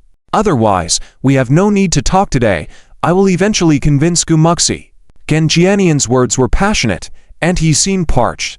Miss, bring me some drinks. The beauty service attendant entered and asked, respected boss, what would you like to drink? Whatever. Bring a pot of tea. And a bottle of whiskey. Gan Jianian waved his hand. Yes, boss. Please wait a moment. The beauty service attendant turned to leave. At that moment, Sai Tong hurriedly moved closer and whispered urgently. Gan, Shay, don't order anything. What's the matter? Having a drink. I can afford it. No need to make a fuss. Gan Jianian disdainfully glanced at him. Shay, do you want to check the menu? Sai Tong handed him the menu. Gan Jianian glanced at it, and his eyes widened in shock the next moment, seeing that the cheapest pot of tea was 888 yuan, and the cheapest whiskey was 3,888 yuan. His mind was spinning. Damn. Are we drinking gold here? Gan Jianian was very confused. He couldn't believe how expensive the drinks were here. Although he could afford it, it was still not a small amount of money. It hurts. Ganjay, are you okay?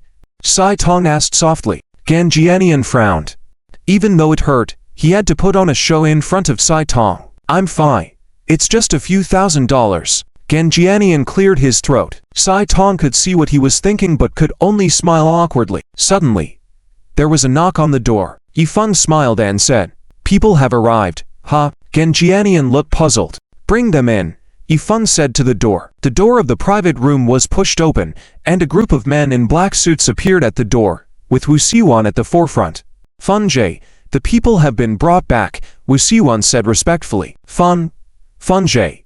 Gan Jianian was shocked. Who are these people? Why are they so respectful to Yifeng? Wu Xiuan didn't even look at him, as he dragged a person out with one hand. When Sai Tong saw the person, he exclaimed, Nenhei, you.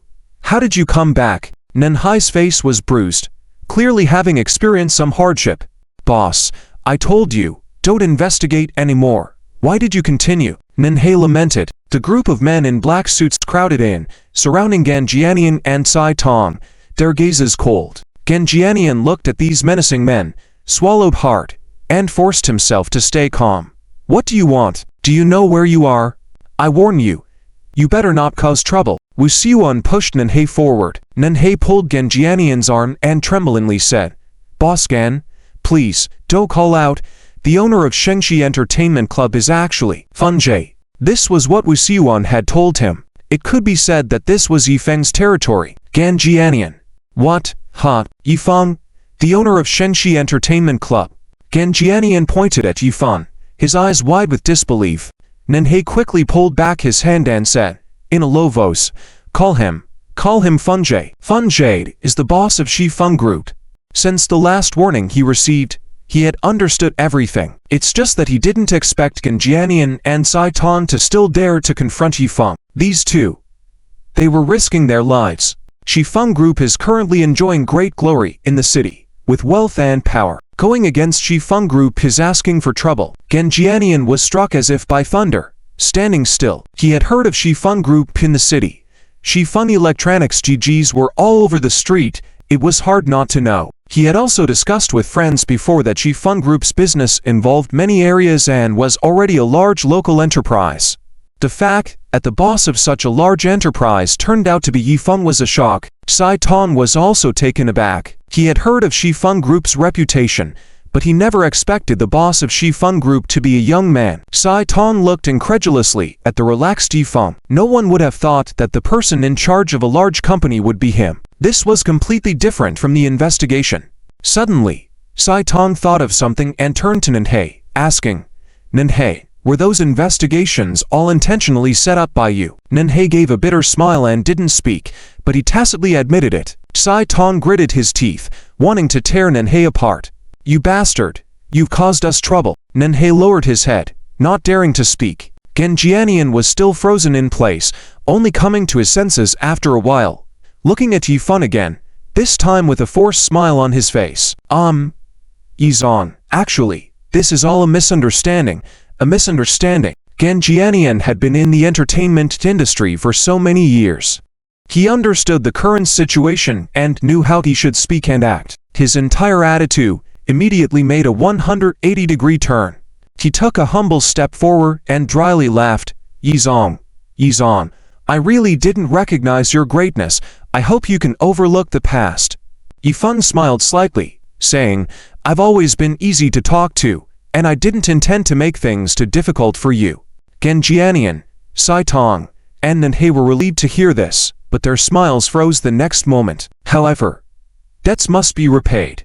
You owe me for this investigation." With that, Yifeng glanced at Wuxiuan, who understood and then walked up to Genjianian and slapped him across the face. Slap. The slap was loud and forceful, causing Genjianian to fall to the ground, spitting blood. Slap. Another sound, and Sai Tong was also slapped down.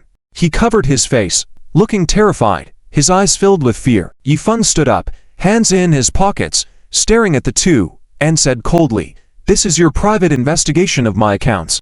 Everyone must pay the price for their actions." The slap had stunned Genjianian, who, surrounded by the intimidating men in black suits, had long been terrified and dared not show any dissatisfaction even after getting slapped. Sai Tong was on the verge of tears, choking.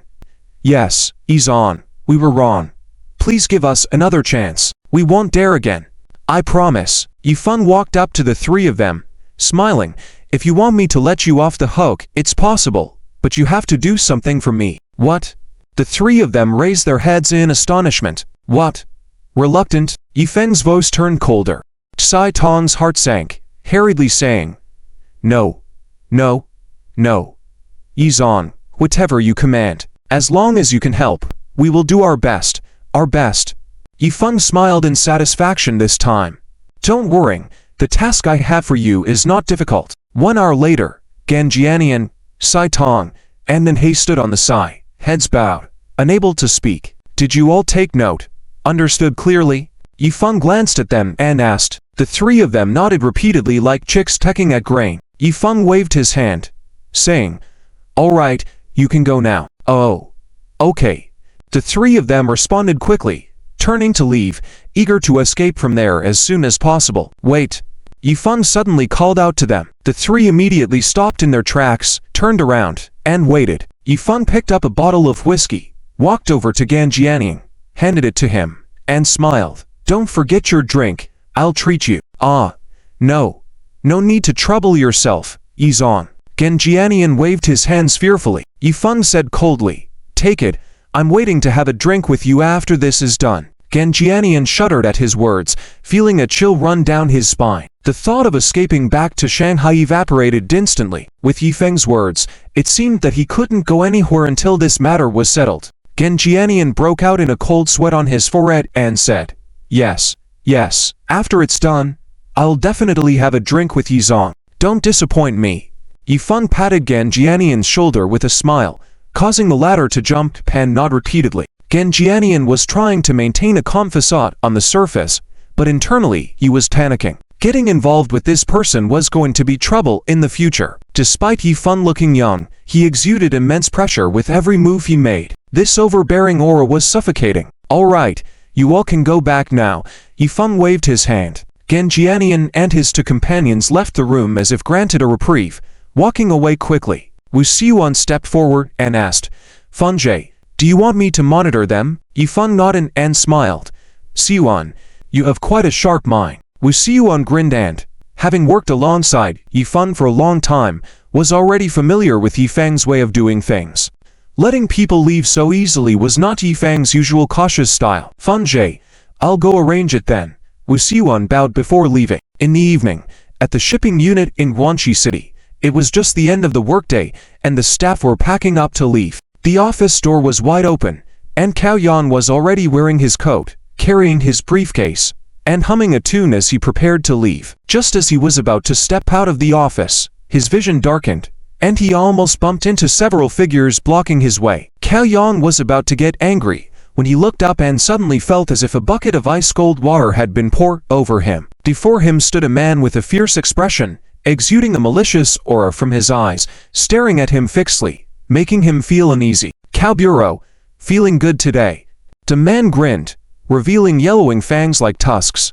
Who are you? Cao Yan asked in confusion, not recognizing any of these people before him. Hey, Cao Bureau, let's talk inside, the man asserted with an air of authority. Before Cao Yan could agree, he was pushed back into the room by the crowd. Dang. The office door shut heavily. Who are you? What do you want? Cao Yan sensed trouble and asked sternly. The menacing man who had spoken earlier remained silent, just coldly smiling at him, as if eyeing prey. That sinister look made Cao Yan extremely uncomfortable. All right, Camel, don't scare the man, a flat voice spoke from behind Camel. Camel stepped aside, and Cao Yan turned to see a plain-looking young man approaching, serious and unsmiling. Hello, Cao Bureau, I'm Han Tingan from Shi Fun Group. Shi Fun Group. Cao Yan was astonished. Upon hearing Shi Fun Group mentioned, he understood that these people were here because of Yifeng's matters. Thinking about this, Cao Yan's heart sank. These visitors were up to no good. Cao Bureau, Yizong would like to invite you to dinner tonight. Will you be available? Han Ping'an coldly stated, the tone not open to discussion. Cao Yan chuckled dryly, saying, Yizong wants to see me. Well, it's really not convenient tonight. I have something at home. Another day. Okay. Han Ping'an tapped the table with his finger, saying, it's tonight, no negotiation. What do you mean by this? Do you want to forcefully take me there even if I don't want to? Cao Yan frowned, questioning. Camel sneered, how about this? If you have any issues, let Yifeng call me himself, with your old face, giving you some respect, calling you Cao Bureau. If not, you're nothing, Camel added disdainfully. Cao Yan's expression changed drastically at this comment. It seemed to represent Yifeng's stance. Could it be? Yifeng already knew something. Camel continued, oh, I almost forgot to tell you, your son Cao Zikan is playing at my billiard room. Don't worry, my brothers are treating him well, food and drinks are provided. Tonight, I'll have him escorted back by my brothers, or else, they'll come back one by one. Cao Yan was shocked to hear this. What do you want to do? Han Ping'an grabbed his collar, saying coldly, we should be the ones asking you that. Cao Yan, what benefits did the Wu family give you to betray Fengjie? Do you think you can bet on the Wu family to win? Let me tell you, you've bet wrong. Night falls. In the entertainment venue of the prosperous era, Yifeng stood in front of the huge floor-to-ceiling window in the office, gazing at the neon lights illuminating the city outside. Colorful lights, paper drunk and gold confused. So many people are lost in this bustling city, enjoying the material happiness brought by money. Those who already have will want more. Human desires are never satisfied, insatiable. Just like Cao Yan. Knock, knock. The doorbell rang, followed by Han Ping'an entering. Fengjie, Cao Yan is here. Yes. Let him in. Yifeng turned around calmly. After a while, Luo Kan led Cao Yan in. Cao Yan's face looked terrible, as if he had seen a ghost. Isn't this supposed to be a simple dinner invitation? It's obvious they are here to question him. Seeing his expression, Yifeng didn't seem to mind, and smiled. Director Cao is here. Please have a seat. Cao Yan straightened his clothes, tried to look composed, and sat on the sofa, questioning. General Yi, let's be straightforward since we are all smart people. What's on your mind? Tadao. Yifeng lit a cigarette alone, smiling. Director Cao, I'll be direct with you. Is it Wu Haidt who sent you to come after me? Yes. And no. Cao Yan gave an ambiguous answer. Yifeng exhaled smoke, coldly saying, what do you mean by that? Are you trying to target me? Cao Yan's face changed, quickly denying. No, of course not. Yifeng stepped closer, demanding, So are you saying Wu Hai forced you to do this? Cao Yan nervously rubbed his hands, not speaking, implying his consent. Cao Yan, do you take me for a fool? Yi Feng kicked a bottle on the table. The bottle smashed against the wall behind Cao Yan. This sudden move scared Cao Yan. Elder Yi, Cao Yan tried to defend himself, but Yi Feng raised his hand to stop him. I don't want to hear your excuses. Don't waste your breath on lies. I'm not interested. Cao Yan had held a high position in the Civil Aviation Bureau for so many years, based on his relationship and associations with Wu Hai. Could Wu Hai really force him to do things? Cao Yan's earlier consent was just to shift the blame. This guy is sharp. Yi Feng sat down, flicked off the ash from his cigarette, calmly saying, you helped him. Wu Hai helped you advance. If you dare to bet your future, be prepared to lose. How could? Cao Yan's face turned pale, shocked, but held back from completing his sentence. But just with that remark, it was deemed as an acknowledgement. Staring coldly at him, Yi Feng said, I won't waste time with you. I'll give you two choices. First, you go down with Wu Hai. Second, you drag Wu Hai down. This is your opportunity, and I can ensure you hold on to your position securely. Cao Yan was shocked. They were asking him to betray Wu Hai. He knew Wu Hai's character and influence well. If he went against Wu Hai, in less than 3 days, he would likely be taken in for investigation, and who knows which day he might accidentally fall off a building. I won't let you destroy me. If I go down, I'm taking everyone down with me, including your whole family. Cao Yan's complexion turned white, shocked. Yi Feng, what are you planning? He was intimidated by Yi Feng's cold and fierce look, and the presence of the tough individuals like Luo Kong made him think they might actually follow through with such actions. Suddenly, Luo Kong put a hand on Cao Yan's shoulder, grinning. Look at how you've been frightened. Don't be too nervous. We are all good citizens. Heh. Good citizens? Who believes that nonsense? What's wrong with their brains? A strong sense of fear shot up his spine. Cao Yan's hands couldn't help but tremble slightly. Yi Feng put out his cigarette, saying, since you've already wagered once and lost, why not gamble again? And Wu Hai might not necessarily help you advance. Do you think Han Chanbiao is just a friend he introduced? Cao Yan was taken aback. Yi Feng stood up, took out a document from the table, and slammed it in front of Cao Yan. As Cao Yan flipped through the document, his face turned uglier with each page. Cold sweat started forming on his forehead. Is it true? Cao Yan couldn't believe it. Yi Feng sneered. If I were Wu Hai, wouldn't it be safer to replace the head of the Civil Aviation Bureau with my own person? After all, you, Cao Yan, are just an outsider. You both have leverage on each other. To Wu Hai, you are a powder keg, a time bomb waiting to explode. Han Qianbiao's education, life, study opportunities, everything was provided by the Wu family. If he puts Han Qianbiao in power, do you really think there's a place for you, Cao Yan? The shock hit Cao Yan like lightning, leaving him dumbfounded. He always thought Han Qianbiao was just a favor from Wu Hai, but now there seemed to be a deeper connection between them. And most importantly, Wu Hai had never mentioned this to him all these years. Clearly, he was being kept in the dark intentionally. The intention behind keeping it from him was also evident. Han Chanbiao was meant to replace him in the future. Realizing this, Cao Yan suddenly snapped out of it, feeling used by Wu Hai. A wave of betrayal and anger surged through him. Years of friendship, years of trust, all came crashing down in this moment. Cao Yan slammed the table angrily, cursing aloud.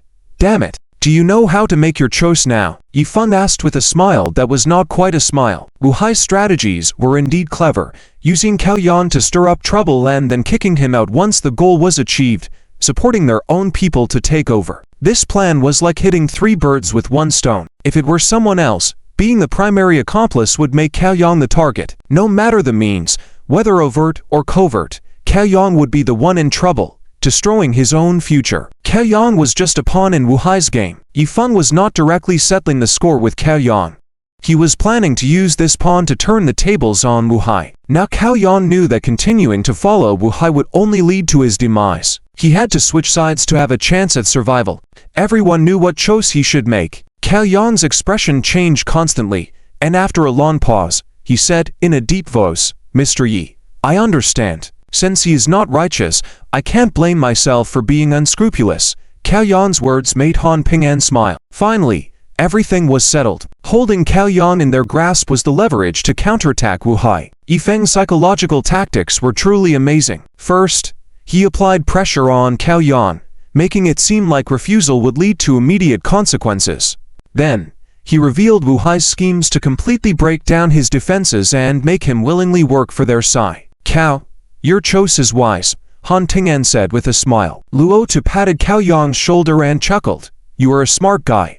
Ha ha ha. Praised by the two, Cao Yan felt uneasy, thinking to himself, if I don't agree, who knows if I'll see the sun tomorrow. Yifeng chuckled and said, Cao, don't worry. From now on, we are friends.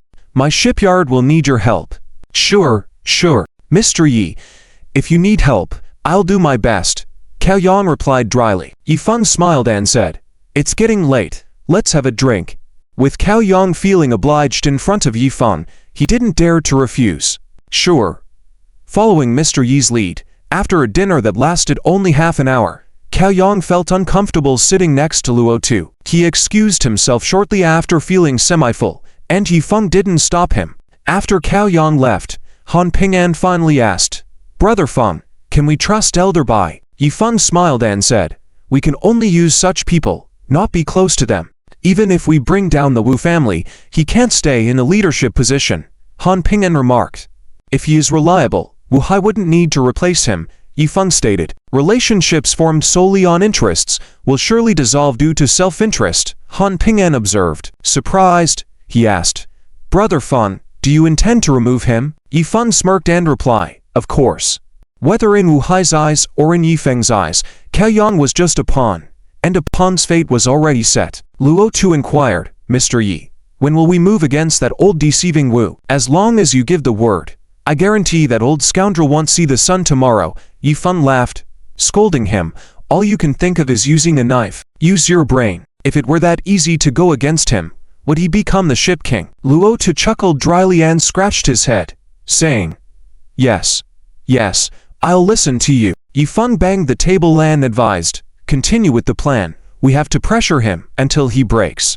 Don't worry, he won't remain calm, and neither will his subordinates, Luo Tu assured. The next morning, at the city record investigation office, Hu Weik sat on the sofa, furrowing his brows and smoking a cigarette.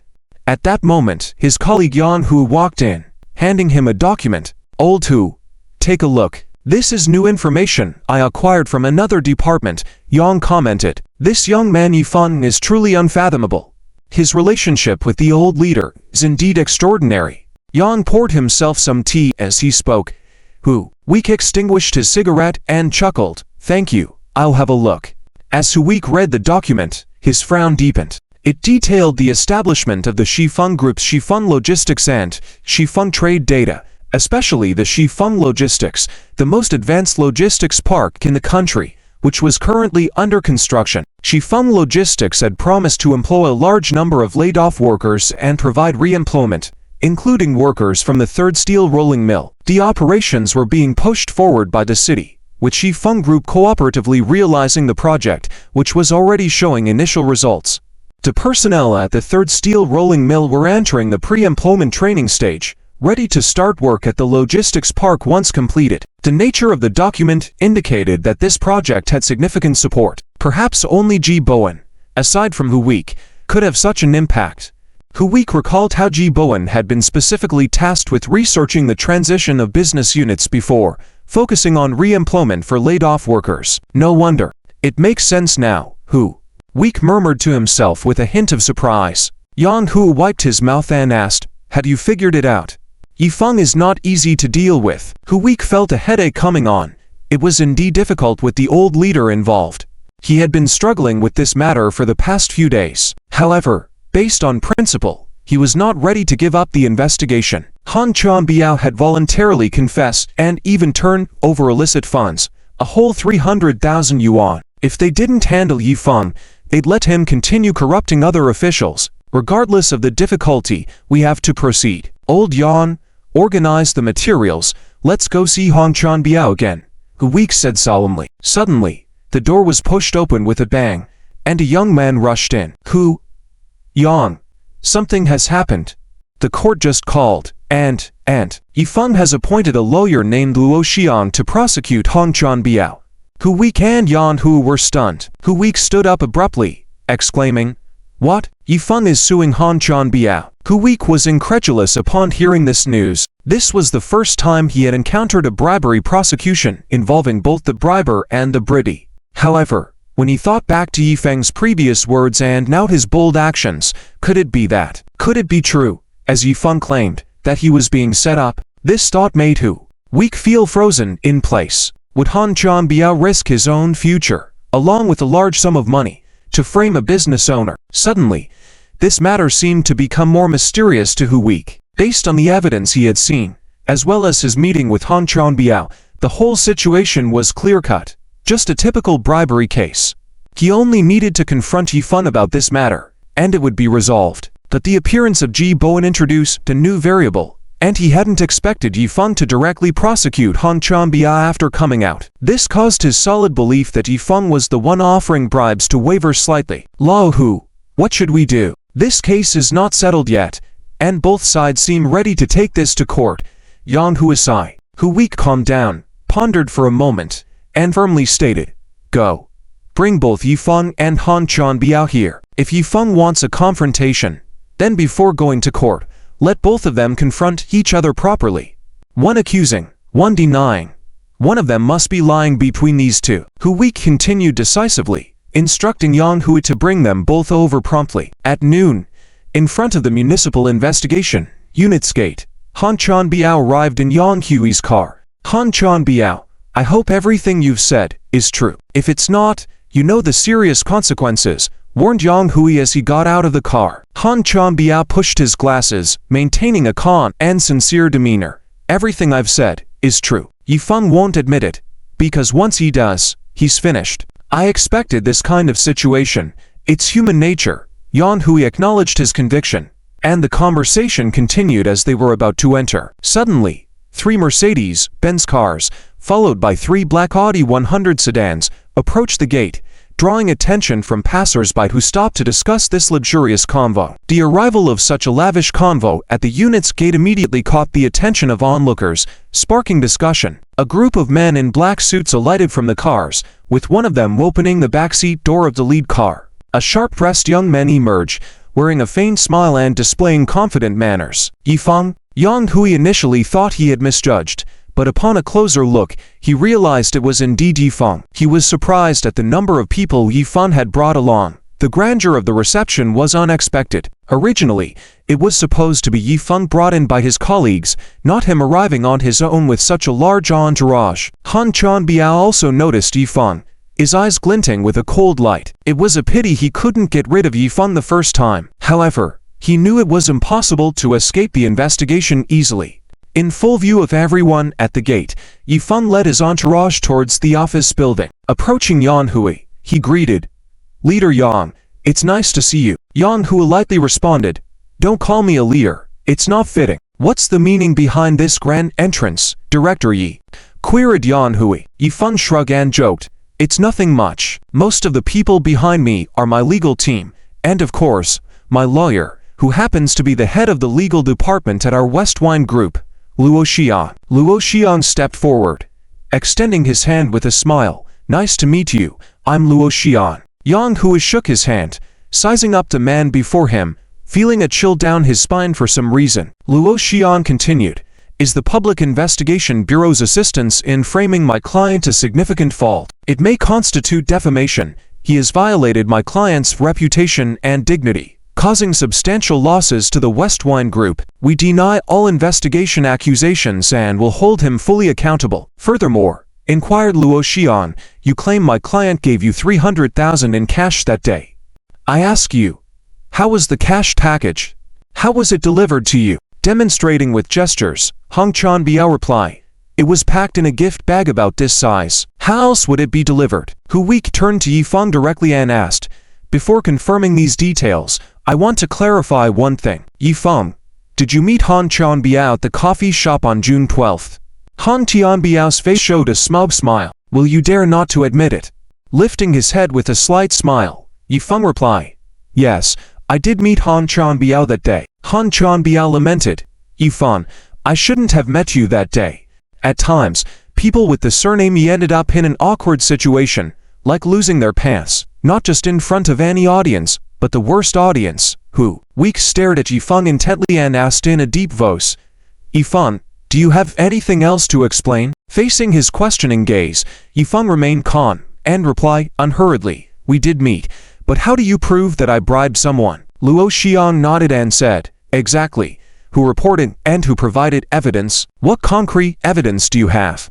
Upon hearing this, Han Chanbiao showed a barely perceptible smile. Coincidentally, I know the owner of that coffee shop.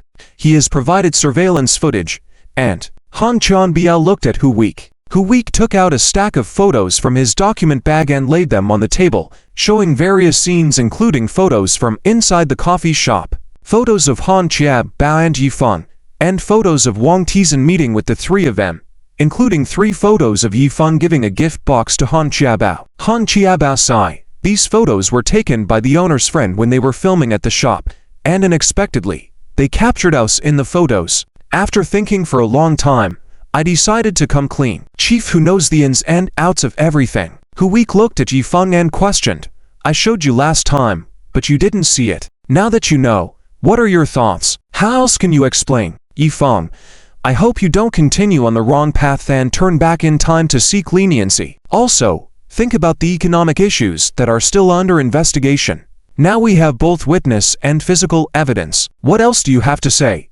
Yifan looked at the photos on the table and smiled. Indeed, Han Chiabao wanted to prove his bribery and even prepared witnesses and physical evidence. Any other person would have been rendered speechless long ago. Yet, perhaps none of them expected that there would be variables at play. Yifan could only silently appreciate his stroke of luck. What kind of physical evidence is this? Can these photos be considered evidence? Yifan asked.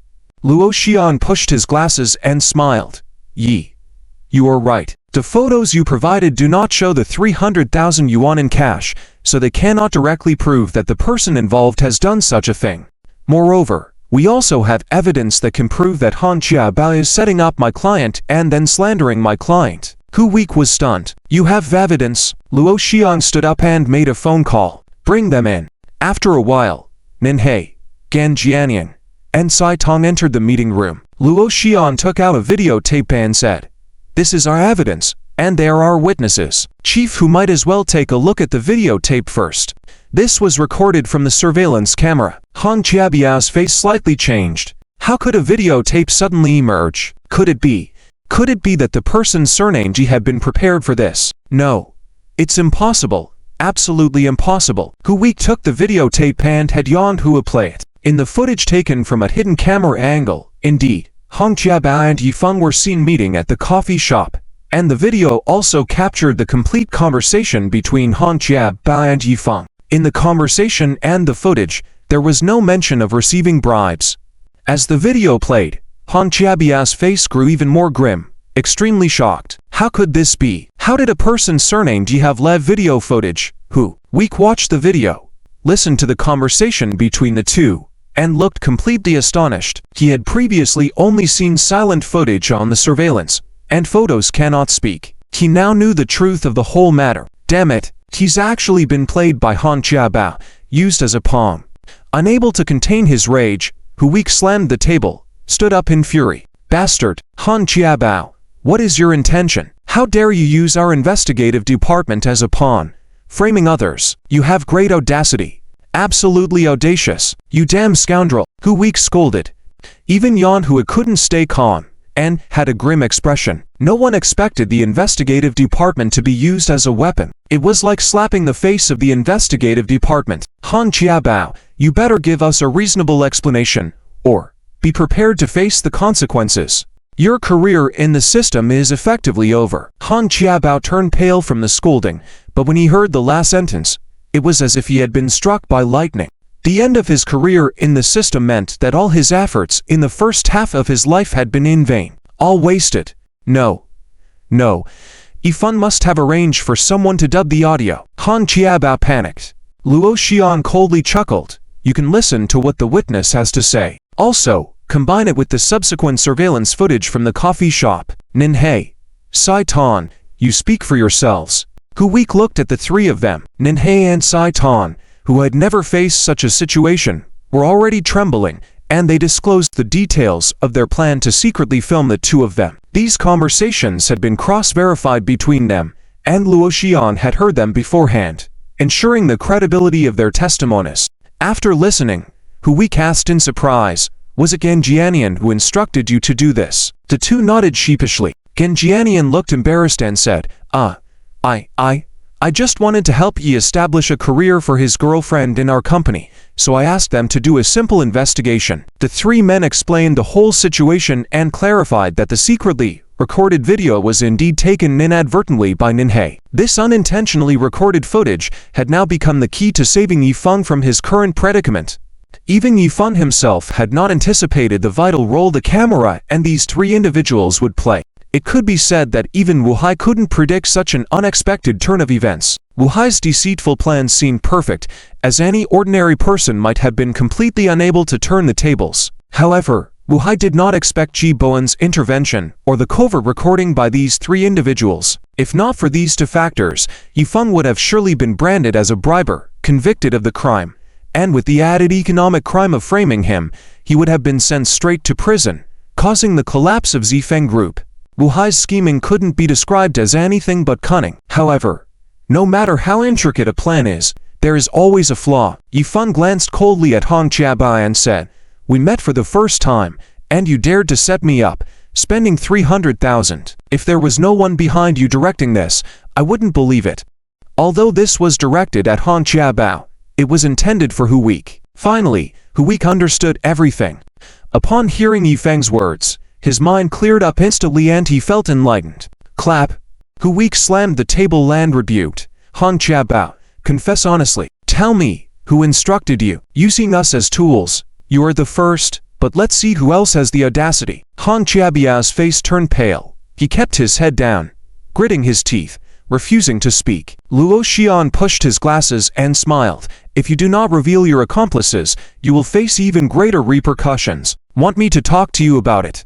According to Article 246 of the Criminal Law, anyone who commits slander or defamation shall be sentenced to no more than 3 years of fixed-term imprisonment. If the act is more serious and causes significant economic losses or reputational damage to others, the perpetrator shall bear liability for compensation. Now, you also have to account for the 300,000 yuan of unknown large cash source, suspected of corruption and bribery, obstruction of justice, and impeding law enforcement. How many years do you think you'll get?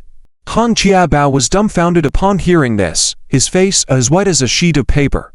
His mouth moved as if he wanted to speak, but ultimately swallowed his words, their eyes now deathly silent. Hu Weik scolded, "Bastard! Aren't you going to confess voluntarily?" Hong Qiabao covered his face with both hands, trembling all over. But even when he released his hands, his eyes were red-rimmed, and his hands were still shaking. Yifeng said coldly, "Hong Qiabao, whether or not you speak, I know who it is. You want to protect him, which is just wishful thinking. You can't save Wu Laogui. Even Wu Laogui cannot save you." In the meeting room, everyone's eyes were fixed on Hong Chanbiao, hoping to hear a name from his mouth. But Hong Chanbiao just kept his head down, remaining silent.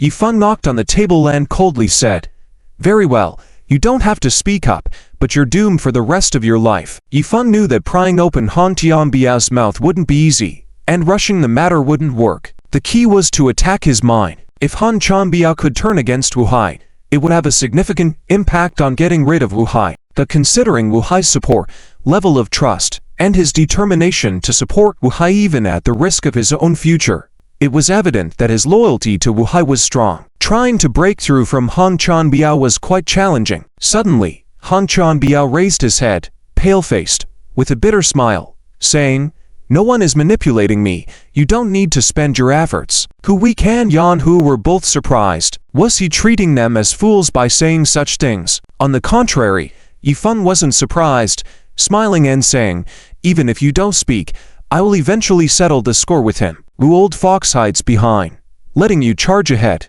Quite cunning." Hong Chanbiao snorted. Without saying more, Hu Weik stood up, adjusted his clothes, and said, "Hong Chanbiao, it's time for you to undergo investigation. Please come with us." Hong Chanbiao looked despondent, sitting in the chair while letting Yang Hui drag him away. After Hui and the two others left, he turned to Yi Feng, bowing deeply with apologies. Manager Yi, I am truly sorry for the past few days. If you want to sue us and seek compensation, we will cooperate fully. His words were sincere, showing a willingness to own up to their mistakes. Yi Feng smiled and said, It's not your fault. Han Chanbiao prepared the false evidence too meticulously. Anyone would have fallen for it. However, Shifu, in the future, we must handle cases more carefully. Hu Wei's face showed remorse and embarrassment. Yes, we will reflect on ourselves and seriously review our actions, but with the old leader. This time, he truly apologized to Yi Feng, also considering his relationship with Ji Bowen. If Ji Bowen pursued the matter, they would all be in trouble. For the sake of their future and to avoid causing trouble for their colleagues, Hu Wei had completely let go of his pride in front of Yi Feng. It's all right. The old leader will understand. Yi Feng smiled. Hu Wei felt a sense of relief upon hearing this and said, Since this was a misunderstanding, I will take care of all procedures. I will also inform the Economic Investigation Department about the situation so Manager Yi can rest assured. Ha ha. Thank you, Shifu, Yi Feng said happily. In each word they exchanged, they had completed a transaction. Yi Feng decided not to press charges, and Hu Wei helped him with the paperwork and resolved the Economic Investigations inquiry, allowing the Shi Feng Group to continue its operations smoothly. Then we won't disturb Chief Hu from working any longer. Goodbye. Yi Feng stood up and left the meeting room. As they walked out, Luo Xiang approached him and asked, Manager Yi, will you continue to sue Han Chanbiao, or do you have other plans? Luo Xiang realized that Han Chanbiao was a key figure, and they now had the upper hand to negotiate with him. Yi Feng waved his hand.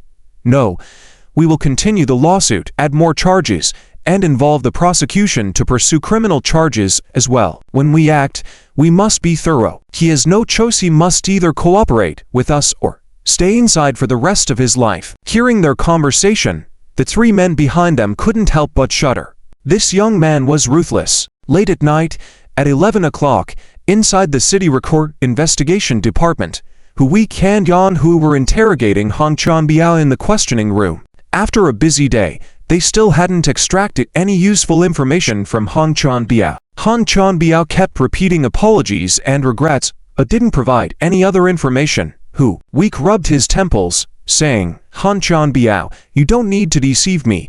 We know who you're working for. Why protect him? Han Chanbiao gave a bitter smile and said, Chief Hu, I don't know what you're talking about, you. Hu Wei was infuriated and slammed the table, ready to reprimand him. Just then, there was a knock on the door, and a young colleague opened it. Chief, someone from the Economic Investigation Department is here. They want to take Han Chanbiao for questioning. Hu Wei furrowed his brow. They're here at this hour. I thought they were coming tomorrow, but fine. Let them investigate the origin of the 300,000 bride. The City Record Investigation Department was responsible for investigating violations and misconduct within the system, with specific investigative and law enforcement authority. Han Chanbiao was then taken away by the young colleague. When Han Chanbiao left the City Record Investigation Department, he was met not only by the economic investigation personnel, but also by a familiar black BMW sedan waiting for him. The rear window of the BMW sedan rolled down, revealing an old man leaning on a cane inside the car. Old man. Han Chanbiao seemed to see a lifeline and appeared somewhat excited. Get in the car, Wu Hai said with a stern expression. Han Chanbiao glanced at the economic investigation staff beside him. Wu Hai turned to one of them and asked, Lao Guo, can I take him with me first, all right? This person was Captain Guo, the big team captain. Guo smiled, sure. Remember to follow the procedures tomorrow. Wu Hai said, no problem, Lao Guo, I'll treat you to a meal another day. Old man, don't be so polite, ha ha, Guo replied casually.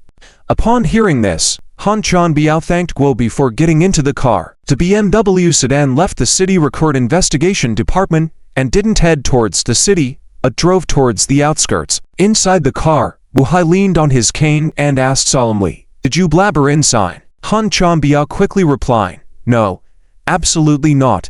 Please trust me, old man. I've been deeply indebted to you since childhood, and I remember that. I know. No matter what, it shouldn't implicate you. I understand, as long as you're there. There's still hope even if I have to squat inside. You'll get me out. Han Chanbiao listened to Wu Hai's words and knew he might truly be facing a few years in prison. After being jailed, he would virtually bid farewell to the system. His future was ruined. Yes, old man. I understand. Han Tianbiao's eyes reddened. His voice choked with emotion. An uncontrollable sadness surged within him. He had struggled for half a lifetime, worked hard to study, all to enter the system, and now, everything was lost. It was all gone. Thinking of this, he couldn't contain the sorrow and tears streamed down his face, covering his face as he wept. Meanwhile, Wu Hai watched coldly, unmoved by the scene. After about an hour's drive, the car stopped by the Pearl River bank in the suburbs. Old man, we're here, the burly man in a suit sitting in the front passenger seat said. Let's get out, Wu Hai said. The car door opened, and with the support of the burly man, Wu Hai stepped out of the car. Behind the BMW sedan were two Santana sedans that had appeared at some point. Han Chanbiao also stepped out of the car, but when he saw the pitch-black surroundings and the rolling Pearl River to his left, he was puzzled. Old man, where is this? Are you sending me away? Are we taking a boat? Han Chanbiao turned to look at Wu Hai, asking repeatedly. Wu Hai calmly said, Yes, I'm going to send you away. I'll personally see you off. A group of men in black suits descended from the Santanas and walked quickly towards Han Chanbiao. Two of them grabbed his hands, while others directly tied his legs with a rope. Han Chanbiao's face changed, sensing that something was amiss. Old man. No. Han Chanbiao looked at Wu Hai incredulously, already having a premonition of what Wu Hai was about to do, but he couldn't believe that Wu Hai would actually have murderous intent towards him. He was utterly devastated. Why, old man? No. I will never betray you. You can't treat me like this. I've done so much for you. If not for you, I would have nothing to show for my efforts. Why? He struggled desperately, screaming wildly like a frenzied beast. The Wu Hai remained indifferent to his frenzy, maintaining a calm expression. Finally, as a black-suited man covered his mouth and sealed it with transparent tape, Han Chanbiao could no longer scream, and only let out angry sobs.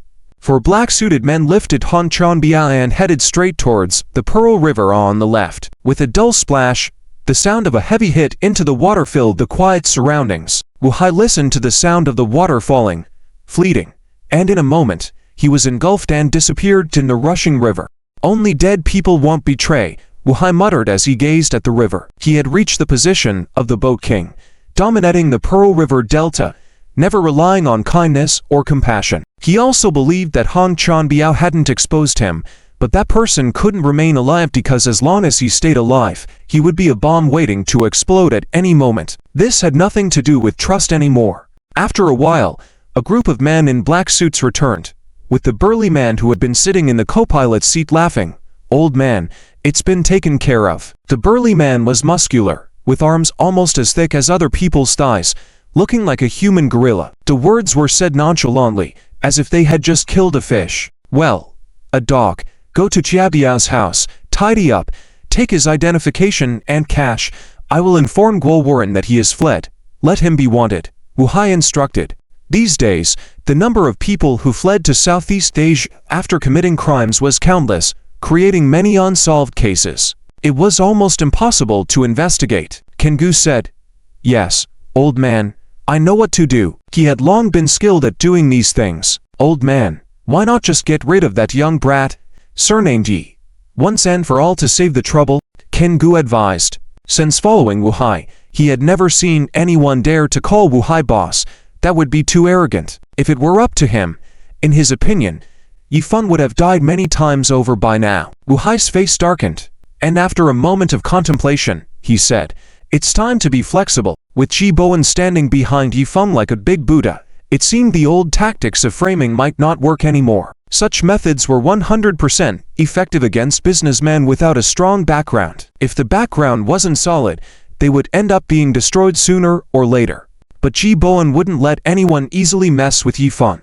He would surely be cautious. Trying any such approach might backfire and create unwanted tensions. Wu Hai tapped his cane, seemingly making a decision. It's time to use the methods of the underworld. A dog, I have a task for you. In these days, keep an eye on Yi Feng for me, Wu Hai instructed. Kengu's eyes lit up, softly asking, Old man, Do I seize the opportunity? Wu Hai smirked and nodded. The next day, when Hu Weik just arrived at the office, he brewed a cup of tea, sat on the sofa, rubbing his face to wake himself up. He had questioned Han Chanbiao late into the night, and he was exhausted.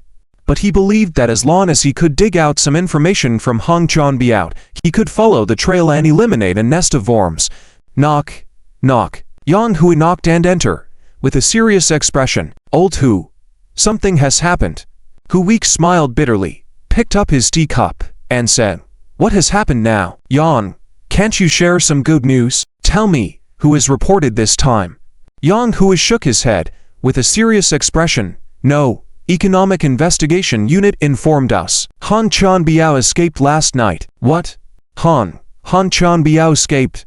Hu Weik stood up suddenly, looking incredulously at Yan Hui. Yes, we just received the news this morning from the Economic Investigation Unit, saying that Han Chanbiao wanted to go home to get some medicine last night and report back the next day. But when they couldn't find him the next day, they went to his house and found him missing. His identification and cash were gone from the safe, and the Economic Investigation Unit has issued a warrant, Yan Hui said solemnly. Damn it, idiots. A bunch of idiots. Hu Weik was furious and cursed loudly on the spot. Hand over the person to them. And he ran away. Damn it. Hu Weik paced back and forth, hands on his hips, to calm himself down. Did Guo Warren personally inform you? Hu Weik suddenly turned and asked. Yes. It was Guo who informed me personally, answered Yan Hui. Old Hu. Don't you think? Hu Weik said coldly. They took the person away, and now the person has escaped. Whose responsibility do you think it is? Of course, it's the Economic Investigation Unit's responsibility, Yan Hui replied. Hu Weik continued. At this critical moment, the person just happened to run away. Do you smell something fishy?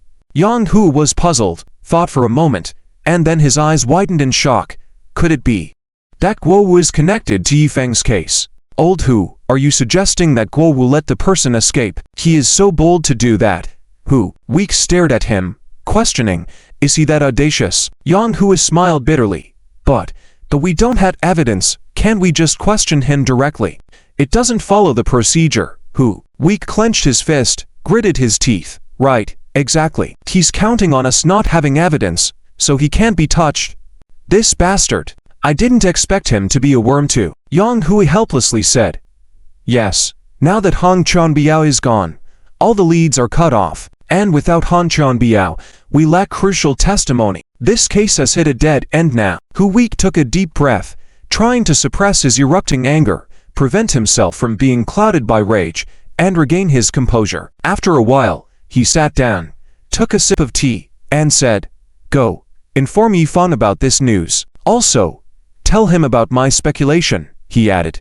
Yan Hui was surprised. Tell Yifan? What's the use of that? Do we expect him to help us? Hu Weik suddenly smiled and said, It seems you don't know much about him. These days, from my interaction with him, that young man is not simple. Yifan seeks to sue Han Chanbiao, obviously seeking revenge. He won't let it go so easily. And there is that person who hasn't shown up yet.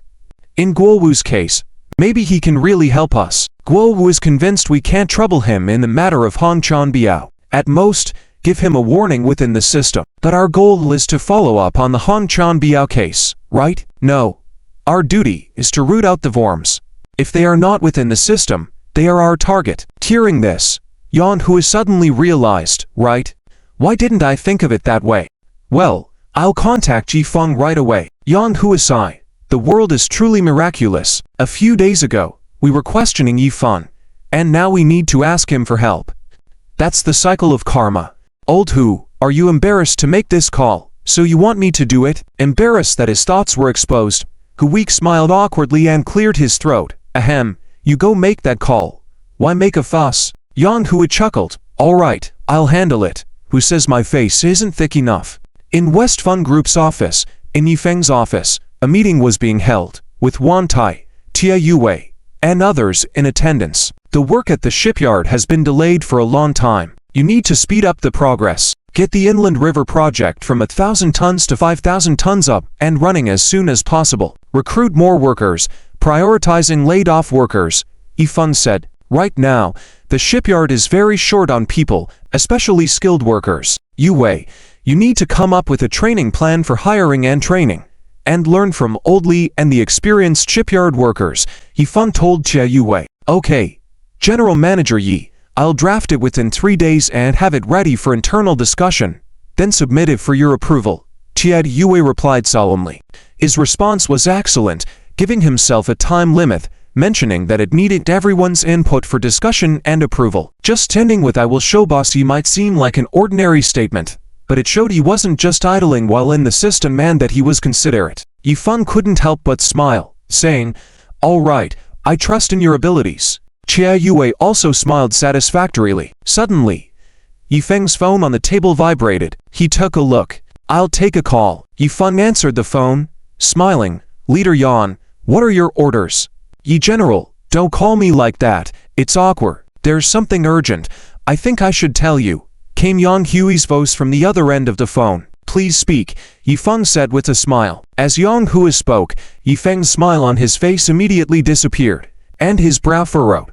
Han Tianbiao escaped. Yifeng was initially surprised to hear about Han Tianbiao's escape, but quickly sensed that something was amiss. How did he escape? How could the Wu family let him escape? Investigating Han Tianbiao was a top priority, and the news had only been confirmed yesterday. How did Wu Hai know about it so quickly? Is Han Tianbiao not at the City Bureau for investigation? Yifeng asked quietly. No. He was taken away late last night by the intelligence team, Yang Hui replied, then briefed Yifeng on what had happened yesterday. Yifeng immediately understood. It was Guo Wu from the intelligence unit. Previously, Yifeng had suspected that Wu Hai had used Guo Wu to illegally bring out Fan Zi, and now it seemed that Guo Wu was indeed connected to the Wu family. Director who thinks this may have something to do with Guo Wu, but we have no evidence and cannot hold him accountable. At most, we can only give him a warning, Yan Hui said helplessly. Yifeng's eyes gleamed with understanding, and he smiled, saying, I see. If the investigation bureau needs any assistance, I'll do my best to cooperate. Ha ha. Okay. I'll inform Director Hu later. There are some matters that may require your help. Chief Yi. Yan Hui laughed. The two shared an unspoken understanding. After exchanging pleasantries, Yifan hung up the phone. Looking at the others, he said, the meeting is over. You all can go about your tasks. I have something else to take care of. Wang Tai. Stay behind. Yes. Chief Yi. The high-ranking executives of Shifeng Shipyard in the office all stood up and exited the room. When everyone had left, Wang Tai asked curiously, Brother Fan, what just happened?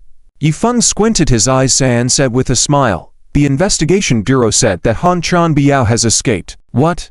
How could they let that guy run away? Wang Tai was astonished. Yifeng pondered for a moment and said, he might have escaped or not.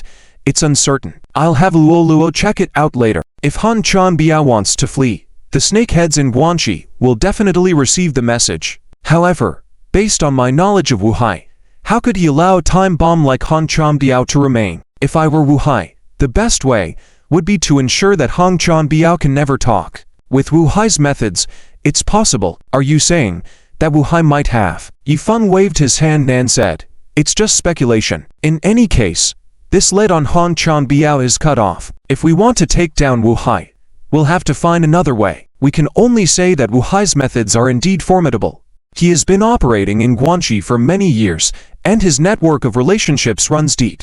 Wang Tai asked eagerly, Brother Fan, what should we do? Wu Hai probably won't give up easily. Yifeng stroked his chin, deep in thought. After a while, he slammed the table and said, let's start with Guo Wu. 10 days later, early in the morning, just as the sky was getting light, in the Rama district, Guo Wu had finished getting dressed in the bathroom and was getting ready for work. A beautiful woman hugged him from behind and said with a smile, you're going to work so early, can't you spend a little more time with me? Guo Wu turned around and joked, didn't I feed you enough last night? You're mean. You haven't visited me for more than a week. I miss you. The charming woman pouted. If I visit often, won't my wife get upset? Don't worry, just wait another 2 years, Guo Wu reassured while caressing her fragrant shoulders. I've been waiting for so long, I can wait 2 more years. The beautiful woman nestled in his arms. But will helping Grandpa, will let Han Tianbiao be okay? I've heard in the office that the investigation bureau might want to talk to you. The woman raised her head, looking worried. Hey, don't worry. At most, the investigation bureau will just give me a warning. They have no evidence that I was involved, and I followed normal procedures. If Han Chan Biao escaped, it's not my responsibility, Guo Wu said casually, not concerned. That's good.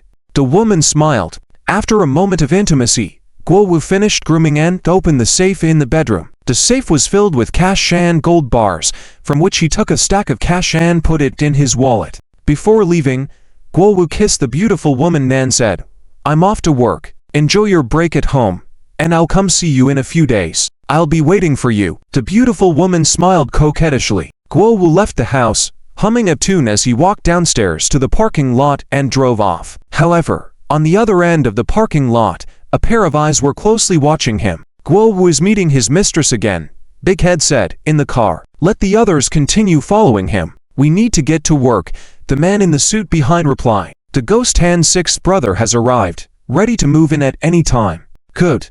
Let's see this time. Don't disappoint me, Big Head chuckled. Brother Feng was right. Everyone has weaknesses, especially these parasites within the system. You guys go do your thing. I'll inform Brother Feng. On the other side, on the outskirts of Guanxi, Yifeng and Wang Tai were in the car on their way to Shifeng shipyard, preparing to inspect the work at the shipyard. Suddenly, his phone rang, and it was a call from Big Head. Yifeng answered the call, smiling. Big Head, do you have good news to tell me? Hehe. Chief Yi, we found the mistress that Guo was keeping, Big Head reported. Hearing this, Yifeng smiled and said, then proceed according to plan and catch Guo Wu by his exposed weakness. There are things that the investigation bureau can't handle. We can help out, Big Head responded. Good. We understand.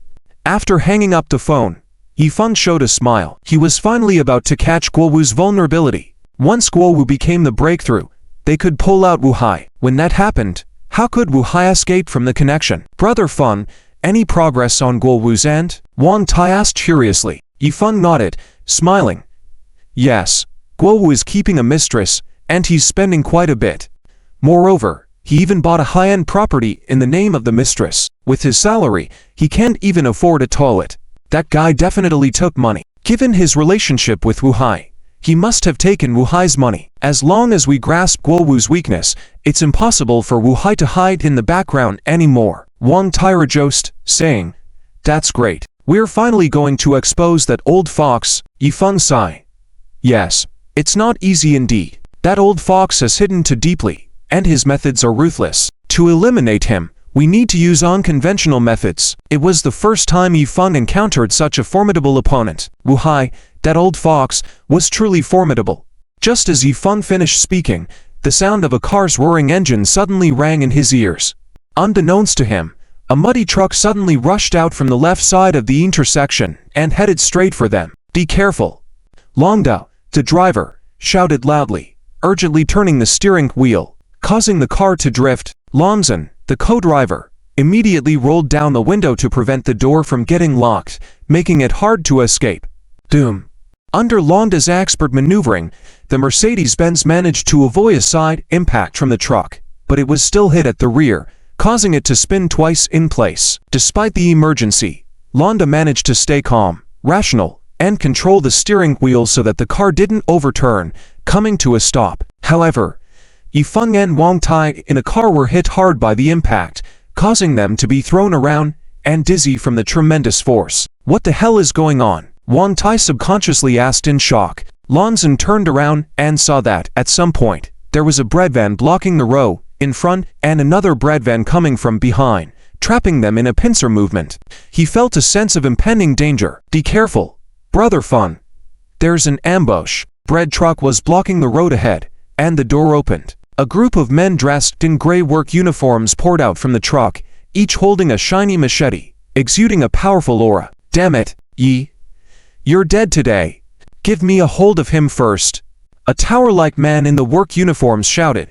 It was Konggu. With Konggu's voice falling, the men raised their knives and attacked towards Yifeng. Yifeng was outnumbered and outmaneuvered. Sensing the danger, Long Da remained calm and decided to flee by starting the car. He planned to increase the speed and plow through the crowd to leave safely. He wasn't afraid of these people, but he was concerned about Yifeng's safety and decided to retreat for now. Click, click, click. The car wouldn't start. The impact from earlier must have caused a problem with the car. Damn, it's not starting. Long Da cursed. Long Sen opened the car door, took out a baton from the passenger drawer, and said coldly, "Big brother, you fix this, I'll stop them." Fun, TZ, stay in the car. Don't come out to help me. I can't take care of you. Long Sen left a word and swung the baton in front of the car, facing the approaching crowd, with no fear on his face. Wang Tai, you're out of your mind. Yifeng scolded. Wang Tai was strong, but all brawn and no brain. His help would only drag Long San down. In a critical moment, Wang Tai's hot-bloodedness took over, forgetting about his own limitations. Seeing Wang Tai rush in, Yifeng couldn't bear to watch his brothers in danger and grabbed a baton from the back of the car and joined the fight. In the blink of an eye, several gray-uniformed men charged forward with their knives. Long Sen took the initiative, dodging a blade, grabbing one man by the neck and using him as a shield. The others couldn't react in time, and their knives landed on the shield bearer, inflicting multiple wounds, painting him in blood. In just a few seconds, Long Sen took down 3 men, agile and swift, leaving the others in shock. Damn it, kill him. Kongu's face was full of anger, but more importantly, astonishment. There was such a skilled fighter by Yi Sai. His every move was efficient and precise, showing his military training. The men in work uniforms were initially taken aback by Long San's skills, but regained composure under Kongu's order and rushed in for an all-out brawl. Despite Long San's prowess, it was impossible to fend off attacks from all directions. In a critical moment, Yifeng and Wang Tai charged in from the sides, diving straight into the crowd. Long San was shocked by the sudden turn of events, but the next moment, he heard Yifeng lowly command, "Get the leader first." Long San followed Yifeng's gaze and saw Kongu, instantly understanding Yifeng's plan. Capture the leader first. They locked eyes for a split second, then Long San followed Yifeng into the crowd, the baton swinging loudly, breaking bones upon contact. With Yifeng and Wang Tai relieving the pressure on the flanks, Long San protected Yifeng while approaching Kongu. Damn it, Kongu, relying on his stature, swung his machete at Long San. Long San, already covered in blood, with a cold stare, avoided Kongu's blade, and his blade was now at Kongu's neck. Move and you die. A cold, murderous voice sounded in Kongu's ear. Feeling the chilling blade against his neck, Kongu's face turned pale. What terrifying skill was this? Don't move. Stay put. Realizing his life was in someone else's hands, Kongu dared not act recklessly and hastily stopped his men. Seeing that Long Sen had things under control, Yifeng breathed a sigh of relief. Thankfully, Long Sen was fierce, taking the blade head-on, enduring multiple wounds without a single complaint. Yifeng rushed to Long San's side, only to notice Long Da's situation and was stunned. Wang Tai was also dumbfounded, witnessing Long Da bathed in blood, single-handedly chasing after a dozen men with a machete. Damn, Long Da is so fierce. Long Da was like a blood-soaked war god, slashing through the crowd without anyone able to withstand a single blow. Several lay on the ground, and the rest were too terrified to approach, dodging the relentless strikes from the bloodthirsty Long Da. Long San called out, "Big brother." Long Da heard the call and stopped, seeing Long San holding Kongu at bay, and Yifeng by his side, foregoing further pursuit to converge with them. Is Yifeng okay? Long Da ran over, his nerves on edge. He was genuinely concerned about Yifeng's safety, feeling guilty. Yifeng reassured, "I'm fine. But you? Are you okay?" Long Da had multiple wounds, with his back and chest slashed, and his arms soaked in blood. "Hey, I'm fine." Long Da grinned, seemingly impervious to the pain. Yifeng couldn't help but admire the iron will of the Long brothers, shaped by their special forces background, their determination unmatched by ordinary people. "Tell your men to back off." Holding Kongu at blade point, Long Sen commanded coldly. The blade had pierced his skin, blood oozing out. With a slight push from Long San, the blade could slide into Kongu's throat. Kongu, not daring to joke with his life, faced pale, begged, "Quick, let us go." "Don't, buddy. Please, take it easy." Long San snorted, "Easy?" With that, he applied more force, causing more blood to flow, making Kongu panic. "Damn, please, don't hurt me." Kongu was terrified, immobile with fear. "Throw the car keys over." Long San ordered. A workman smartly produced the bread truck's keys and tossed them to Long San. Long Da picked up the keys, turning to Yifeng. Feng, let's go. Yifeng nodded and instructed Long San. Take this guy with us. Yes, Yifeng. Long San replied. The four men retreated into the truck, and Long Da made a call before starting the vehicle and driving away. What do we do with this guy? Long San asked Yifeng. Yifeng stared at Konggu coldly, as if he were a piece of meat on a cutting board. Konggu's spine tingled, trembling in fear. What did ye have in mind? In the medical room of the Zifeng shipyard, Long Da and Long Sen took off their shirts, and the medical staff at the shipyard were nervously treating the wounds on the two men. Both of them had cuts on their chests, backs, and arms. They didn't make a sound while the medicine was being applied. Even the old doctor couldn't help but exclaim in amazement at their entrance. Wu Siuan led a group of security personnel dressed in black tactical uniforms into the room. Maple Brother, all 85 members of the security company's first team are ready at your command, Wu Siuan said in a low voice, his eyes filled with cold determination. Long Da and Long San were his comrades, his brothers in life and death. Seeing the numerous wounds on the two men, his heart was already burning with anger. He was just waiting for Yifeng's command. If he ordered, he would immediately lead his men to the Wu family to avenge the Long brothers. Yifeng sat in a chair, smoking, shaking his head. You're not allowed to go anywhere, he said. Maple Brother. Wu Siuan looked at Yifeng in surprise, wanting to say something, but decided against it. Yifeng calmly said, Siuan, rest assured, Wu Laogu will have to settle this debt. That if you go now, and if they don't come back, what then? Wu Siuan lowered his head and replied, yes. Maple Brother, I was impulsive. Yifeng waved his hand. It's okay, I understand your feelings. That as the chief instructor of Zifeng Security and a company executive, you need to think carefully before acting in the future, Yifeng added. Wu Siuan nodded heavily. Yes. Maple Brother. At that moment, there was the roar of a car outside, along with loud voices and the sound of footsteps. Several vans and more than 10 black cars arrived outside the medical room. A group of men in black suits got out of the vehicles, creating a crowded scene. Maple Brother. Yi General. The group of thugs in black suits rushed in, led by Han Ping'en and Luo Tu, followed by executives from Anlu Group. Why did all of you come? Yifeng looked at Luo Tu and others in bewilderment. He had only asked Han Ping'en to bring a few people over, never expecting such a big show of force. Luo Tu hurriedly approached Yifeng, looking concerned. Maple Brother, are you okay? Yifeng smiled wryly. I'm fine. All thanks to Long Da and Long San protecting me. Seeing the pitiful state of the Long brothers, Luo Tu cursed, that damn Wu Laogu. He's really asking for trouble. Maple Brother, let me take my brothers to seek revenge. I will rip Wu Laogu's head off, he declared and was about to storm out, but Yifeng quickly stood up and stopped him. Don't act rashly, he is already on guard if you go now. Yifeng advised, I'm not afraid of them. I've been around for many years, have many brothers, and still fear Wu Laogu. Maple Brother, don't stop me. I'll handle this issue. If I can't settle it, I'll present my head. Luo Tu angrily declared, about to leave.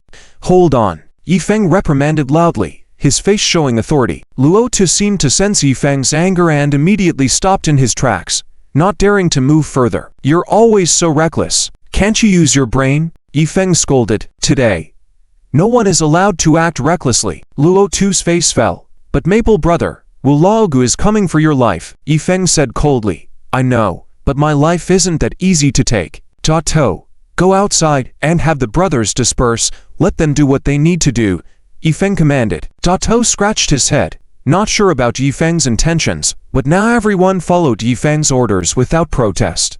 Oh. Okay, said To, leaving the medical room, and the crowd outside gradually dispersed. Yi General, it seems you were right. Wu Laogu is getting anxious, and his men are even more anxious, Han Ping'en said solemnly. A corner dog will jump over the wall, and now they will start biting people, Yifeng said. Laughing, the more desperate Wu Laogu becomes, the more his weaknesses will be exposed, which works in our favor. After a moment of contemplation, Han Ping'en asked, Maple Brother, if you're not letting us seek revenge, do you have another plan? Given the current situation, do we need to call the police? Yifeng's eyes flashed with admiration. Ping'en, you've grown wiser. Luo Tu and the executives of Anlu Group were all stunned. What? Call the police. They were used to solving problems using their own methods and encountering such a situation, naturally, their first response was to seek revenge with their brothers. Calling the police was something they had never heard of. Yifeng nodded, sat back in his chair, and said, "Yes, call the police, and then bring some reporters over at some cost." It'd make a good headline for a known young businessman being attacked by a criminal gang. Han Ping'an, understanding the plan, exclaimed, "Maple brother, brilliant." Wang Tai asked in surprise, so are we just handing over that guy called Kengu like that?" Yifeng waved his hand. "Not now. Wait until he gives a full account, then hand him over to the police." "Luo Tu, I have a task for you." Luo Tu stood straight, grinning. "Please instruct." "Maple brother, I'll take care of it all for you," Yifeng said sternly. "That kid is definitely Wu Laogu's right-hand man. Otherwise, Wu Laogu wouldn't have entrusted him with such a task. Whatever method you use, make Kengu talk. He's the biggest leverage against Wu Laogu." Luo Tu, with a sinister smile, reply, "Don't worry, Maple brother. This is my specialty. Even if his mouth is made of steel, I'll make him talk. You can rest assured that I will complete the task." With that, he led his group to leave. Yifeng smiled, knowing that whoever fell into Luo Tu's hands would not have an easy time. He had seen the precision of Luo Tu's skills before. Yifeng turned to Wang Tai and said, "TZ, make a call to Officer Zhou. We need to report a case. I'm sure he'll be interested in this one. If he gets promoted for handling this case, he'll owe me a favor." With a smile, Wang Tai stood up, saying, "Ha ha. Okay. Maple brother, cunning plan. I'll make the call now." Knowing Yifeng's plan, he found it quite ruthless. He had understood during his time at school, nobody should mess with Maple brother, or the consequences would be severe. Both of them went off to take their actions. Yifeng then turned to Wu Siuan and said, "Siuan, there's one very important thing that still needs your attention." Wu Siuan stood straight. "Maple brother, please give me your instructions." Yifeng pondered for a moment and said, "You will lead the first and second team of the security company to Wu's fleet company. Find the people on the list I will provide. And once you find them, follow my directions. Be cautious, don't alert Wu Laogu, and make sure to keep it a secret." Wu Siuan replied, "Yes, Maple brother, I'll ensure the task is completed." Yifeng stood up, sneering. "Wu Laogu gave me a surprise, so I'll give him a big gift in return." In the afternoon, inside the Wu family villa, in the study, Wu Hai's face was pale, with a row of workers standing in front of him, all bowing their heads in silence. "Tipo, where is Agu? Speak up." Wu Hai stared at them, gritting his teeth as he questioned. "Sir, Agu, he hasn't returned since being kidnapped." The leader, a sharp-faced man, cautiously replied, "Useless bunch. Useless." Wu Hai grabbed a brush from the table and threw it in anger. Knowing that Kangoo was supposed to take action, he was waiting for good news, but instead, Kangoo was taken hostage by Yifeng. This news was like a thunderclap to him. Kangoo had followed him for many years and knew too many of his secrets. If that kid Sernanji managed to get something out from Kangoo, it would be difficult to handle. Wu Hai's face darkened. He took a deep breath and said, "Inform the brothers to clean up all traces, cut ties with Kangoo first, to avoid trouble." "Did you all hear me clearly?" "Yes," replied the crowd. After everyone left, Wu Lin entered hastily and asked, Dad, is everything okay?" "You don't need to worry about these matters, nothing will happen."